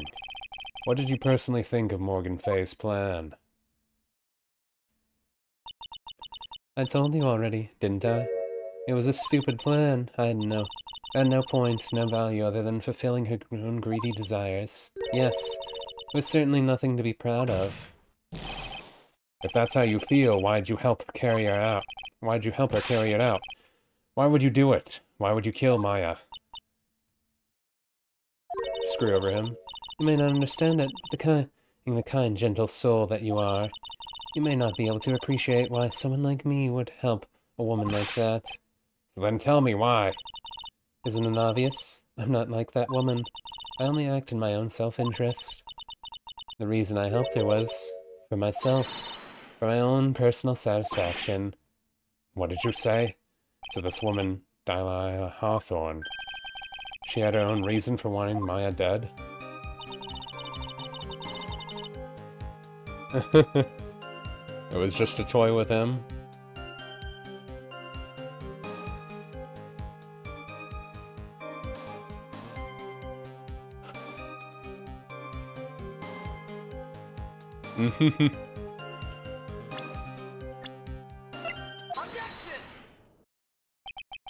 Could it be that your actual goal had nothing to do with Maya Fey herself? As I said, none of you have the power to punish me anymore, because I'm already dead. Well, I had the same problem, you see. You can't punish the dead, and you can't take revenge against them either. You wanted to take revenge on someone? I was sentenced to die because of that woman, Mia Fey. I somehow knew this was it. I wanted to send her a message. It was at her hands that I suffered my first humiliation. I wanted her to feel the same pain she made me feel. Sadly, when I realized revenge was impossible, I gave up. And the reason it was impossible was perhaps Mia Fey had already died. Yes, and I realized there's only one way to take revenge against the dead. And how do you do that? Even when the body dies, the spirit, the ego, it lives on forever. I wanted to take away that person that Mia Fey loved most. I wanted to kill her with my own hands. That would be the one and only way I could take my revenge against Mia Fey. That was the reason I had to help with that woman's plans. Just for that? Just for that you would kill Maya? Your goal was no different than Morgan Fay's. And as they say, the apple doesn't fall far from the tree. I guess literally. What a cruel plan. Cruel, cold, heartless. Don't waste your time preaching to the dead. I already told you there's not a thing you can do to me. Nah. That night, At about 9:30 p.m., I materialized into this world. I quickly pinned up my hair and put on the demon warding hood. Then I picked up the staff that was by my side and left Hazard Temple. So, it was Alicia Nexum who channeled her after all. That ridiculous had none, never noticed a thing. So I was right, Misty Faye didn't channel her, but she thought she was being channeled by Iris. Or Pearls. She left Maya Fey at the inner temple and wobbled back, clutching her poor back. What did you do then? That kid was easier to handle than I had hoped. I caught up with her in front of the stone lantern. Then I took out the dagger I got from the storeroom and... Oh yeah, so she didn't know about the sword. But she did stab Maya. So then you're saying you stabbed Maya? It's strange, but I don't have a clear memory of what happened after that. What does that mean, no clear memory? I don't know. I think I was stabbed. You were stabbed. At the last minute, Maya Fey must have stabbed me, I'm sure of it. That's not like her at all. Maya wouldn't stab French fry with a plastic fork. Anyway, I suddenly lost consciousness, but before I did, I scrawled her name on the lantern. Just as I was passing out, I wrote Maya behind my back. I'd hoped it would cast suspicion on her. I can't believe she was thinking of that until the bitter end. That's where my memory temporarily stops. It stops? I don't have any memory of actually killing Maya Fey with my own two hands. The very last memory was Maya's terror-filled eyes. When I woke up after that, I was in the sacred cavern surrounded by darkness. You were in the sacred cavern? The entrance was sealed with one of these trick locks. Somehow I'd been trapped in there.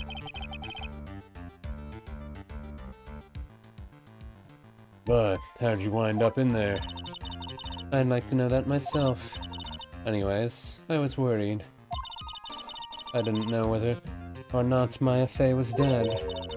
And I swore I wouldn't return to the underworld until I knew I had killed her myself. For Gus. You're one tough cookie. I wanted to get out there and make sure she was dead. But I couldn't do it. I couldn't get out. Trick lock stopped you.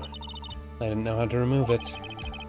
So then you're saying you were actually confined against your will inside the sacred cavern?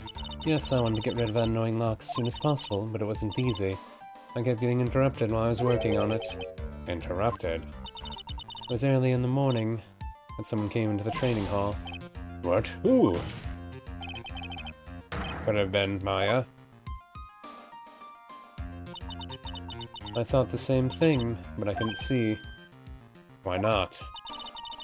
If someone had spotted me, I would have lost my chance to take revenge, so I made sure to hide myself as well at the back of the cave. That morning, only 2 people could have gone into the training hall. Maya and Pearls. Or Gadot, possibly. Pearls went there to cover the hanging scroll in gravy.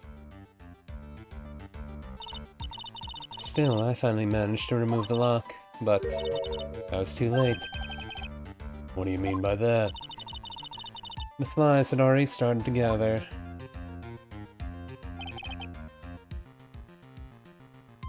The bridge had been fixed, and the police had started their investigation, correct? Naturally, I couldn't go out, so instead, I returned to the cavern and put the lock back on myself. I realized I wouldn't get a chance to see Maya's corpse as I had hoped. But just then, Lady Luck showed up. So wait, is Delilah actually Maya right now? Question mark? Lady Luck. As in, her sister. After that big earthquake, she showed up all by herself. The real Iris? She said she'd come to make sure the sacred cavern was alright, stupid girl. I came out from the sacred cavern and got free for the situation.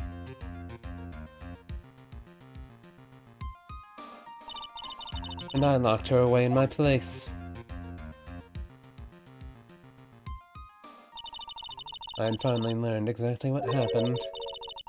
It was then that I learned that the plan had actually succeeded. What do you mean, your plan had succeeded?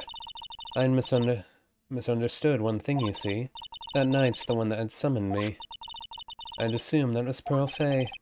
Well, of course you would have assumed that. It was written in the instructions. But I was wrong. The person that actually called my spirit back was... Misty Fay, the picture book author. What? Well, that's really the only possibility, isn't it? After I lost consciousness in the garden. It was her body that was left lying there. Maya Fay. I wasn't able to kill her with my own hands after all, but even so, I made her commit the most vile sin a human can commit. And that is? Matricide, the sin of killing her own mother. Now what? Huh? Order in the court, what is the meaning of this? It's true that I was the one who attacked Maya Fay, but even so... The murderer who actually snuffed out Misty Fay's life was none other than your darling little Maya. Ridiculous. That's nonsense. Are you sure about that? Just think about it. There's even evidence supporting these facts, isn't there? What? What do you mean? What is the so-called evidence? The fact that Maya Fay had disappeared is evidence enough, isn't it? Huh? The idea she's still in the sacred cavern is just ridiculous. She wasn't able to escape from the inner temple, that much is obvious. In that case, there's only one place she could be. Where? Do I have to spell it out? The bottom of Eagle River. Where else? Eagle River? Maya Fay killed her long-lost mother. Can you imagine the guilt she must have felt when she realized that? That's why she threw herself into Eagle River. Most bodies that wind up in there are lost forever.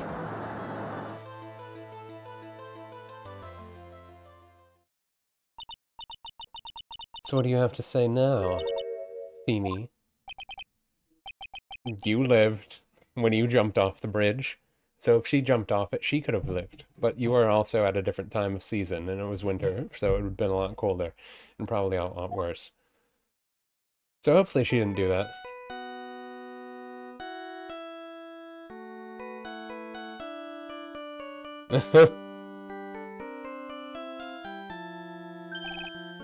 Oops. Sorry, that's my phone. What kind of ringtone is that? Get out here. Okay, thanks. Or was it something important? They just finished removing the locks from the sacred cavern. That's great. What about Maya? There was a woman in that cave. Was it Maya Fay?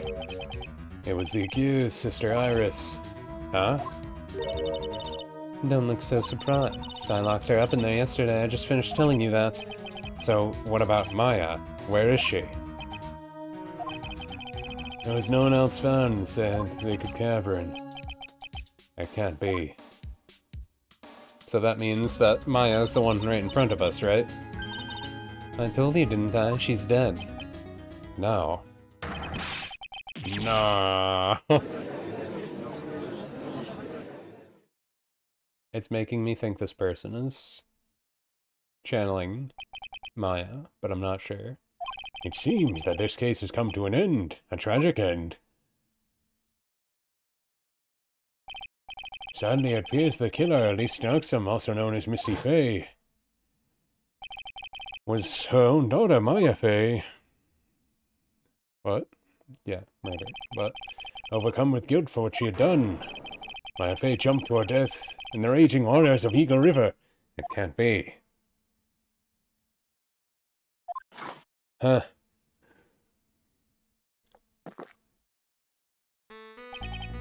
Right. Have you ever heard this one? Once you eliminate the impossible, whatever remains must be the truth, no matter how improbable it may seem. What is that supposed to mean, Prosecutor Godot? According to this witness, Maya Fay threw herself into the Eagle River.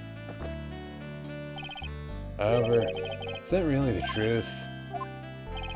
Remember, this woman testified earlier that the bridge was already on fire when the murder had taken place in the garden.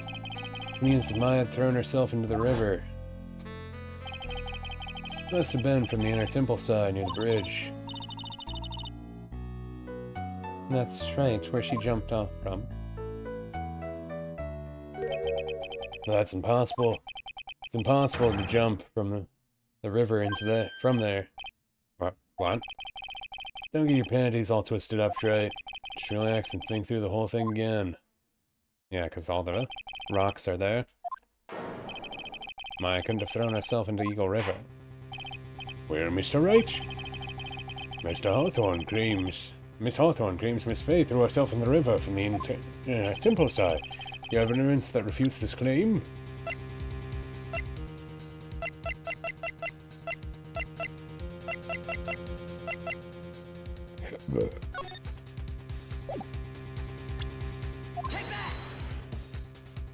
The same thing from the last trial, Mia's trial. It's impossible to jump into Eagle River from the inner temple side. No one knows that better than the witness. What did you say? 11 years ago, you jumped into the very same river. Just take a look at this overhead map. As you can see, below the cliff, the inner temple side, is a big rock shelf. Oh, you're right. She wouldn't have reached the river if she had jumped off from there. In other words, if she had jumped, we'd be able to see her body in the photo.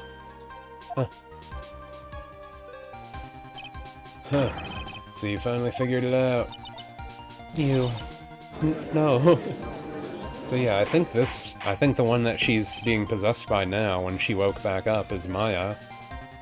I think Maya intentionally channeled Delilah and kept her in the spirit place intentionally, so Phoenix would find it. I think the one we're talking to right now is Maya, because someone has to be channeling Delilah. You're just playing with me. Maya Fay's body is at the bottom of Eagle River. There's nowhere else she could possibly be hiding. Miss Hawthorne, have you ever heard this one before? Once you eliminate the impossible, whatever remains must be the truth. Yes, just a few minutes ago. Maya Fay wasn't inside the sacred cavern. We now know that she didn't throw herself into Eagle River. Correct. That eliminates all the most likely possibilities. Now, although it seems improbable, there's still one other place she could be. What? Where's the one possibility you were talking about? That's obviously a bluff. Where's her dead body then? Not dead. Finally, I think pieces are falling into place. Normally, the living have no way to punish the dead. But I think there is one way to give Delilah Hawthorne the ultimate punishment. Shall I tell you, Miss Hawthorne? Shall I tell you where Maya is this very instant? Maya Fay is... There's only one possibility left. Namely, he's right here in this very courtroom. What? Maya Fay is here? She's in my courtroom? Delilah Hawthorne, I seem to recall that you said I had misunderstood one thing, you see. So what? But I think there's one thing you misunderstood. What do you mean? Tell me something. At this very moment, who is channeling Delilah Hawthorne? Why, that's obvious. It's Pearl Fay, the pathetic little sniveling runt. You're wrong. Pearl tried, but she couldn't do it. Yeah, because I was just thinking about this. I was like, if we know Iris is Iris, then someone else is channeling her, and the only other person that can channel her would be Bikini, or Maya.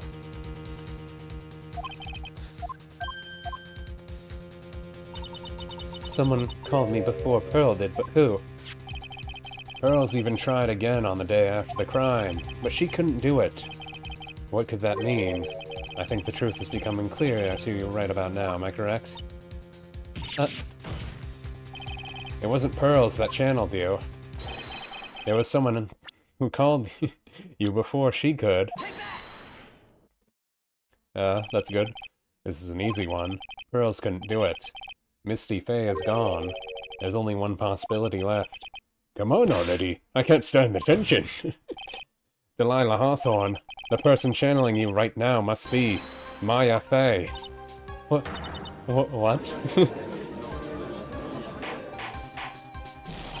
But how can that be? Remember what Miss Delilah Hawthorne said about her goal? She said her goal was to kill Maya Faye. Yes, that's right. But if Maya channeled the spirit of someone that was trying to kill her... Huh, well, Gramps, what would happen? Could it be? It looks like you finally understand, Your Honor. Well, I don't. What are you going on about? What I'm going on about is the reason Maya channeled you, and there's only one reason. To protect herself from you. To protect herself from me? Yes. On the night of the crime, you were the only interested in one thing, killing Maya Faye. The path back to Azurikuri was closed off, and there was nowhere for her to run. So then the problem became, where would be the safest place to hide? You mean that that's when she channeled me? All this time, you thought you had been channeled by Pearls. That's why it never occurred to you that Maya's hiding place was you. No. Don't say that. You're saying that I, Delilah Hawthorne, was played the fool by that little whim? Welp. Maya Faye killed herself, isn't it obvious? Sorry, but no. It would have been impossible for her to jump into Eagle River. This is the only avenue of escape open to Maya. The only way that Maya could disappear from the inner temple. I don't believe you. A stupid little girl like that has never been out in the real world. She could never have come up with a plan like that. Who could have ever given her such a brilliant idea? Well, me, of course. Mia?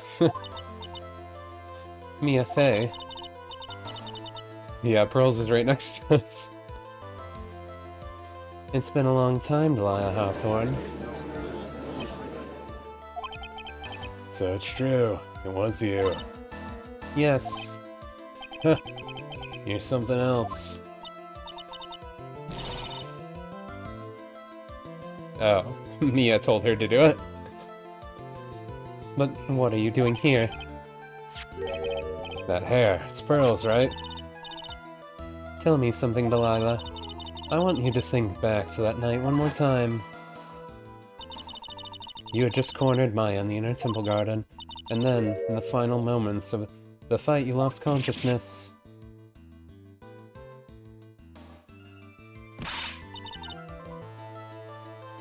I was stabbed by Maya Faye. Actually, Maya lost consciousness at the same time as you. She did? Not terribly surprising since she was about to be killed. When she woke up, she was in the training hall. That's when Maya decided she needed help, so she channeled me. She explained it a memo. The situation she was in. She asked me what I thought she should do.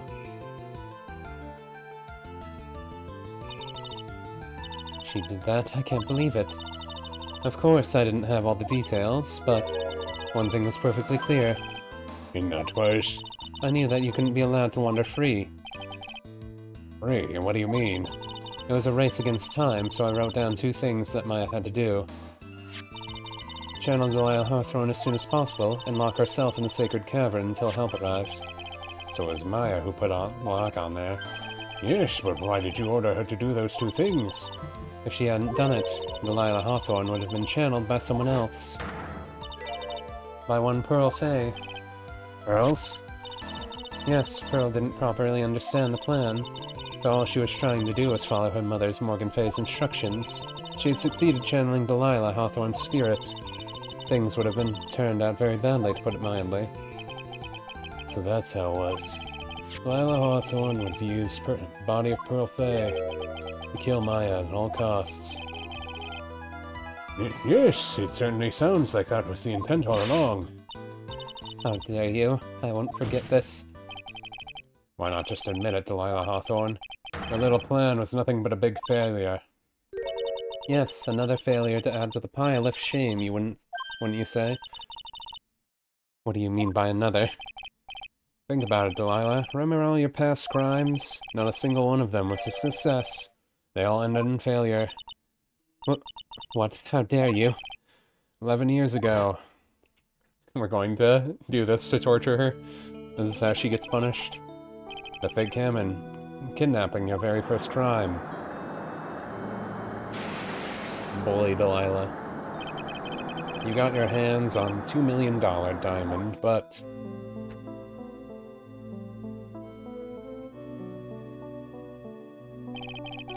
after Terry Foss escaped and went to meet Valerie Hawthorne, the truth was exposed. Shut your mouth, that wasn't my fault. It was because of that stupid oaf of a prisoner, the weakling policewoman. And then, 1 year later, you tried to kill me. Well, I'm still alive, but...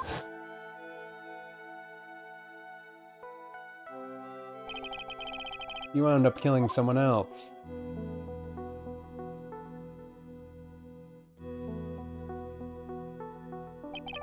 As a result, you were sentenced to death.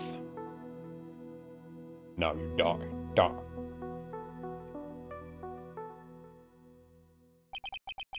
It's one stupid move after another for you, but it's no longer funny. You wipe that swim happy-go-lucky smile off your face. And now this. You've messed up again. You let Maya Fey escape, even now that she was right there in front of you. Mia Fey,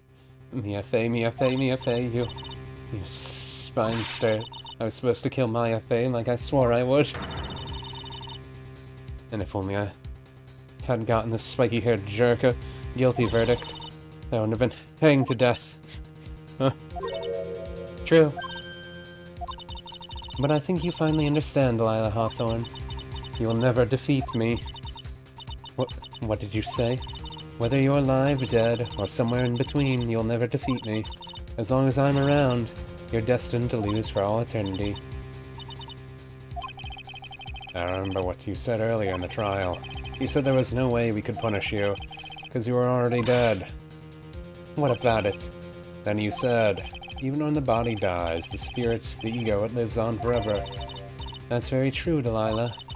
And that's exactly the punishment you'll never be able to escape from.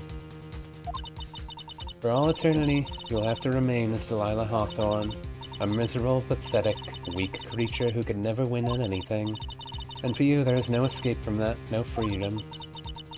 Since the day you were executed, the narrow bridge that once stretched out in front of you has burnt to a crisp. You're wrong.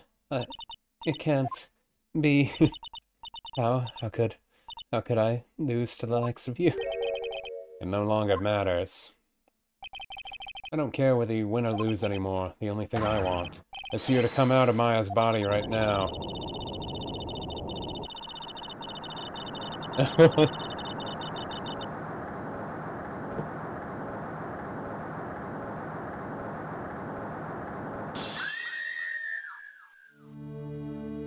Weird.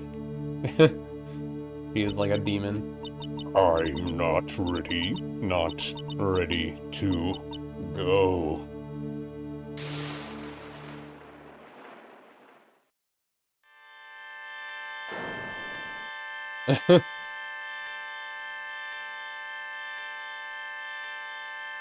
Is this how we, like, exercised it?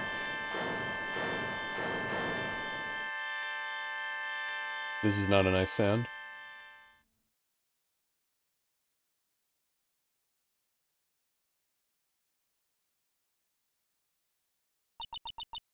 Nick, sis.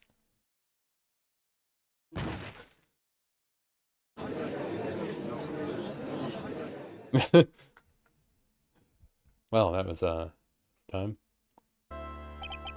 Now then, I assume you are The real Iris. Yes, I was just rescued from the sacred cavern. I must say, you and your twin sister are indeed identical from what I can see. In any case, it appears that everything has finally been cleared up. Mr. Godot, what happened to Laia Hawthorne?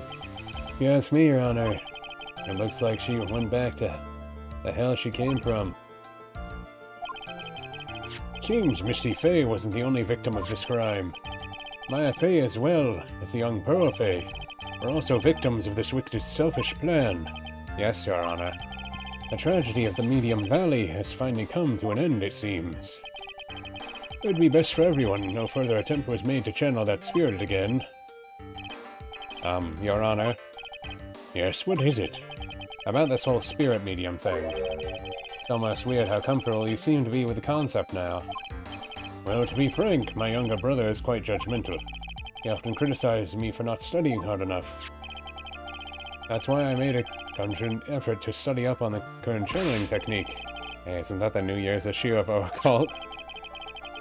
I've seen quite a few things in my years on the bench.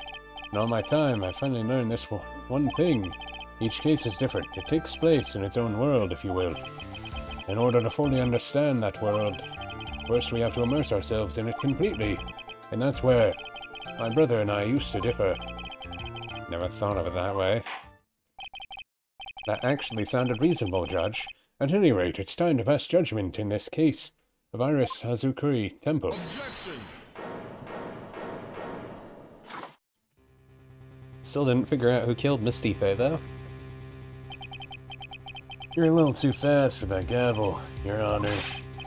What do you mean, Mr. Godot? His trial, it isn't over yet. That's what he means. What? Right. Remember what Miss Evil Spirit said in her testimony? Goliath's testimony?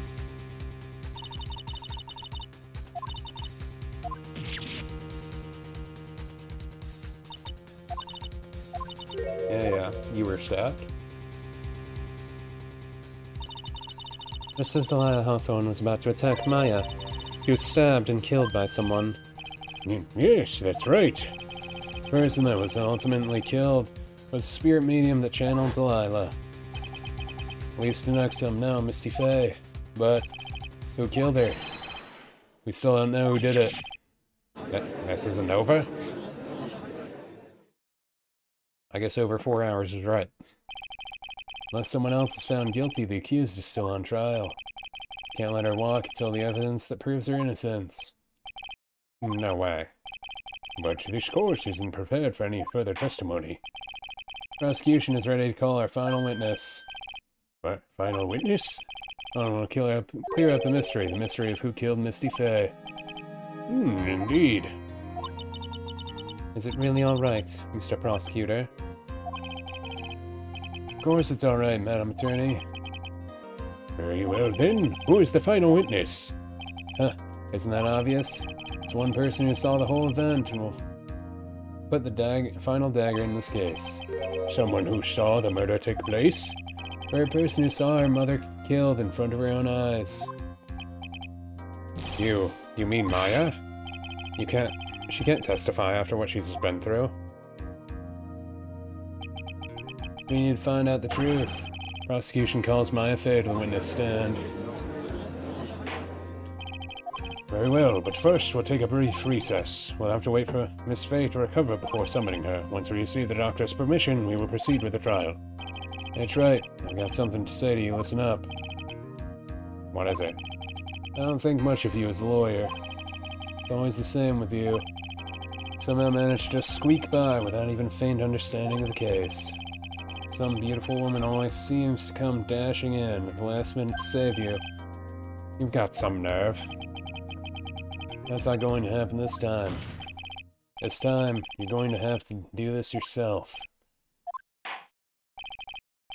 That's enough. Court is now in recess.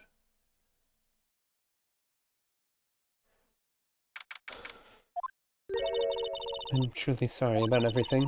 You were working so hard to defend me, but I was missing all day and we didn't even have a chance to talk. She's right. When I met Iris at the training hall yesterday, they'd already switched places and Iris was inside the sacred cavern. wouldn't you at least be in the defendant's box today to root you on? Well, it wasn't your fault. You were locked up this whole time. There's something more important than that, though. I have to ask you. Why did you help your sister out as much as you did? Huh? If you had tried to get help at the sacred, cavern yesterday, you wouldn't have spent the entire day locked up in there. My sister... I felt sorry for her. She was abandoned by her mother and never got any love from our father either. Yes, but it was the same for you too, wasn't it? Yes, but at least I had Sister Bikini, who was like a mother to me. If only Delilah had come with me to Hazukuri Temple. I always loved her. Delilah was always so smart and so strong, she never complained about a thing. That's why I promised her that I would help her. You're talking about the fake kidnapping case 11 years ago? Clearing up the loose ends. Yes, I wanted to be useful to her in some way.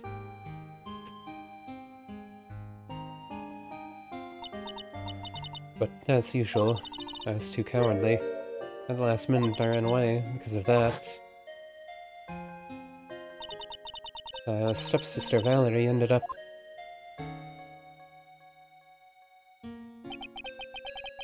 That was the case that wounded Mia so badly. But things didn't end there, of course. Some people suspected that my sister was involved in the murder. Some people? You must mean... Yes, the two defense attorneys. Mia Fey and Diego Armando. After poisoning Mr. Armando, who was getting too close to learning the truth. Delilah even tried to kill the person who had unknowingly hid the poison for her. You. That's right. Iris. There's one more thing I have to ask you. Yes, what is it? On the night of the murder, the person that cleaned up the corpse of the victim, Alicia Denuxum, was it really you? Yes, it was me. That night after I rang the lights out bell, I went back to my room. Around 10:30 I received a call on the cell phone. There's a problem. Come to the temple right away. I got on the snowmobile and headed over, but...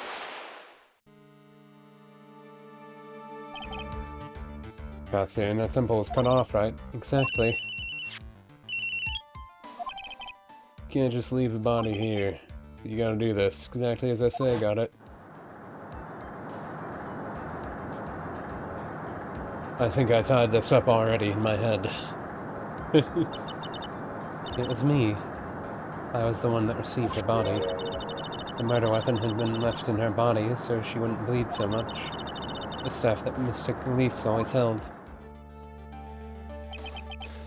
I knew it. The actual murder weapon was the staff. Yes, that's right. I brought the body back to the temple on the snowmobile.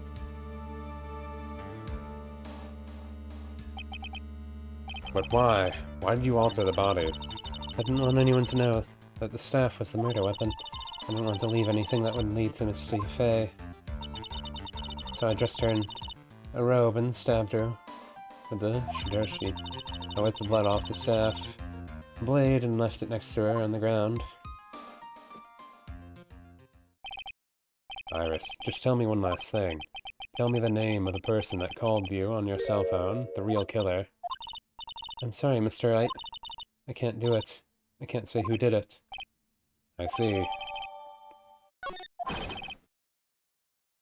Defendant? Yes? The judge is calling you. He wants you to see him in his chambers. He has some questions about Delilah Hawthorne. Right. Well then, I'll see you later. There's something I want to tell you. Oh, okay. Some things she wants to tell me. So it's true. I was cooperated with the real killer, maybe even from the very beginning. Phoenix. Mia. How is Maya doing? Physically, I'm not worried. She'll recover completely, but emotionally, she's been hurt very badly by this case. I see. You don't mean she's already learned who Lysum Dixum really was? Yes, I went to the medical office and talked with her. I told her everything I knew. But why? Maya's stronger than you think. I knew she could take it, all of it. What do you mean by that? I want you to figure out that answer by yourself. The trial is about to restart. The real killer. Do you know who it is? Yes.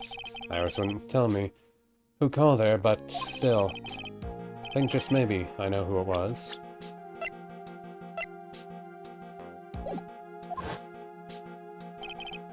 That night, the victim was killed in the guard of the inner temple.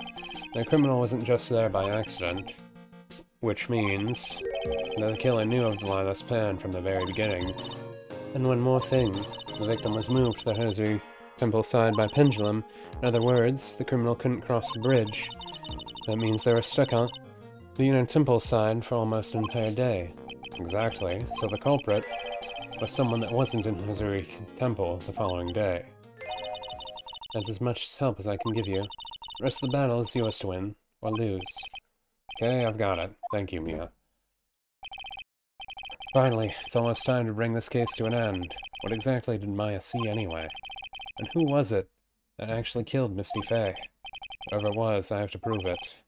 Me, all by myself. And we're going to prove it. This is the last part. We're finally going to get there. To the end of the game. In my own dojo.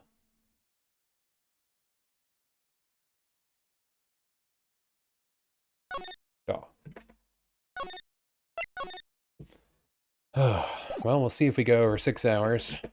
But I knew it'd take a long time. I knew it. Just knew it.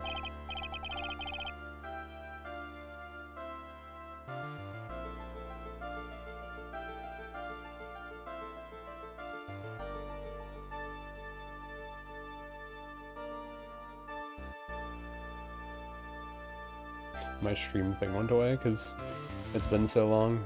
I only had it set for 4 hours. Now then, before we proceed any further, I'm going to announce the results of the test we had performed earlier. Tests? Yes, tests on the bloody dagger that was found stuck in the pine tree. Oh, yeah. I totally forgot about that. That's the weapon that Maya Fey used when she fought the victim. So what was the result? Was it the victim's blood, or due to some time constraints, a full test was impossible. However, there was one thing we can say with certainty. The blood that was on the dagger was not the victim's blood. That is all. Now then, let's start. Sorry. So it wasn't Misty's blood on the dagger. So then whose was it? So it was either Maya's or Gadot's. This trial is rapidly coming to a close. Both sides will need to show firm evidence for their claims. I understand, Your Honor. From what I've heard, the witness is dangerously weak, physically speaking. So let's finish this quickly. Quickly. Agreed. Very well. Please bring the witness. Sniffle. Please tell us your name and profession. Maya Fey. My profession is, an assistant manager to Wright & Co. law offices. Maya. According to this magazine I have here, you're a spirit medium of the current channeling technique. I'm frightened. The Fey clan, I don't want any more to do with it.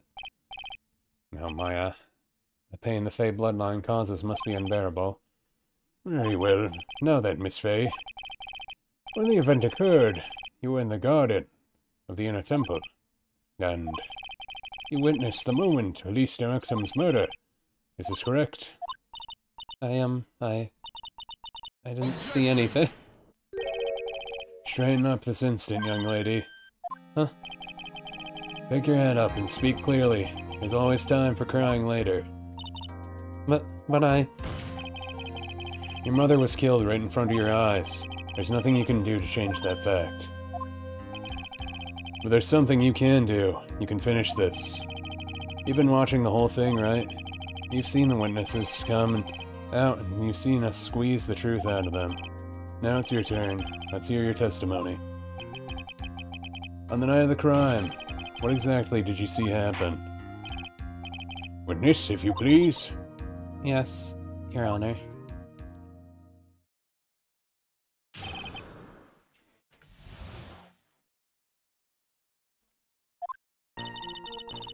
I was passing through the garden on the way to a spare prep room when it happened. Suddenly, someone struck me over the head. I stumbled and ended up against the stone lantern. I think I screamed, "Help me!" Then something warm splashed over me. That's when I lost consciousness.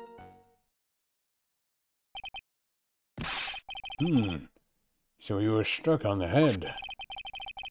I suppose it must have been this staff.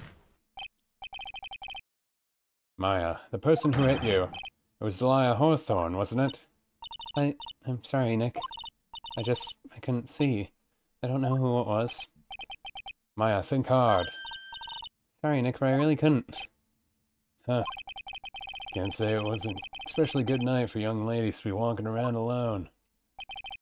It seems that it would be hard to determine the criminal through testimony alone. Very well then, Mr. Wright, please begin your cross-examination. Maya, hang in there. She doesn't look well at all.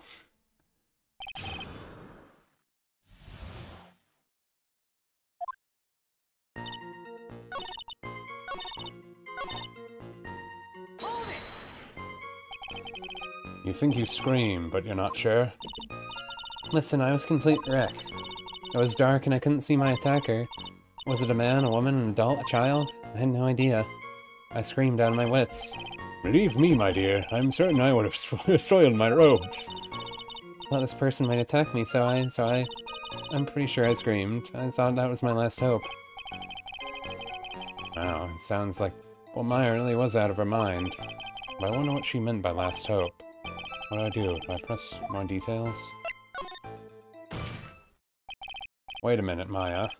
What's this my last hope stuff? What? What do you mean, your last hope? No. That's what you said. You said my last hope.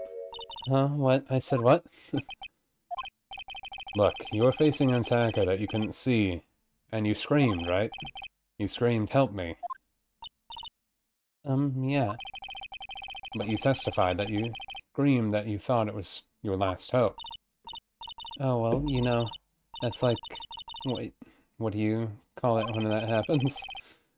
Maya's not doing so well up there. Oh yeah, that's right. I remember now.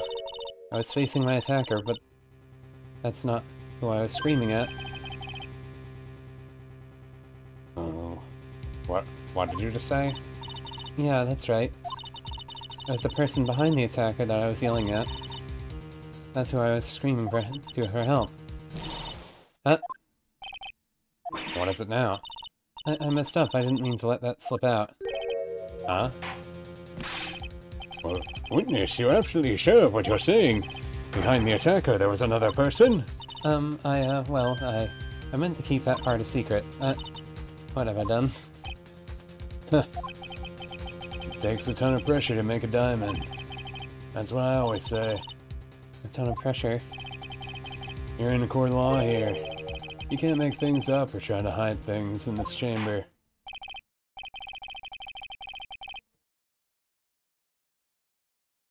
Witness, the information you just presented is vital to the case. I want you to add it to your testimony.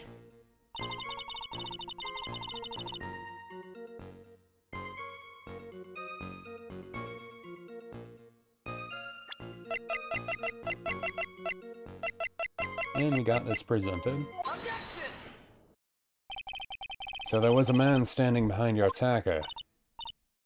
Yeah. That man, he's the killer. He stabbed her from the back. He's the one who killed Elisa Dixon, otherwise known as Misty Fey, your mother. The killer. Maya, you know who killed your mother, don't you? What is the meaning of this, Mr. Wright?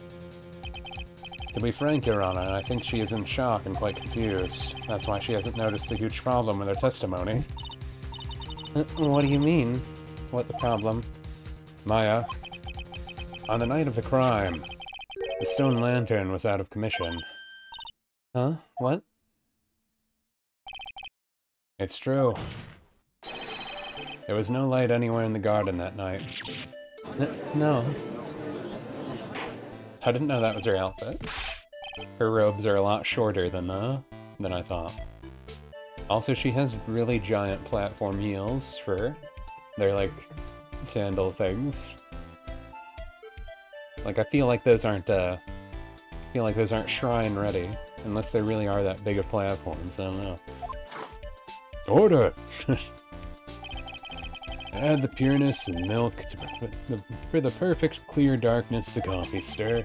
That is the state of the witness's mind right now. A cup of cafe latte. Cafe latte? Is that even legal? Mr. Tright's words are the milk, and you are the spoon. Your Honor. I'm a spoon? I'm no spoony bard, I'll have you know. You must have noticed it too, Tright. This witness's mental state is highly unstable right now. It's not hard to understand why she'd make a little mistake like that. Sorry, but that's not going to cut it. What'd you say? Is there truly no light in the garden? And there's a fatal contradiction in the witness's last bit of testimony. Nick. Maya? May I? Recall the witness's statement about her attacker. She said she didn't know if it was a man or woman, an adult or a child, and yet the witness could describe a person that was standing behind her attacker. She quite clearly described him as a man. In other words, that would have to mean that Maya actually saw our mysterious person, despite it being so dark that she couldn't see the face of her own attacker. No. So now she's covering up?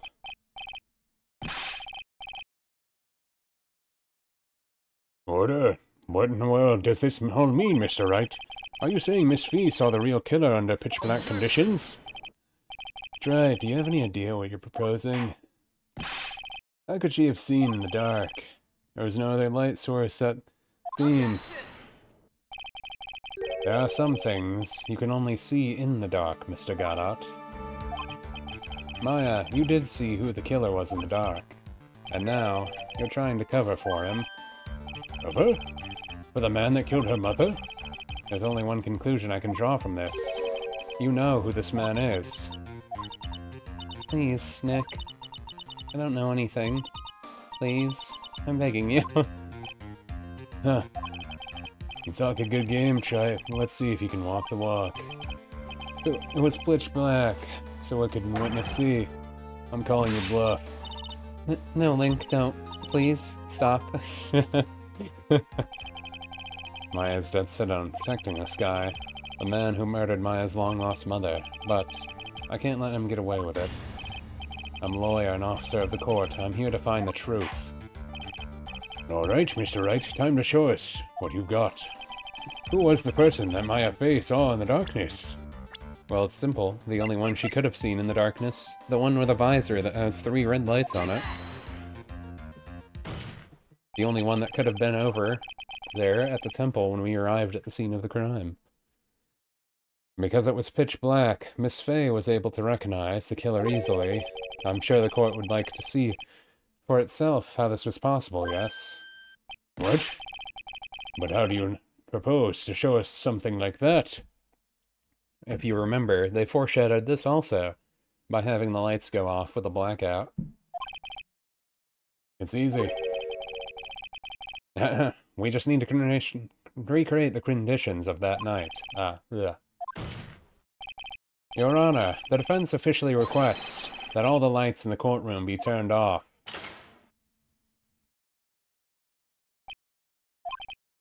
Well, this is, but it can't be. Huh.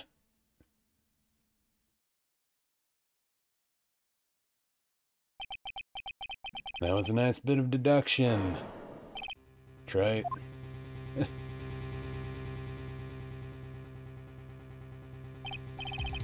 Well, everyone, this is the man Maya saw on the night of the murder. Order! Order! Prosecutor got out. What is the meaning of this? Unlike an attorney, defense attorney, that guy, no. Gee, you must be shocked to hear yourself being accused of such a thing. Why aren't you denying it? Huh. Your Honor, you're being asked the wrong person. What do you mean by that? If you got a question, ask the witness. It's one of my rules. Well, Maya, how about it? What you saw that night? Was it 3 glowing red lights? Oops. You're wrong. I never saw that. Maya? I thought the person that stabbed my mother was a man, for a totally different reason. What?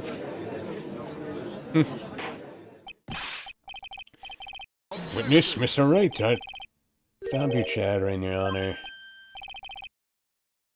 Chattering? It's worth asking. Ask the witness. That's one of my rules. Alright. Well then, let's continue with the testimony. Please tell us how you knew the killer was a man. Yes, Your Honor. I didn't realize it until after I woke up, but they had giant pectorals and massive abs and coffee everywhere. Coffee. Aha.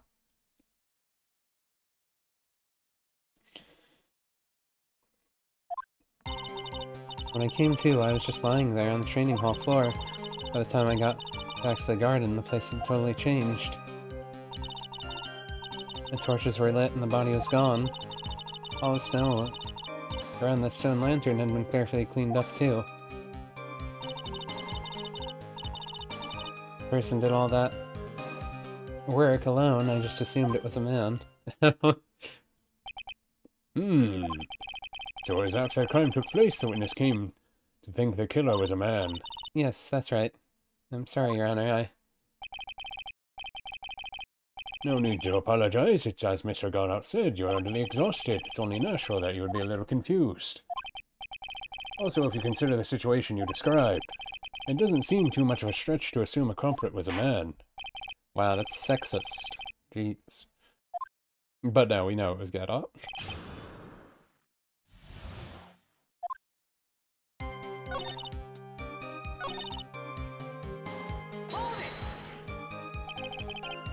The torches were lit. Yes, that's how I noticed the whole scene. It changed. I was going to say it was the killer who lit the torches. I mean, who else could it be? Killer probably lit them, since it'd be impossible to do any cover-up work in the dark. However, if that's true, there's one thing that still bothers me. Why did the killer go to the effort of moving the body? That's true. It's hard to see how that would be of any advantage to the killer. The only one that would gain anything from that would be the only person who is in the inner temple, Maya. Very well. Let me hear some more about the conditions of the crime scene.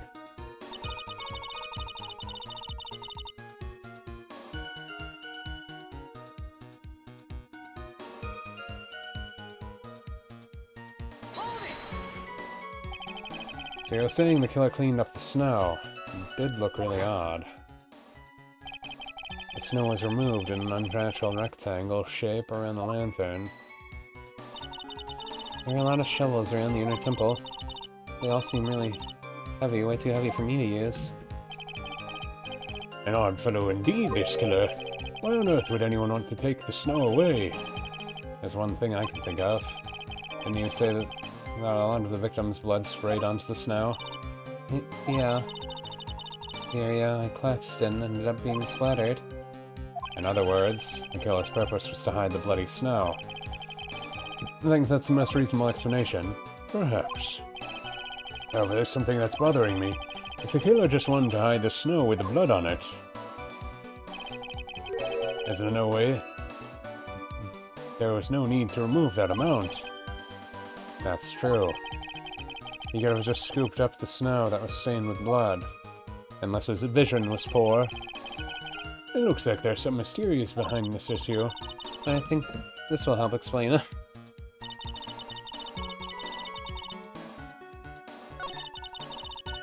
I don't think that part helped explain it.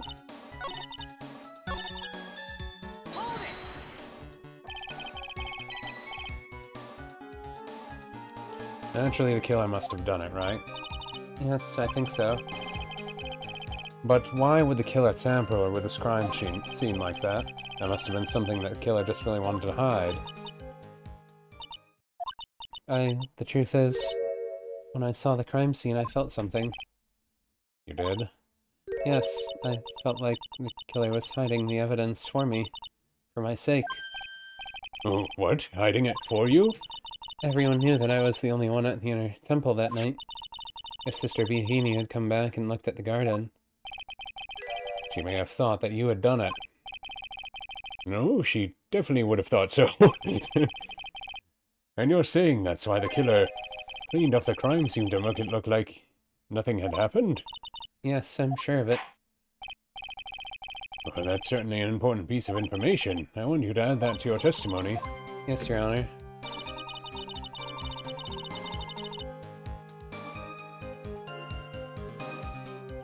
But, because of the killer's bad eyesight, he missed this crucial piece of evidence. The body of Elise Stenexum was carried all the way to Sarakuri Temple courtyard. Then at the garden, the real scene of the crime, the snow that we suspect was covered up in blood was scooped up and removed. He lit the lanterns because he couldn't see the blood, but he could see the blood when it was in the snow like that, and then had to do a wide area radius because he couldn't see well enough. But he didn't see it on the stone.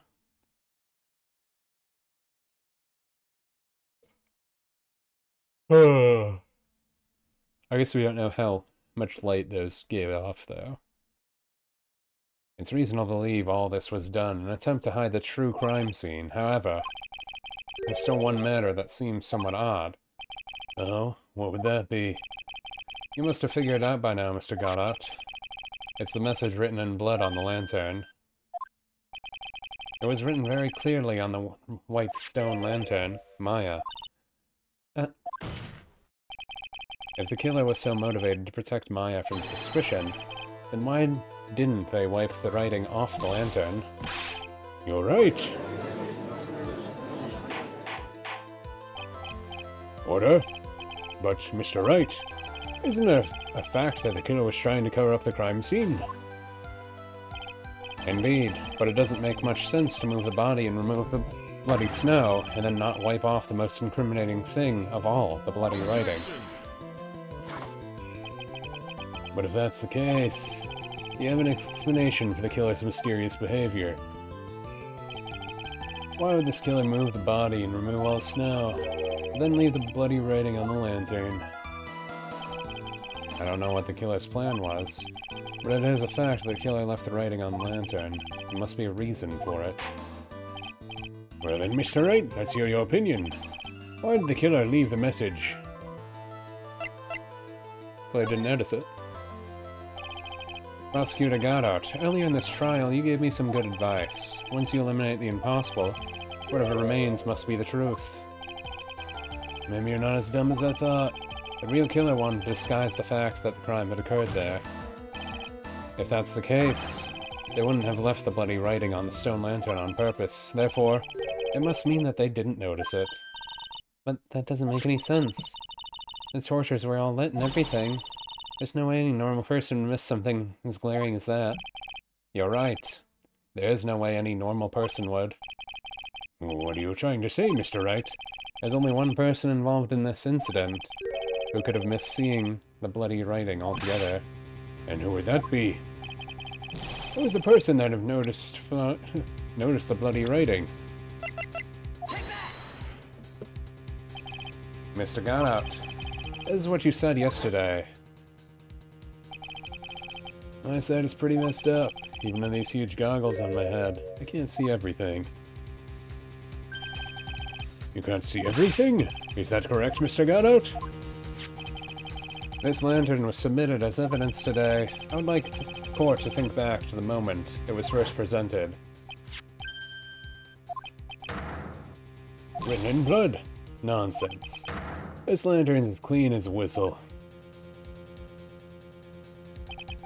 Mr. Goddard, just admit it. There are certain colors you can't see, correct? You can't see red on a white background, can you? That's right. We went through this once before, during the poisoning case at Trey's Bien. This apron delightful Miss Breer was wearing at the time. Somehow spilled coffee on. There's something still bothering me, Mr. Goddard. Why have you not explained the bloodstain at the court? Bloodstain? What bloodstain would that be? Yeah. All the foreshadowing.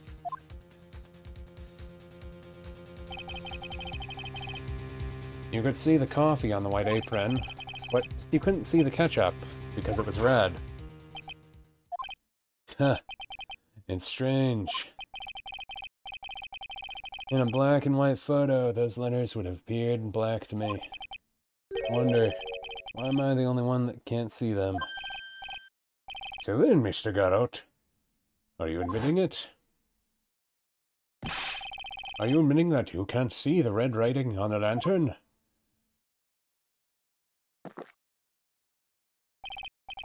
Hey, Gramps, didn't you know?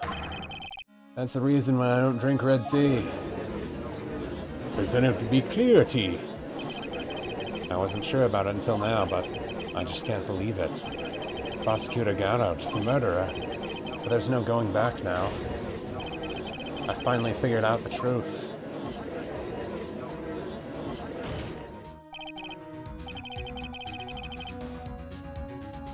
Mr. Goddard, the defense at this time formally accuses you. You are the murderer of Miss Elise Axum, also known as Miss Misty Fey.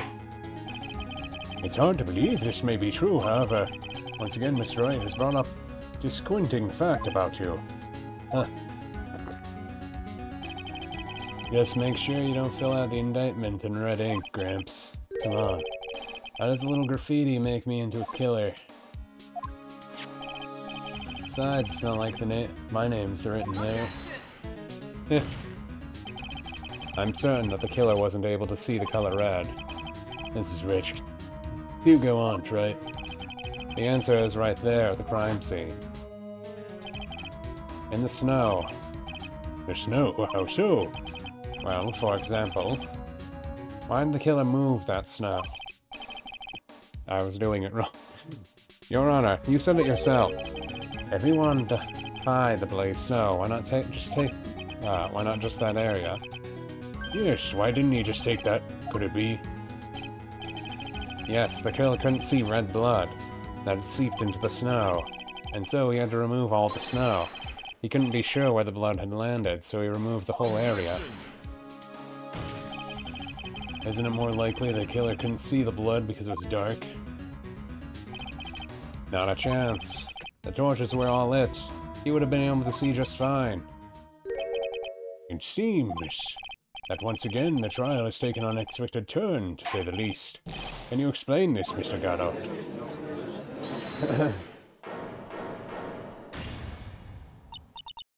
Wait a minute. Wait just a minute. Maya. What is it, witness? Mr. Goddard isn't the killer. After all, he didn't even come to the inner temple. Until 2 days after the murder took place. He didn't show up until after the old bridge got fixed. Maya. You can't testify to something like that. Why? What do you mean? Means like... After the murder happened, you didn't even exist. She didn't. I'm afraid I don't follow. You see, an old man, we established this just a little while ago. After the murder, this witness was unconscious for a long time. Because she was channeling Delilah Hawthorne. That's right.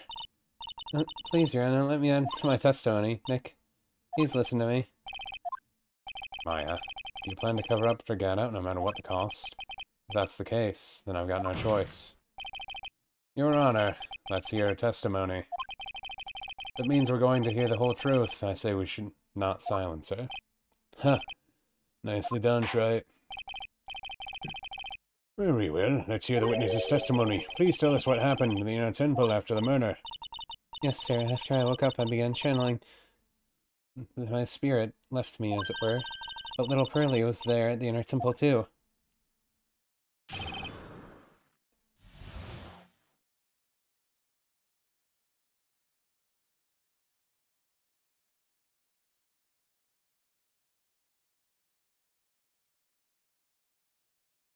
Go. Okay, let's see. We got after the incident. I think we're getting close to the end. Maybe. Curly was stuck on the inner temple outside that night. Next morning, she looked around but couldn't find anyone. Next day, when the bridge was finally fixed, she was in the spare prep room. When Mr. Godot arrived at the inner temple for the first time, he found Pearly first and cheered her right up. Who is Pearly? That's my little cousin, Pearly Fay. So when did you hear about this? Just a while ago, when I was in the medical office. Terribly sorry, but what you heard from someone else is simply not admissible as testimony. What? Come on. Pearly would never tell a lie. She was way more honest person than I'll ever be. You're smart, Maya. You always know the best things to say when you're under oath. Prosecution has no objection. We believe the witness. Mr. Got out? Let's move on to the cross-examination, if the defense has no objections. It's highly unusual, well, Mr. Wright? Let's get the cross-examination started. I think this is a he wants to get caught kind of situation. Fifth statement.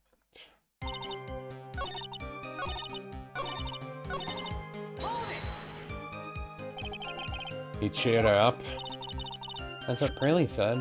She said he was a very nice older gentleman. Thank you for looking after my cousin, Mr. Godot. And here I was thinking you were nothing more than a coffee addict. Hello, you're making me blush.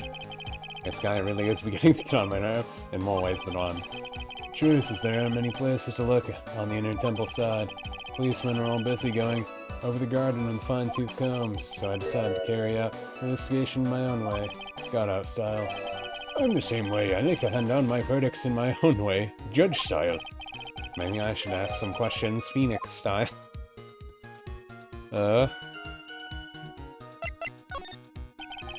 You said you conducted an investigation of your own. Did you find anything? Looks like my investigation went about as well as yours, Wright. After all, I didn't miss the bloody writing on the lantern. Well, I didn't miss it, so speak for yourself, Goggles. The only odd thing I discovered was the beauty in the training hall. Beauty? Misty Fey, naturally. Clad in her stunning Japanese garb, surrounded by the hue of aroma, Western taste. Western taste. Do you find a stranger way to describe gravy? So, from there you headed to the prep room. Wait a second. What did Gano say just now? I think I just found a Pervival weak spot. There's only one thing important here. Where was Gano when the murder took place? He must have already been at the inner temple when it happened. Otherwise, he couldn't have killed Elisa Dexum.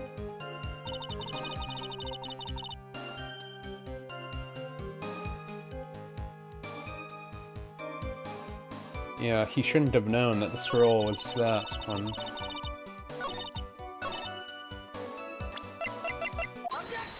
He shouldn't have known the scroll was covered in gravy. Well, as in, when he got here, the scroll was already covered in gravy. If he got there at the same time as Phoenix. Because Pearl already put the gravy on it. So he wouldn't have known that it was a picture of Misty Fey. The first time you crossed Dusky Bridge and went in the inner temple was long before the murder took place. What? Why do you say that? Because he just made one fatal slip-up. The hanging scroll in the training hall. An hanging scroll? But, Mr. Godot is right. The scroll shows a picture of my mother. Maya, I know you know who it is, but here's something you didn't know. By the time the bridge had been repaired 2 days after the murder, the hanging scroll in the training hall looked like this. What's that wonderful delicious smell? The morning after the crime, someone covered it with gravy. Gravy? But why gravy, Nick? Because gravy was much more than a condiment to the culprit. Well, Mr. Godot, if you really hadn't seen the hanging scroll until after the murder, you wouldn't have had any way of knowing that it was Misty Fey. Wait a minute, Nick. Yes? Take another look at the hanging scroll. Look at the top. There's a crest there. Ah, that. It's the mark of the master, correct? Exactly. So if you knew the meaning of the mark... Then you could have guessed that there was a picture of Misty Faye on there. True, but Mr. Godout described what was underneath like this, clad in her stunning Japanese garb, surrounded by the hue of the aroma of Western tastes. Oh. Yes, it's possible that he knew what the crest meant. However, he couldn't have known she was wearing Japanese clothing. Mr. Godout, on the day of the murder, you were hiding at the Inner Temple long before the crime took place.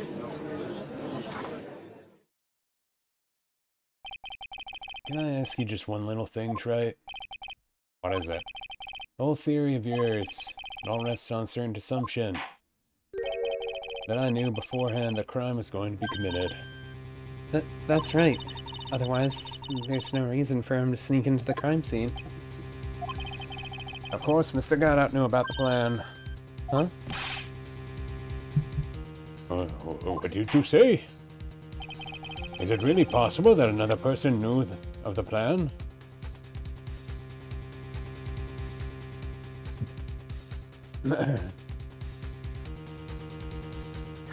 Oh.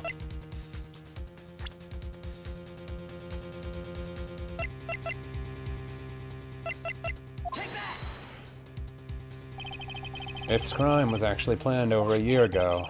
Morgan Fay authored the plan for our daughter's future, and these instructions were hidden somewhere in Fay Manor for a year.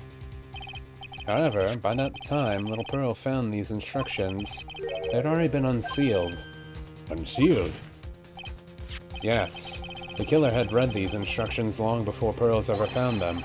That's how he knew the crime was to take place in the Inner Temple. You still insist this crafty killer is me. You bet I do. Well, you just said that the instructions were hidden. That's right. Mr. Gow couldn't have known where the instructions were hidden. If he really wanted to know, he had one great chance to find out. Yes, when was that? During a visit. A visit? Morgan Fay told her daughter, Pearl, about where the instructions were hidden. During one of her visits to the detention center. That'd be the only time for someone to have learned where they were hidden. Eavesdropping on a visit at the detention center?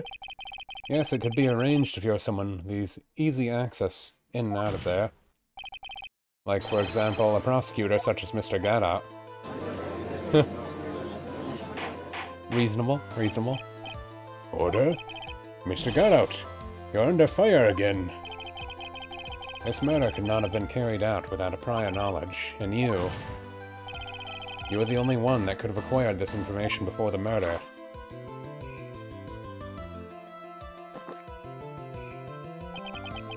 Humans are afraid of the dark, and yet, at the same time, we're fascinated and bewitched by it. Maybe that's why humans drink the darkness that is coffee. Sorry, always asking, but what does that mean? Means there's another reason for anything. Everything. According to your theory, the killer in this case eavesdrops on a conversation during a drill visit where he learned of a hidden plan for a crime. After discovering the plans, he hid in the Inner Temple and waited for the crime to occur. Then he ultimately took a person's life. And he did all that just to protect this witness? That's right. If you're accusing me of this crime, I have to ask you, why would I do this? This girl is nothing but a stranger to me. I got no reason to go through that kind of trouble to protect her. I am what you see. I'm certainly not the type to rescue a damsel in distress.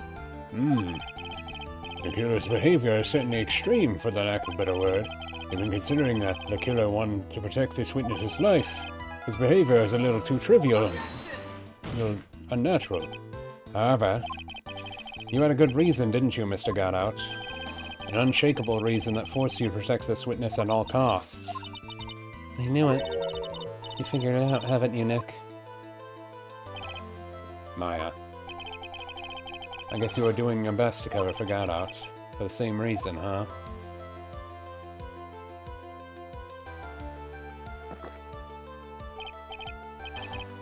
Okay, Wright, I'm all ears. Let's hear it.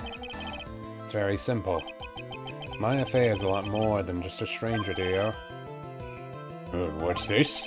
There's one person who lies at the very center of this whole story. One person that ties Maya Fey together. Yeah. Let's make this simple. There's another good reason why Fey's life is so precious to you. After all, she is Mia Fey's only sister. Mia Fey. You once worked alongside her. That was when you were a defense attorney.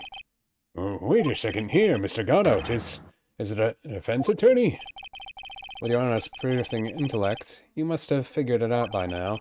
The real name of this man who calls himself Godot. His real name is Diego Armando. Isn't that right?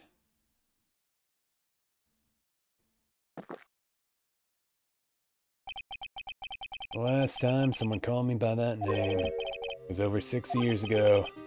Diego Armando, that name rings a bell. It should, Your Honor. All this is related to a single case. A case in which a convict named Terry Flawless killed himself.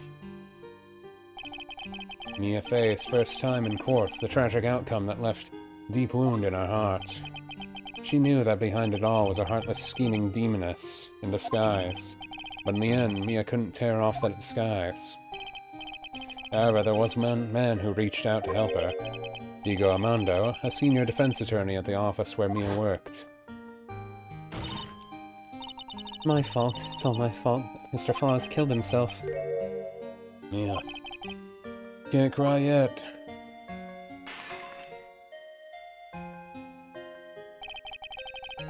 The only time a lawyer can cry is when it's all over. Huh?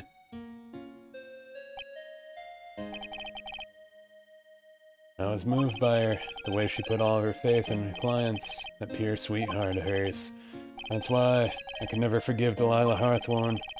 Me and I thoroughly investigated that faked kidnapping incident, and one fateful day Delilah wanted to meet me. It had been 6 months since the trial. We met in the courthouse cafeteria. I remember. 6 years ago, right here in this courthouse, you were poisoned. Even I didn't see it coming. Delilah Hawthorne slipped some poison into my coffee. Some newspaper at the murder time called it a murder. But the very information about the case was released to the press. But you weren't dead at all. No official reports ever actually called it a murder. I was just in deep coma. I see. My body shut down, my life became nothing but long, deep sleep. That woman poisoned did a real number on my central nervous system. I lost my sight, and all my hair turned white due to the damage it caused. That's terrible. Apparently, it was a miracle that I ever regained consciousness. 5 years had passed since I drank that poisoned brew. Then one morning, my eyes flew open, and the smell of Doctor's cup of coffee. 5 years? You were asleep for 5 years? What do you mean, 5 years? Final Fantasy VII joke. And the worst possible news was waiting for me. Mia Fey was dead. From the very moment I opened my eyes, I had already lost everything I thought I had. The woman I loved had been murdered, and the woman I loathed had been sentenced to death. The woman you loathed? The woman who had spiked my scalding hot coffee, Delilah Hawthorne.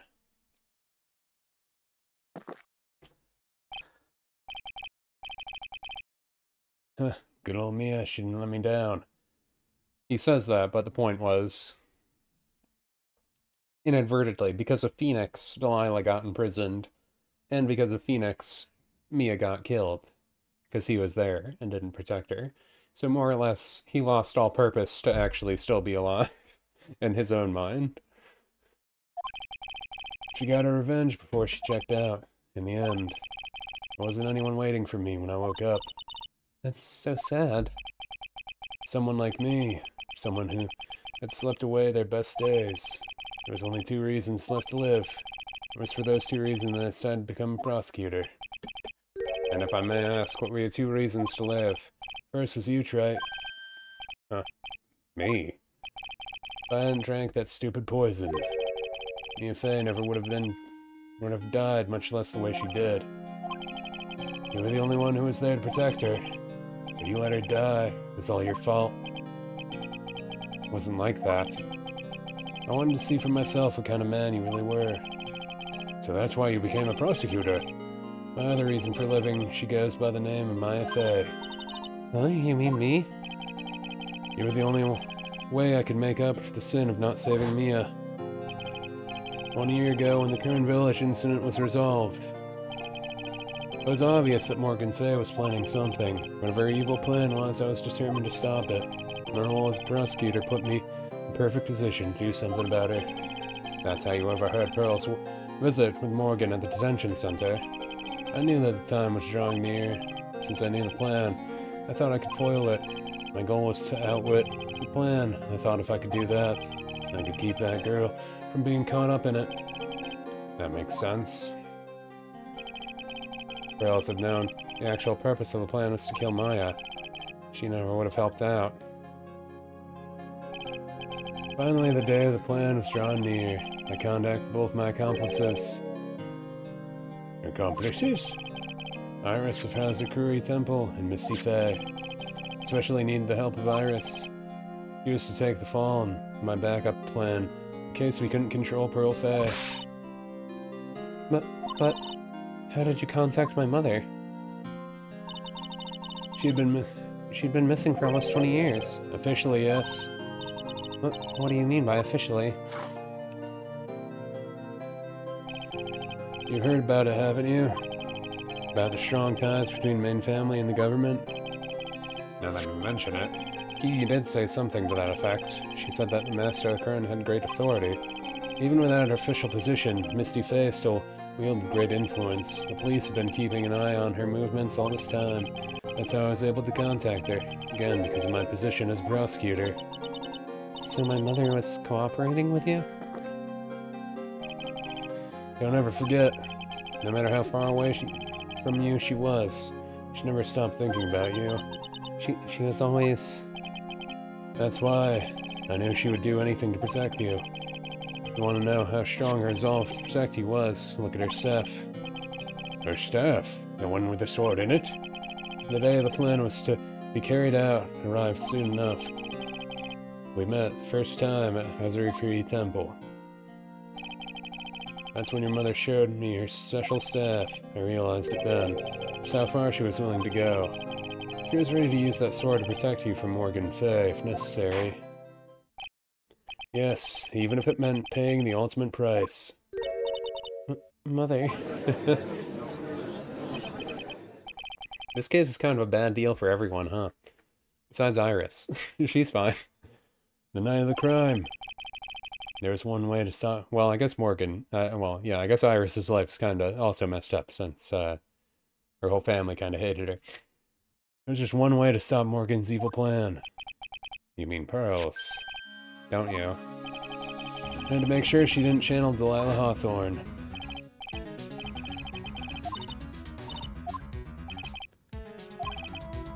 Remember there? We thought we could prevent her from playing her part in Morgan's plan, but she never showed up. She was worried and followed me to the inner temple. That was when the thing we were most afraid of, and that's why Misty Fey had to do the channeling herself. She channeled Delilah Hawthorne into her own body. What do you mean? If she channeled the spirit first, then Pearls wouldn't be able to do it herself. As Master Kern, Misty's Fey power was supreme, so that's how it went down. She channeled Delilah Hawthorne so that Pearl Frey wouldn't be able to. Yeah, because Pearl was going to do it. What? Is this true? My role in the plan was to make sure no one was going to hurt Maya Fey. That's why I hid myself at the inner temple, just in case you needed to be saved from Delilah Hawthorne. Got out. Anyway, that's all I'm going to admit to, Wright. There's no doubt about it, you're a great defense attorney, but you're going to have to do the rest yourself. The background leading up to this instance has been made bare. There's just one more question remaining, Mr. Wright. Who killed the victim? Only two possible suspects right now, Maya Fey. And as I'm sad to say, Mr. Garrett.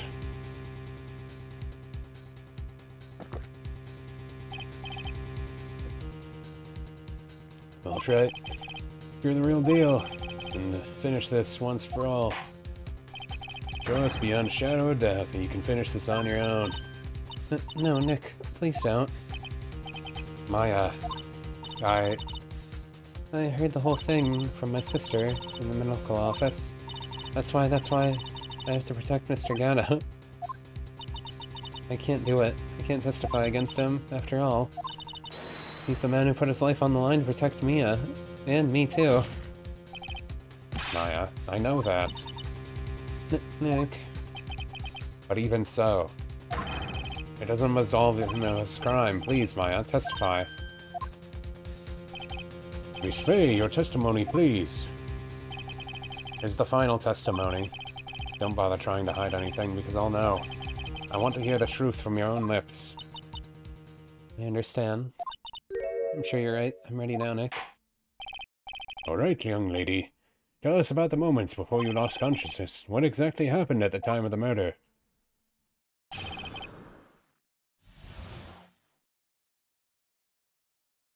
Okay. Just before it happened, I think I saw some red lights, 3 of them. I thought I'd ask for help, but just then I was splattered with blood. She wasn't dead, though. She struck me back at the enemies behind. She wasn't dead, though. She struck back at the enemy behind her. Suddenly, the red lights went out, and the whole area was dark. Just at the moment, there was a horrible scream. Right after that, Lila collapsed and I lost consciousness. So what, the blood that was there was Gadot's? 3 red lights. I thought you said you don't remember seeing them. I'm sorry. I thought I saw them, but they disappeared all of a sudden. Huh. Things break, right? Even the best theories. Who was it that stabbed Misty Fey? Looks like you still can't prove it. Maya's telling the truth this time, I know it. The rest is up to me. Well then, Mr. Wright, proceed with your cross-examination of the witness.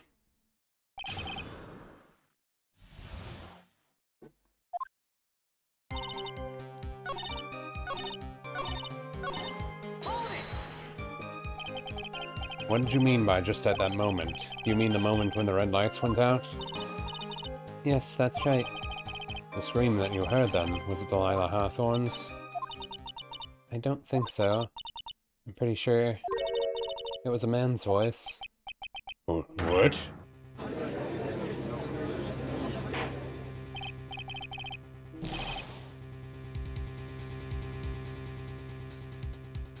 So then that scream came from the killer. That's gotta be it. I think Delilah Hawthorne must have taken the blade and attacked the killer with it. Then the killer let out a scream of pain, huh? After that, the killer stole the blade back and delivered the final blow, I guess. Well then, Mr. Wright, it seems it makes sense to me. Sounds like the reason induction. I still gotta say,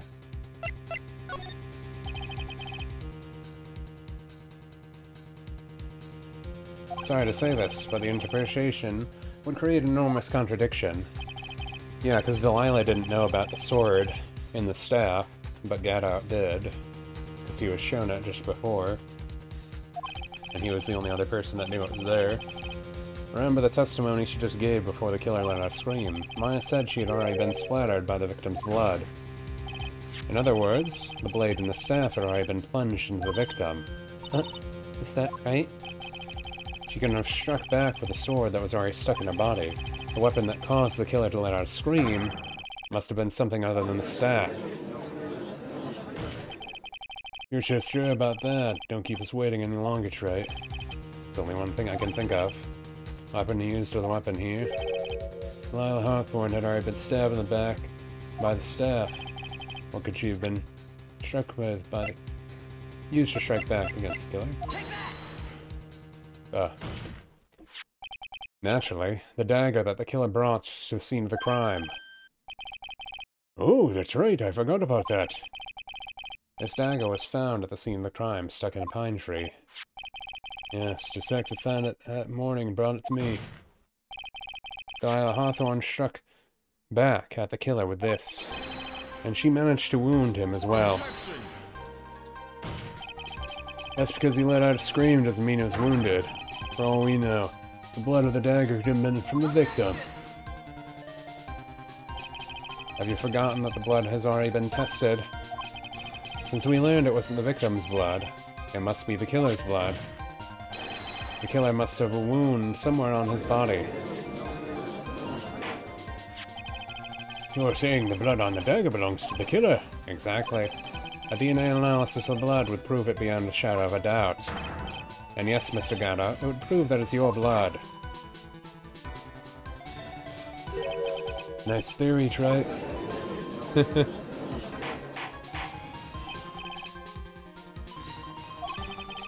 Is this the end? Have I done it? Even he won't be able to change the results of a scientific test. Let me ask you something, then. I just say that it turned out that I was the killer. You really think I would be stupid enough to leave evidence like that? What? Just think for a second. This dagger was found this morning by a detective and brought to me. There was already blood on it, correct? But even so, I was the one who brought this dagger here to the courtroom. Yes, what does that prove? Well, if I really were the killer, I could have washed the blade off and then planted another person's blood on it. It can't be. In any case, there's one thing I can guarantee, Wright.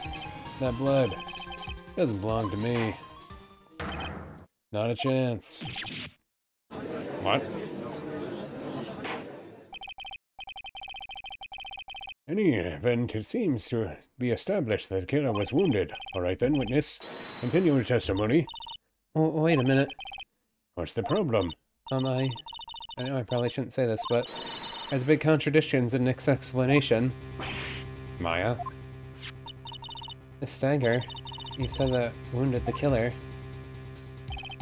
That's right. But Mr. Garnett had really been cut with the dagger. His clothes should be bloody, ripping them, right? What? I'm Maya. Maybe he just changed his clothes. That'd solve the contradiction pretty easily. What are you talking about? It's not that simple at all. Remember back to the day of the murder? Everyone that was on the inner temple side got trapped there. That's right. And once the bridge was fixed, the police headed for the inner temple. Mr. Gano was already there waiting for them. He never had a chance to change his clothes.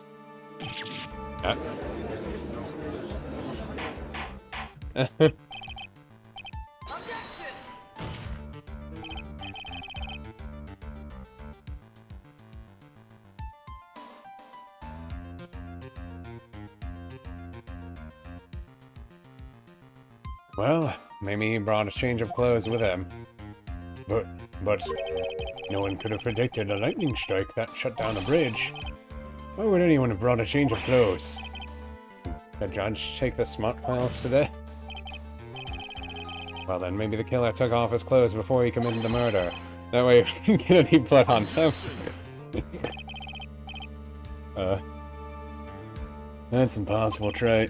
You know how cold it gets up there late at night? After a few minutes with no clothes on, you'd be frozen solid. I like how we were trying to argue. So that's all you got. I knew you weren't tough enough to finish this. Right now, if Mia Fey were here, she would have closed the book on this case already. If Mia Fey were here. So come on, Trey. Can you do it or not?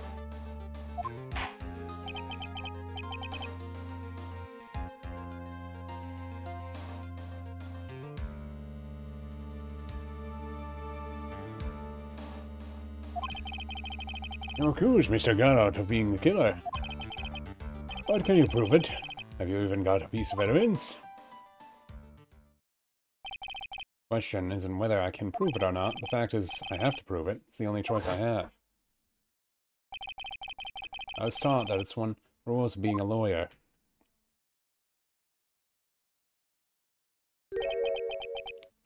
I can prove it. I'm going to bring your magnificent vengeance to fruition just as you want it. Huh, that's good. A fighter till the bitter end, right? Since there's just one piece of evidence that can prove your point, why don't we go for the unlimited penalty? Are you trying to pressure me, Mr. Gotout? Because it doesn't matter to me. I've got one piece of evidence I need. Give me a break. Got nothing, Trite. So what do I do at a time like this? It's simple. I gotta think outside the box and approach this from a different angle. Alright then, Mr. Wright, let's hear what you've got. As one thing I've demonstrated in previous cross-examination, the killer was wounded. That was proven by the blood on the dagger. But we decided it was impossible for him to have hidden such a wound. If he had been cut by the dagger, there would have been blood stain on his clothing. There's one place that the killer could have hidden his wound. What did you say? Hidden? This is it, my last stand. I need to think about this from a different angle. I don't need to think about why there were no bloodstains on his clothing. I need to show how he hid the wound. In the end of the line, final stop, Trite. Let's hear what you got. What's the location the killer hidden his wound?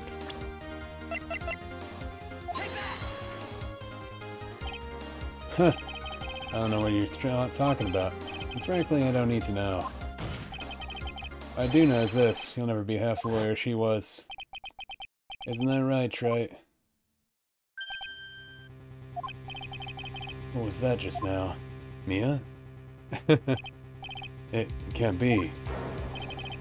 You're living on through him. Even as we speak, you're still hiding the wound.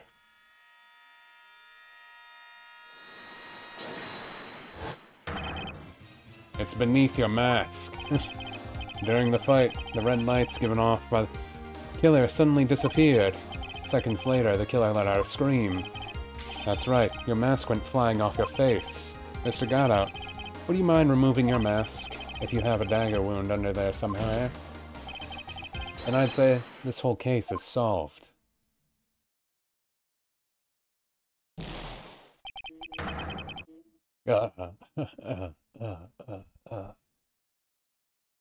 You beat the boss.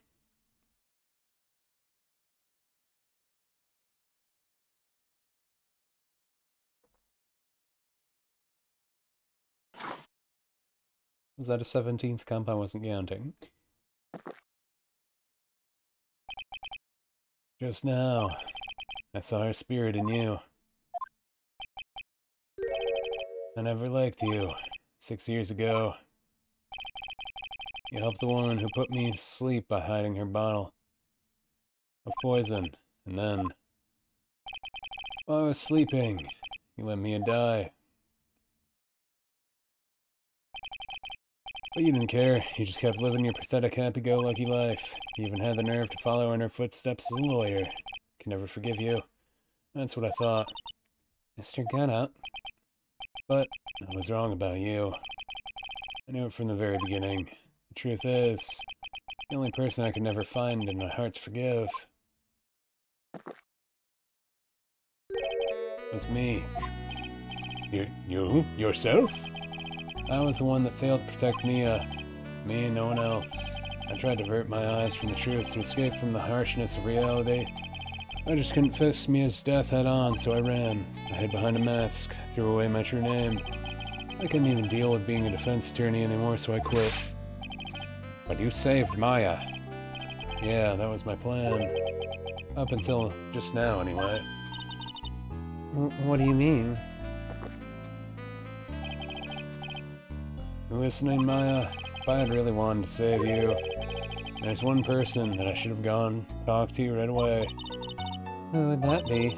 You talking about Nick? But I didn't do it. I tried to get the help of Iris and your mother, but I closed my eyes to the most important man involved. You know why? Real reason? No, why? I suppose I wasn't really interested in saving you at all. Huh? I think I was just trying to salvage what's left of my own broken soul. I was trying to make up for the fact that I couldn't save Mia, nothing more. That's why I let you walk right into a situation that I knew was dangerous. Forgive me. You're wrong. You put your life on the line to save Maya. Was it really for Maya's sake? Even though I'm not really sure. What do you mean by that? That night in the darkness, the garden, when I saw her silhouette. Part of me must have known the truth. The truth that it wasn't really Delilah Hawthorne standing there in front of me.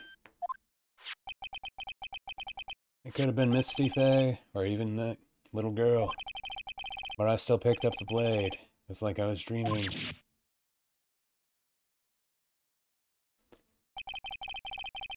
I'm not sure exactly what was going on in my mind at that point.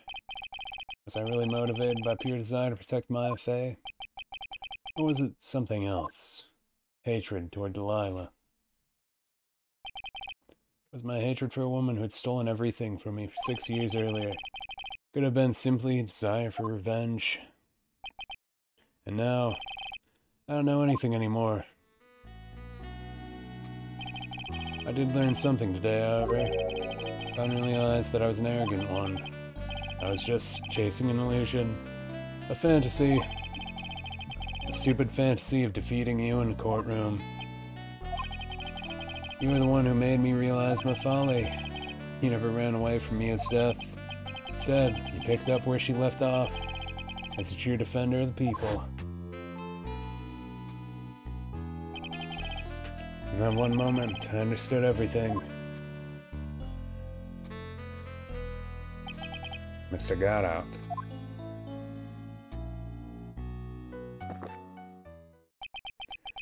I think you already know this, but if you don't, my name is Diego Armando. Mr. Armando, I believe in you. I know you were trying to save me.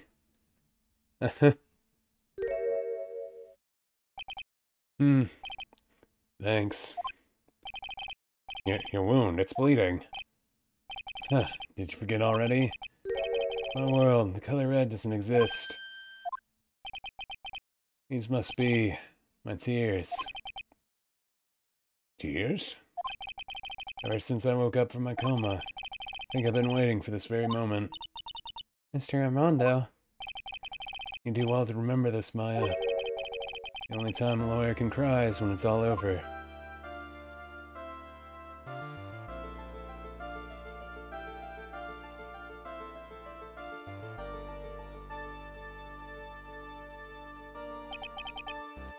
This time, it really is all over, isn't it? Defendant. Yes, Your Honor. Although you weren't directly involved in the murder, tampering with the body in the crime scene is a serious offense in itself. I understand, Your Honor. Mr. Armando explained that to me very carefully. Oh, wait. That was ours. I knew the risks that, and I willingly cooperated anyway. Very well. Before I hand down my verdict, is there anything you'd like to say? Well, there is one thing. I'd like to say something to Mr. Wright. I want to apologize to you. Apologize to me? For what? For the case 5 years ago, of course.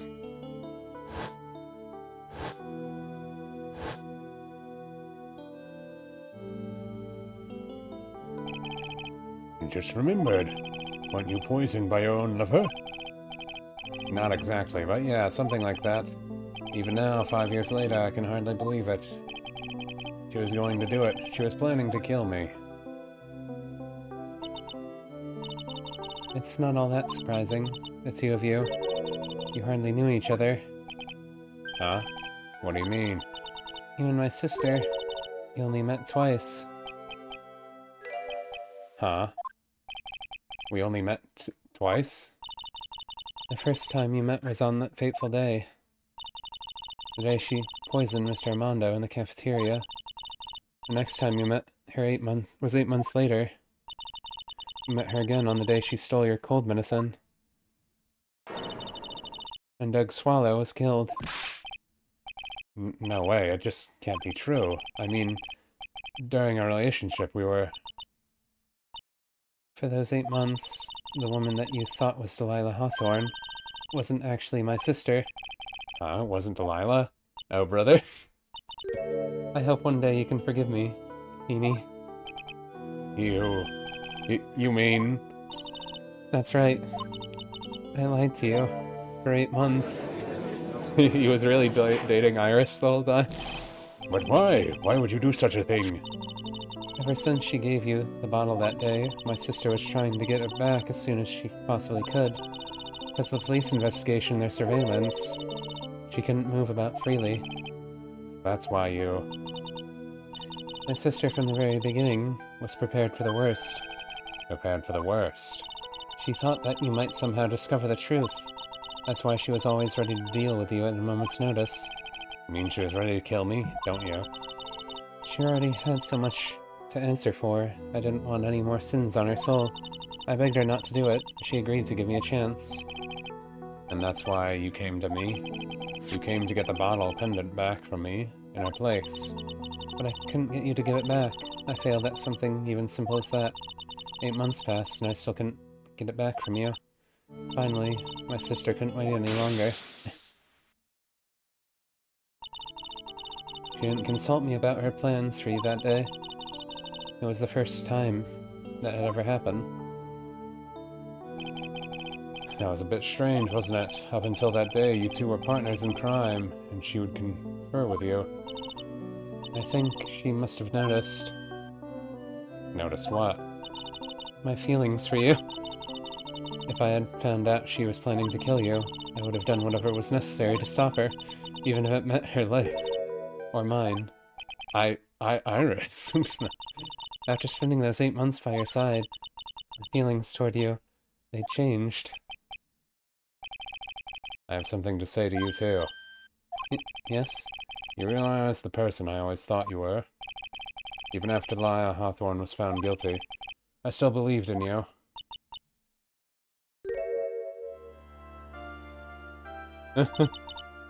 Thank you.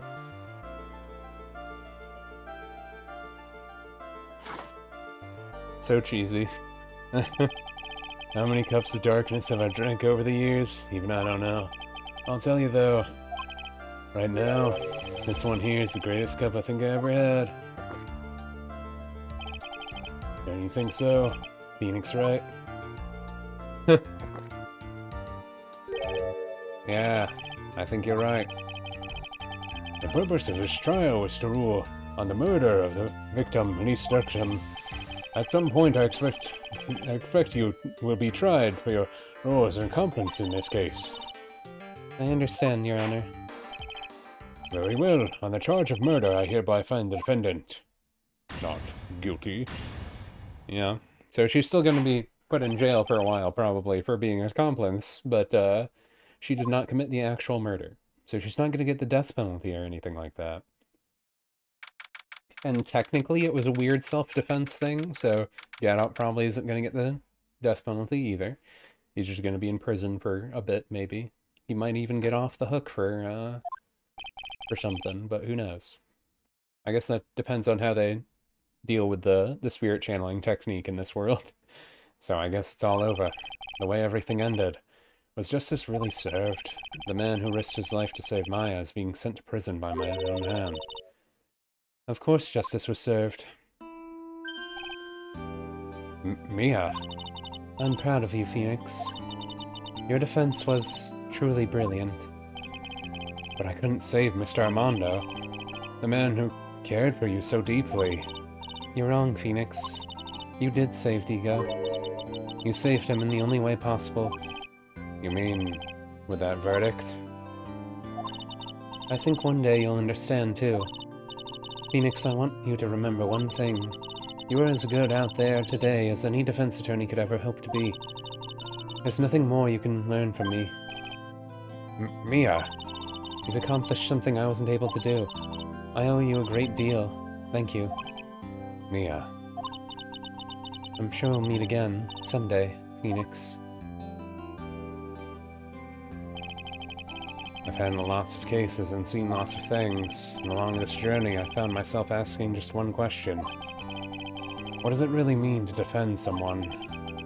I suppose today's case produced one possible answer. Nick, Maya? I guess it's just like my sis said. Yeah, what did she say? That night when I channeled Mia and to get her advice on what to do, this is what she wrote back in my notebook. Don't worry, Phoenix will save everyone in the end. But... Come on, cut it out with a gloomy face. Can't you see? Me, sis, and I'm sure Iris too. We owe you for everything you've done for us, Nick.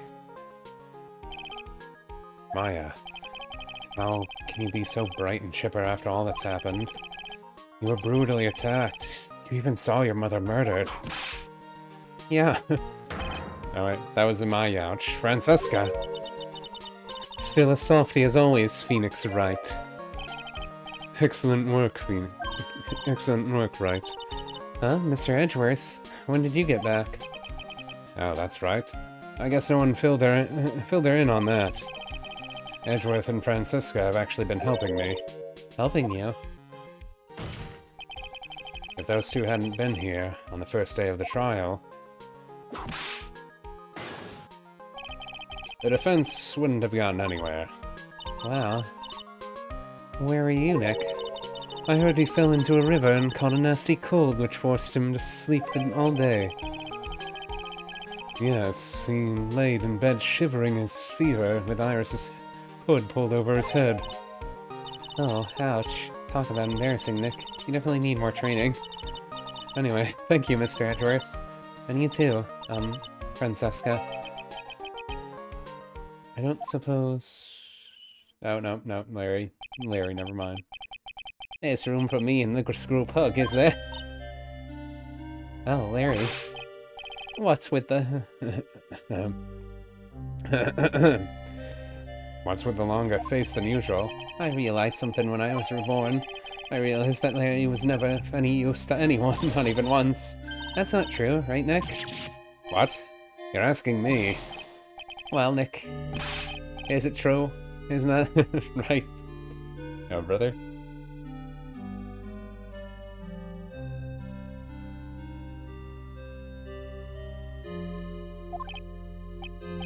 Huh? Oh, yeah, of course. I know it. Everyone would be better off if I were gone. No. Oh yeah. Those portraits you painted, they were really good.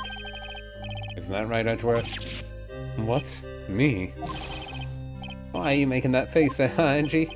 Oh, well, yes, indeed. I certainly can't say that they lacked resemblance. You really made me. What about you, Francie? Did I draw you well, too? My beauty could not possibly be captured by mere crayon. Nonetheless, I recognize the effort you put into it, and it's something worth something. That's funny. That's so dumb. So then you'll do it, like you promised? You're going the model for the next picture of a Francie Whippy. Don't get carried away. Brother? Well, how about that? I guess painting portraits is the only thing I'm good at. The painting of Pearl was pretty darn good too, if you ask me. Huh? Now that you mention it, I haven't seen her around. Where else? Where could she have gone? Normally she would have made a beeline for Maya. Oh, I'll go look for her. Be right back.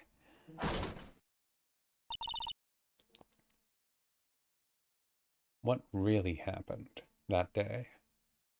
What really happened? Right. You seem to be uncharacteristically puzzled.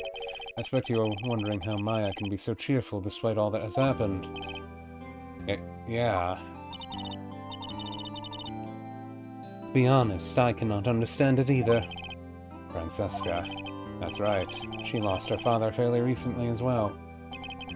I think I understand how she feels. Maya's a much wiser person than she appears. And I think she realizes something. Now is exactly the time when she needs to be strong as she can. What do you mean by now is exactly the time? Maya wasn't the only one that was badly wounded by this incident. In fact, there was someone that was hurt far more deeply than she was. I believe it's for that person that Maya is trying her best not to cry. Someone who's hurt more deeply than Maya. Edgeworth, I think I'm starting to understand too. Then tell me, Phoenix Wright, who's Maya being strong for? Well, it's obvious. Pearl Fay. The poor kid, after all. The reason she worked so hard to follow the instructions was because she loved and believed in her mother, Morgan. For the good of the Fay clan, I'm sure she believed in every last word. She thought she was doing it for Maya. That's why she was so happy. It shows how truly devoted she is to Maya. But it's a cruel irony that it was her exuberance that led to this tragedy. Maya Fay's mother was killed, and Maya herself was put into the deepest peril imaginable. And that's exactly why Maya is putting on a brave face.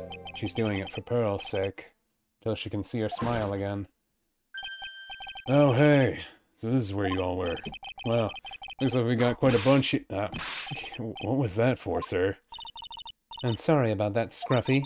My whip just seems to have a mind of its own. What's up, Detective Gumshoe? Oh, you know, this and that. Anyway, congrats on the win. Let's go out tonight, pal. Dinner's on me. My salary's just sorta gone down by 20 weeny bit, but it's alright. I'm in reservations at a first-class French restaurant tonight. Pretty good work, Scruffy. That whip was your reward. Detective Gumshoe, you said first-class French restaurant. You don't mean... Tres bien. Where else? I knew it. We're doomed. Come on, let's go, everyone. Can't keep Maggie waiting, pal. Hey, Hey, you crybaby, you're invited too. oh, forget about me. Pearl and I will be at the Losers shack eating potatoes. You know, Maya's taken an awfully long time to get back. Still out looking for pearls. Oh, Maya, what's wrong? Nick, what do I do? Really? I can't find her anywhere. Huh? Not much, you just went back home, that's all. I thought so too, so I called the village, but no one has seen her, heard from her. This has never happened before. As I figured, she's been badly hurt by this incident. She feels responsible for the tragedy that befell you, Maya. But none of this was her fault. What should I do? Detective Gumshoe? Yeah, what is it, pal? Could you guys go on ahead? But what about you? Maya and I will... We'll join you guys once we find pearls. Nick, Don't worry about us, Detective Gumshoe. We may be a little late, but we'll definitely be there. We have a lot of celebrating to do tonight. I wouldn't miss it for the world. Yeah, but you're the... very well, Phoenix Wright. We'll go on ahead. Don't keep us waiting, right? We won't. But where should we look? Where could Pearl have gone? Let's go, Maya. There's only one place I can think of that Pearl may have gone to. Layton Co. Law offices, or... Okay, never mind. Did she go back to the scene of the crime? The inner temple? Pearls, I bet this is a very important place. After all, it's where the whole incident started. What's this? You're all back so soon?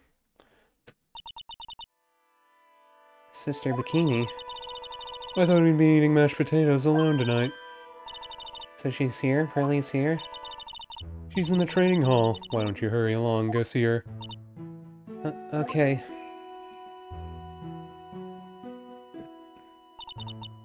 Pearlie's not here. Ah, Maya. The hanging scroll.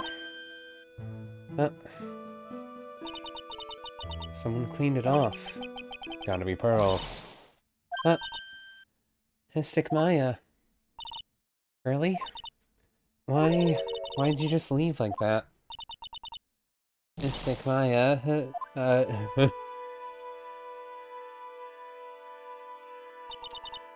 I swear that I'd never trouble the two of you ever again, because it's all my fault that Mystic Maya's mother. That's why you came here. It's the least I could do, to pray for your happiness. You don't have to do that, Pearly. It wasn't your fault. You didn't do anything wrong. Of course I'm sad that my mother is gone, but... How do I say this? I'm still happy. You don't have to lie just to make it feel better. No, really. It's true. The only reason I'm still here at all is thanks to everyone who was there for me.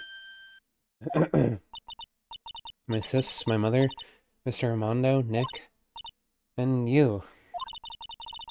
If even one of you weren't there, I'm sure I wouldn't be alive right now. That's why I have to be strong. For all the people that were there for me when I needed them, that's all I can really do. Mystic Maya. I'm impressed. You truly are the daughter of Mystic Misty. Sister Bikini. Your mother, Mystic Misty, was a strong woman indeed. I won't tell you what she said to me that night. After dishonoring the good name of Kern, I don't have the right to face my daughter. But still, Maya's always in my thoughts. It's true. She'll always be with me, till the day I die. So she's not with you anymore. Your spirit was with her. That's why your mother is always so strong. Even at the end, I'm sure she had no regrets.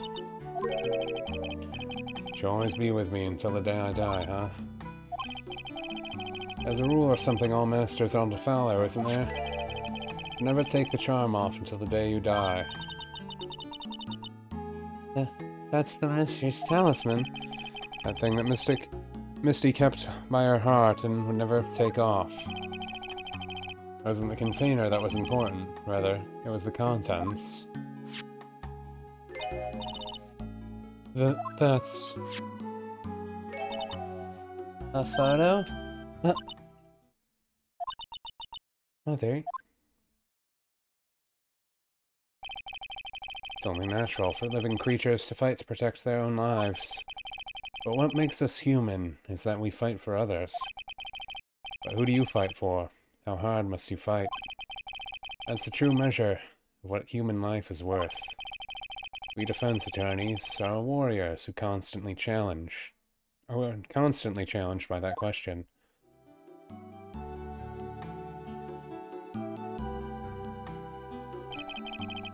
Even when the battle is over, the bonds that connect us are severed. We always return, time and time again. Mia, Maya, Pearls, Mr. Armando, and Maya's mother, too. I learned that from all of them.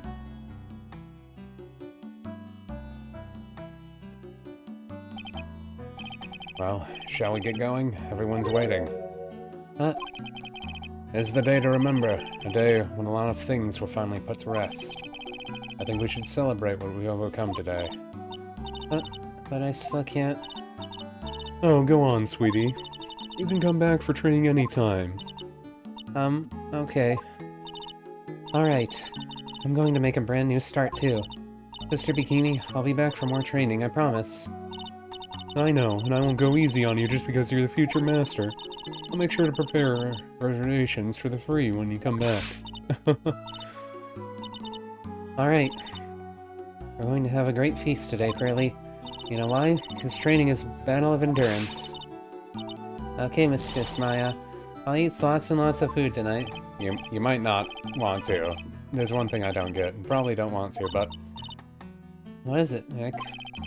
Reservations for training is fine and all, but why for 3? Come on, what do you think?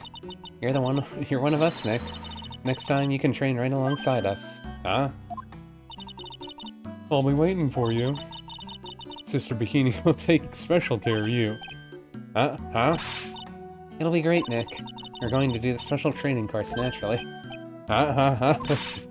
That's a great idea, after all, Mr. Nick. You'd do anything for Mr. Maya, wouldn't you? Even walk on hot coals, right? We'll have a nice big meal before we come next, right, Nick? You know, I have a girlfriend in prison waiting for me. I was wondering if I can say one little thing. Sure, of course you can. I love this part. I can't wait to hear it. I'm getting goosebumps too. Well then, here goes nothing. Low battery. That's what we have to say.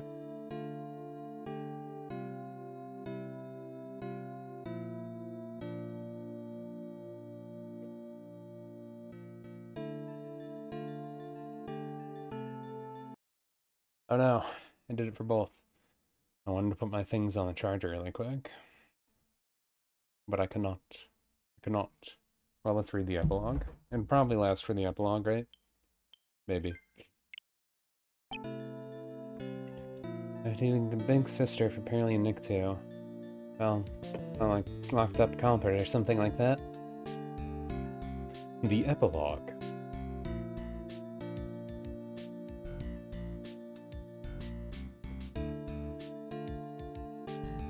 That's true, Mr. Rick really is Mr. Maya's knight in shining armor. He went through the special course all the way to the end. Actually, I heard there's a legendary extra special actual course here too. I think I'll surprise the two of them by making them a secret reservation. Oh. Yeah, brother. Was this really made by such a small team?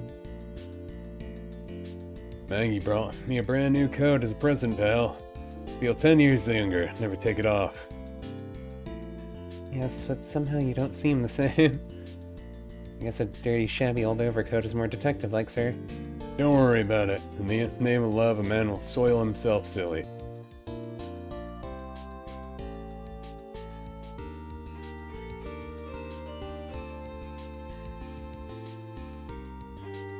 Mr. Wright, I'm once again in your debt. Thanks to you, the treasures of the current exhibit was a great success. I even got to see Miss Von Karma, who I hadn't seen in almost a year. She taught me how to use a whip and said that I must show you what I've learned. Excuse me? What? Go back? I forgot I still had my keyboard stuff up. Honestly. I didn't turn that off for this. Oh well. It doesn't matter too much. Does he? I started a company called Star State Consulting. Dedicated to stopping evil plans and crimes all over the city. I'm gonna just cut it out, please. Pretty cute, huh? Well, we also sell plans to criminals as a kind of side business, so I wonder if that's okay. Sometimes I think maybe we're the worst criminals.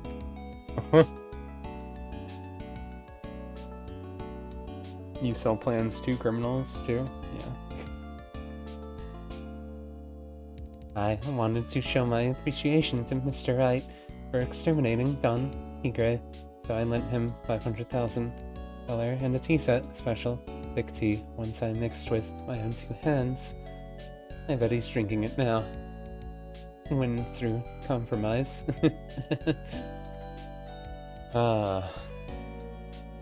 Wait, so she's still winning? She's still doing the lawyer stuff? I mean the loan office. Loan shark, that's it. I'm just old and in the way, a wrinkly old grumbly clown, noise waste. At least that's what I thought. My grandkids had a birthday party for me the other day. Talk about embarrassing, 69 years old, and I cried like a baby with a dirty diaper. Please don't explain that to us. I'm just gonna leave my controller plugged in for a bit here. As usual, we have nothing. We hired a new programmer to replace Glenn Elg. I do hope everyone will get his name is Amanda Amanda. Adam Amanda. I heard his name, his new brain circuits would align perfectly. I guess this team really was small. The localization team was probably bigger. My, more reporters. Since the murder, we've been so much money, I hardly know what to do. I think magazines like us provide such a nice visual, especially. I can hardly wait for Iris to come back. Gotta wait until she's released from prison.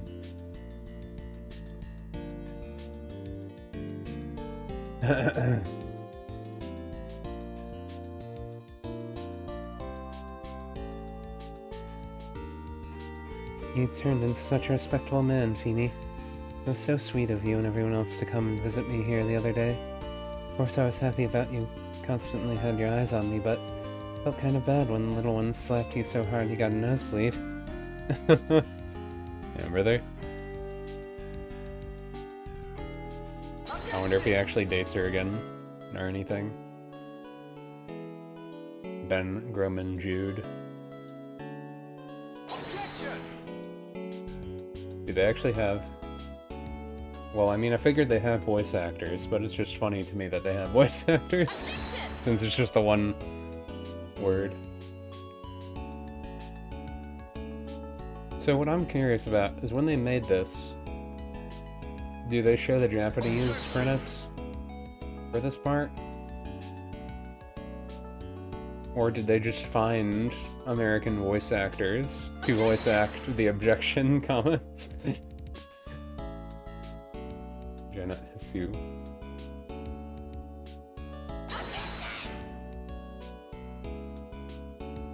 David Crispin.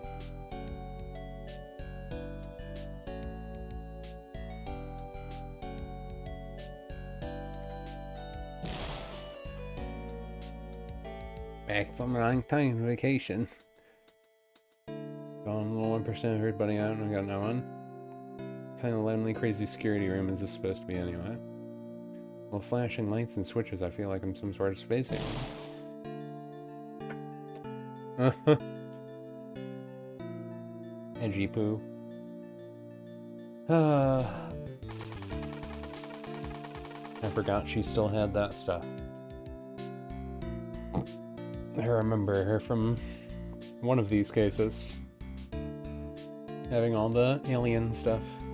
I finally found something I love to do. Crazy Whippy Woof Shrimp is gonna turn the art world on its head. I should have realized it sooner. Self-centered, lazy, antisocial. I'm an artist. A really good portrait artist. I'm not a loser after all. Good for you, good for you. Oh,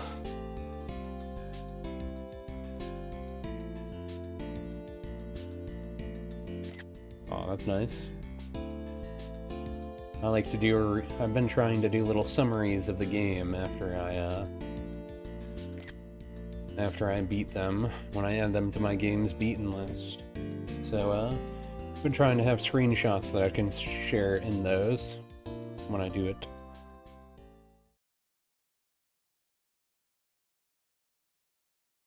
And, that was it. That was the end of the game. That was the trilogy. The whole thing. From start to finish. The trilogy has been beaten. And Phoenix Wright is no more. Because you're not just a clown, you're the entire circus. Still one of my favorite lines. Anyways, for anyone who dropped in, I was right, it did take 6 hours. A little over 6 hours. For anyone who dropped in, thank you for watching. Hope you enjoyed. The dumb voices that I sometimes remembered and sometimes didn't. Did I do that voice for Phoenix originally? I never went back to actually look if this was the voice I did for Phoenix. Not that it really matters, but I was just kind of curious if I did this one. I know I used this voice when I played it, but I don't remember if I used this for Phoenix specifically. For Edgeworth, I know I did something like this. It was sort of like the Liquid Snake kind of tone. But more refined, to a degree. I'm pretty sure I did something like that, or just used my normal voice. More or less. I don't remember. You try to do weird, dumb voices for these things, have a little fun. If the whole game's a visual novel, you're gonna have something to do. Like, if it's all a bunch of reading, you don't want to just smash through it. Might as well read it aloud and do dumb voices. And throw your commentary into the middle of it, you know? Anyway. This game is done. I shall add it to the games beaten list now. When I end this. But, yeah. Next game I'm going to play is probably going to be World Ends With You, Neo. Neo, World Ends With You. But, I started that also, and, did not finish it. So, I think that will be a good one to also go through and finally complete. I might not do my bar here. I just did this because for all the episodes for Phoenix Wright I had my my streamer view instead of just game like this. But I think for Neo Tweenie I might just go back to this. I forget if I did that for it in the first place, but I'm gonna use this for it either way, I'm pretty sure. Just to clarify that. If anyone watches this and watches all of my content and cares, I'm telling you, for you person, look at my little mouse hand move. But, yeah. Don't know how long Neo Tweenie is gonna take. Usually they're as long as Kingdom Hearts games, so like 15 to like 25 hours. And then Completionist is like upwards of 40 hours. But we're probably not gonna go for 100% since I don't really like the game as much as the first one. Not gonna lie. I might like it more as I play it more. I heard it gets better if you get through the slog of the first part. And that some things start to make more sense, possibly. But we'll see if that is true or not. Either way, actually gonna leave now. So, for final. We will see you on the next one. This has been Phoenix Wright, Ace Attorney, The Trilogy. Goodbye.